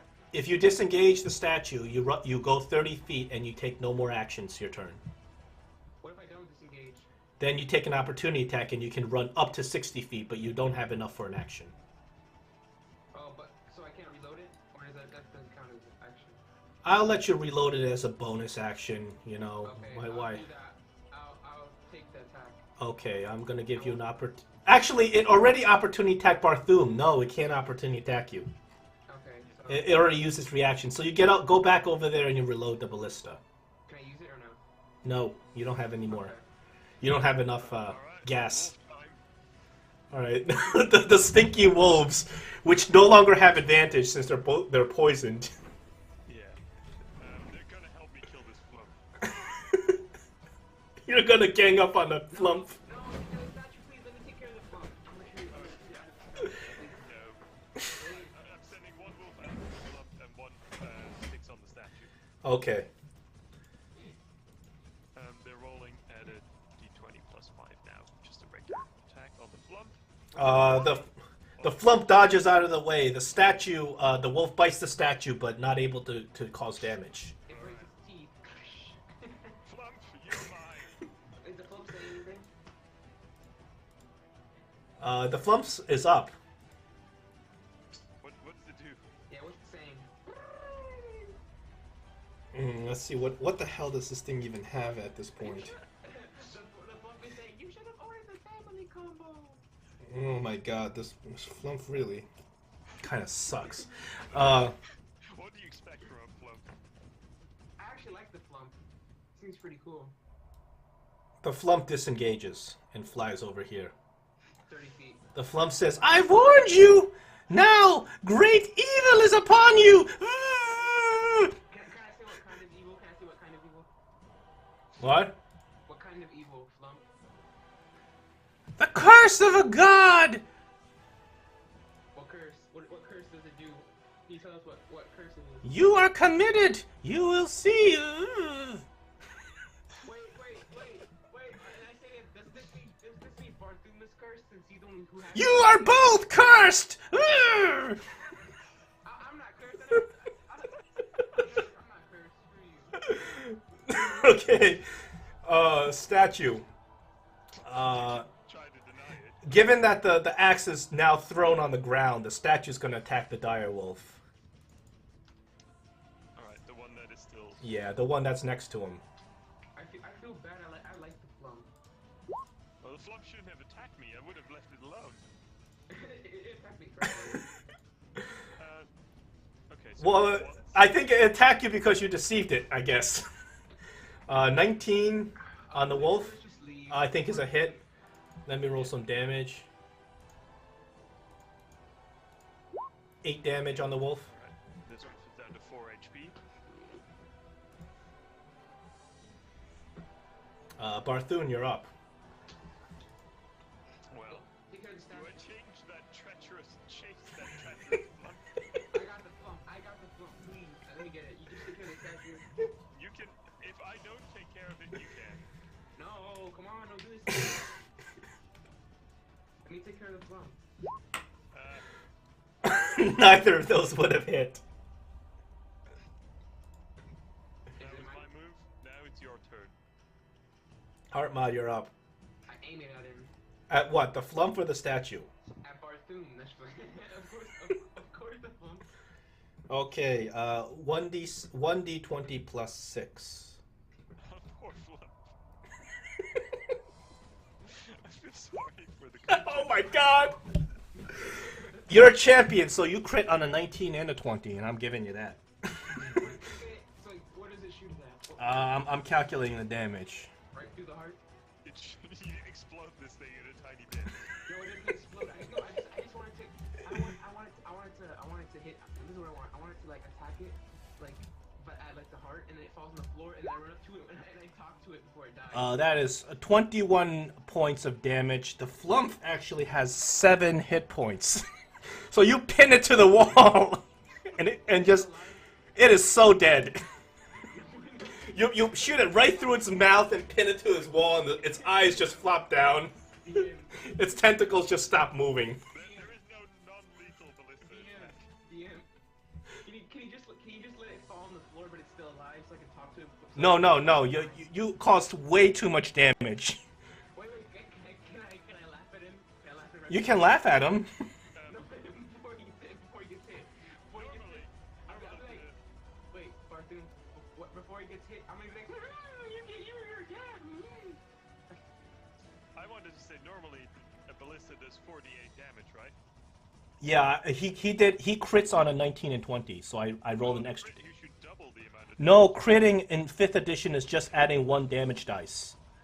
So if you have a weapon that does 1d8 damage, it's just making it 2d8, and there's not max damage or anything like that. That's what the if you look at the players. If you like crit with a greatsword, you get like 46. No, you get 3d6. Oh, Can I reload? Can I reload and then attack those? You don't have any more bolts. Yeah, dude. There was 2. Remember, I picked up the one from the statue. And the All right. You picked up that one that went through the statue. After the statue was destroyed, the bolt was. This bolt is a little bent. You can only attack at 1d20 plus 2. Actually, no. The one I. Oh, never mind. Okay. This bolt is the one you picked up off the statue, and it's bent. Heartmont, you have destroyed that thing. It is the turn of my wolves. No, wait. Can I use it? Can I use it against the statue? Can I reload and use it right now? No, you're not going to be able to do that. Okay. Can I bend it straight? The arrow. I'm going to say it takes an entire action to sit there and bend an arrow straight. Oh, come on. I'm strong. Remember, I have strength. Plus 4. Can I Come roll? on, guys. It is really late. Can we... Yeah, let's just finish this. Come on. Okay. That's a hit. 2 wolves attack. That's 2 hits. I feel bad for the flump now. We all do. Wait, what happened to the flump again? After I shot it, what happened? It went through its mouth. It got chained against the wall. Okay, that's a good amount of damage. That's a total with resistance. That's a total of like 11 damage. Okay, this statue looks like it's gonna go down soon. Finally. Do you think we could have gotten the flump on our team? If we hadn't taken that super evil axe. Do you think that we could have had him on our team? Yeah, he would have helped us. Okay, Generally good creatures. the statue's gonna make 1 attack, 1 at each wolf. First on the left, then on the right. By the way, Right side wolf is most likely dead. yeah. the axe is 4? on the floor. Yep, it's dead. Okay, finally, this statue is able to take down one of your wolves. The axe is on the floor, by the way. Remember, I threw it. Yes, but so the statue is just attacking whatever is nearest. Barthoom. Right. I'll rib it back over here. No, wait, eat the flump. Don't let the food go to waste. Don't eat the flump. I will not eat the flump. I will attack and hit. You've hit. Yes. At last. Okay. I feel so bad. Flumps are lawfully good. They You are- don't know that though. Alright. But you can tell by the way he was acting. How do you know? He's so weird. You can't even tell. Okay. First of all, he didn't attack us on sight. Second of all, he was actually giving us a choice. Right. I deal 10 piercing damage and also 1d10 poison damage, but I don't know if that does anything. He's immune to poison. Yeah, It's so a statue. my poison damage goes to waste. And it's now grappled. You can escape crap. at 13. Okay. I just remember one of the statues we killed was Henry. Heartmod. Okay, I can just run up there and attack him, right? You still have your ballista Can I use it? with that bent bolt that you spent so much effort bringing down. Why don't you just shoot it? Can I use my bonus action to unbend it, or did I already unbend it? Just shoot it. Okay, I shoot it. Okay. After what 1d20 plus 6? I'm gonna say +4 this time because you've already shot this thing through a stone. Okay. Oh my goodness! Can this? Just critting ballistas. It goes through the head, right? It goes through the head. I'm not sure this thing can. Where do you want it to go through? I'm The most grappling vital, this the most thing vital part. The most vital part. of a statue. Yeah. All right. The stat. What? No. Where would you like to hit the statue? The head. The head. This ballista bolt goes straight through the statue's head and continues on, and the statue just shatters into a million pieces. I'm like, river. And I'm crying because I killed the flump. You don't have to cry for the flump. Can I bury him? You can bury the flump if you'd like. Okay, I run over there and I grab him. You guys have acquired the Dragon Claw axe. Who wants to take it out of the And cave? body the flump.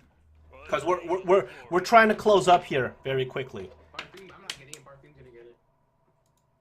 I'll carry it. Anything for my glade. Okay, so I run over there, I grab the body of the flump and I put it in my bag. But I don't carry it in my hand. I carry it in my backpack. Wait, can you let me move the flump or no? Like, Okay, can you so move it? do you really want the flump token? Is it that important to you? Yeah, I'm gonna bury it when I get outside. We can just say that you. Yeah, that's what we do. You don't have to have the token because it's a pain in the ass for me to drag the token all the way out. Okay, it's on my back. It's in my backpack. So as you guys start walking out of this cave with the axe in possession, you walk to, remember, the second level of the cave. There was that door that slammed down.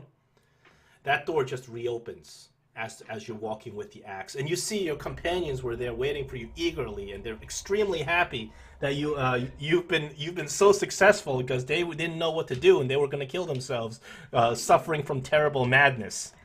But they're happy that they don't have to kill themselves and that you're successful. So you guys make it all the way outside to the cave, to that same chamber. Remember the circular chamber that twists and the entrance changes. You get back to that chamber. You look as you approach the pedestal with the axe. That egg reappears. What do you do? Well, I touch it. You touch the egg. No, wait, no, we don't touch it. We poke it with the stick first, like last time. We poke it with a stick. You poke it with a stick, and just like last time, nothing really happens. No, something did happen when we did it the first time. What happened? The room turned. We all poked it at the same time. Oh yeah, that's right. Okay, so whether you touch it or poke it with the stick, you activate it. Regardless, it works. You activate it, it starts glowing, and the room starts turning. And Bartholomew, you have the axe? I have it in my backpack. Bartholomew, you vanish, and everybody else is there.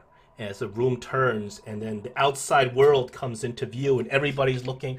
As the outside world comes into view, you see everybody except for Bartholomew. They see that there is like 30 or 40 men, all armed with crossbows, servants of the masked lady, just aiming it at you. And then And then they all split, and down the middle walks a female dwarf, and her face is, of course, in this black mask. Where's Barthum? Does Barthum know where he's at? I'll get to Barthum after this. He's the final boss. So as she's walking down, she looks at the rest of you, and she says, "You survived. Where's my axe?" What would you do for climbing that bar? "Speak, dragonkin, before I kill you!" And you see she's getting really angry and her fists are clenching up. Wait, she's a dwarf? She is a She's dwarf. small, right? Okay, No, she's not really small. She's stout. Oh, I tell her that the person that Barthum, the one who had the axe, just disappeared when the room was twisting. She says, "The terms are clear. You are not to leave this cave without that axe, or I will drop you where you stand." Now what? Well, what do you do? What do I have any options? What can I do? You tell me. What would you do in this situation? I killed her. Okay. Are you serious? You would attack her? No. If you wait. Well, she's on the outside of the entrance to the cave. You are on the inside in the circular room. So I can hide? You can try to hide, but there's really nowhere to go. She has this whole cave mouth surrounded with men. I know, that's the problem. She says, if you have failed in your task, I will just kill you right now and find some others. There are hundreds of adventurers out there I've sent, and I'll send 100 more until I have my weapon." Okay, wait. I can't roll for persuasion or intimidation. You can try. I don't want to.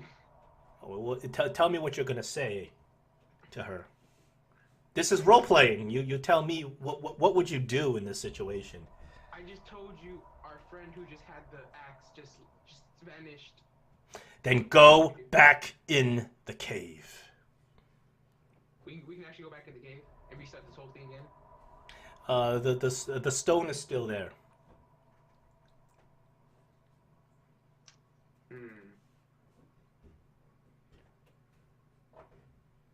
Could I do a surprise attack on her?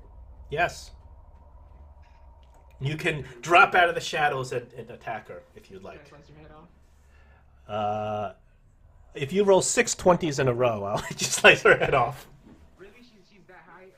No. If you are that lucky, I will let you slice her head off. That's the most epic ending to this. I know, that's what I want to do. Done. Listen, roll an attack on her. Roll an attack on her. If you crit, you can slice her head off. Wait, can I use my... Okay, so let's just... Can I just say that I have my action surge again? What? Oh, fine. You took a rest before you went out. You can have your action surge. You can take an action on her. But I'm going to tell you right now, all of the crossbow bolts are going to attack you, and you probably will die. Well, you definitely will die. It's 30 crossbow bolts. I'm not even rolling it. So, yes, you can attack her. But the consequences are clear if you do. But you may kill her. I mean, you may get lucky. I don't know. This is the end, right? This is the end. This is the end. This is the end for you if you attack her. What about Barthum? I have to give you guys an ending depending What on happens to Barthum? what you guys do. You're up.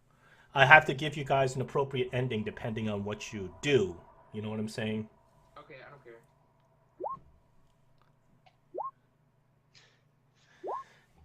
What are you doing?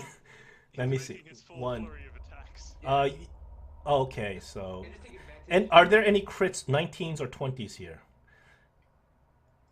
The problem is they're all macros, so I have to read through them. This 26 is a 19. Yeah. That's a crit, so I slice your head off. Okay, you slice her head off, and this is what happens. Can I run back into the room? No, you're dead. So many you are just pincushioned with crossbow bolts, but you have taken your final heroic and valiant action to decapitate this foul woman, and her head just flies to the ground. And right after that happens, her body drops to the ground. It's bleeding profusely, and you see that. And the last thing that you see as you are bleeding to death is her body starts changing, and her body starts morphing, and you can see that it gets bigger and bigger and bigger, and her body polymorphs into a black dragon. As you, Black dragon? not headless black dragon. You decapitated her polymorphed form. You didn't decapitate And then her. I fall on the floor and I say, you will not. And then, of course, all of your allies also of course get the crossbow bolt as well. Okay, wait, but besides Bartholomew, okay, so I fall on the floor on my knees. I'm about to die. I just say, we will defeat you, even with me dead. Oh, I just die. But I'm also cursed too with Bartholomew. I'm cursed also. I don't know. You're The flump said that. the flump said that. But wait, before I die, I crawl. I make a small hole and I put the flump in there and I say, I'm sorry. I make a hole and then before I die, I say, So you're one of the two types of there's two types of people who think two opinions of the flumps. There are people who absolutely love the flump and people who absolutely hate it. And you seem to be somebody who absolutely loves the flump. I like it. So Bartholomew, you have Sorry, my friend. you have exited the cave or attempted to exit the cave with the axe in possession. Unfortunately, the magical warding in this cave has not been broken. The curse of this cave has not yet been broken, and the cave will not let you exit. So you feel yourself being teleported somewhere with the axe, and then you realize that all of a sudden you show up somewhere deep underground. And you can feel that the axe is just slipping out of your hands, and it seems to be rising up out of the ground, and you feel yourself changing as well. Turn into a flump. No, you don't turn into a flump. You turn into something. You feel that Pretty evil, I bet. your hands, your skin starts getting more and more scaly. Your limbs start getting gnarled, and claws start growing out of your limbs. You start noticing that it seems like you're actually growing a second head as you start polymorphing, and then you lose all memory of who you are. And what happens is the cave, of course, the entrance of the cave rotates again to reset to the way it was, and the gemstone in front of the cave flashes again, resetting the cave. The Cyclops wakes up out of the water, and then crawls out of the water. And he says, "Not again," as he makes his way back upstairs. He's buried underground. I'm buried right That's all the information I can give you for this playthrough. Maybe we can play this again. Wait, And so where am I? you're dead. I'm in heaven with the flumps, right? You're somewhere, I guess. In Whatever god you worship. you go to the astral plane. With flump, my flump friend, right? I don't think he's your friend. Come on, let's just You murdered him with a vicious ballista shot right through its body. But I buried it. Come on, it has to count for something. Listen, Holding that. do you want to come back to the cave Again? with a different character? Yeah. Okay, then maybe I'll run this next month, and you can come back to the cave, and you'll see the changes that have been made to the cave. Like, will we see our characters' bodies in like the tombstone of Mr. Flump there? You will see the results of previous players who have failed, Like, including if you can make it to Bartholomew. What? Two-headed dragon. Yeah, you don't know what has happened to Bartholomew, but something has happened to him. what about my body? I postulate that I transform into whatever the final boss should have been. Yes, yes, that is correct. I can tell you, but if Heartmod, you're playing this again, I don't want to give it away. Why don't I?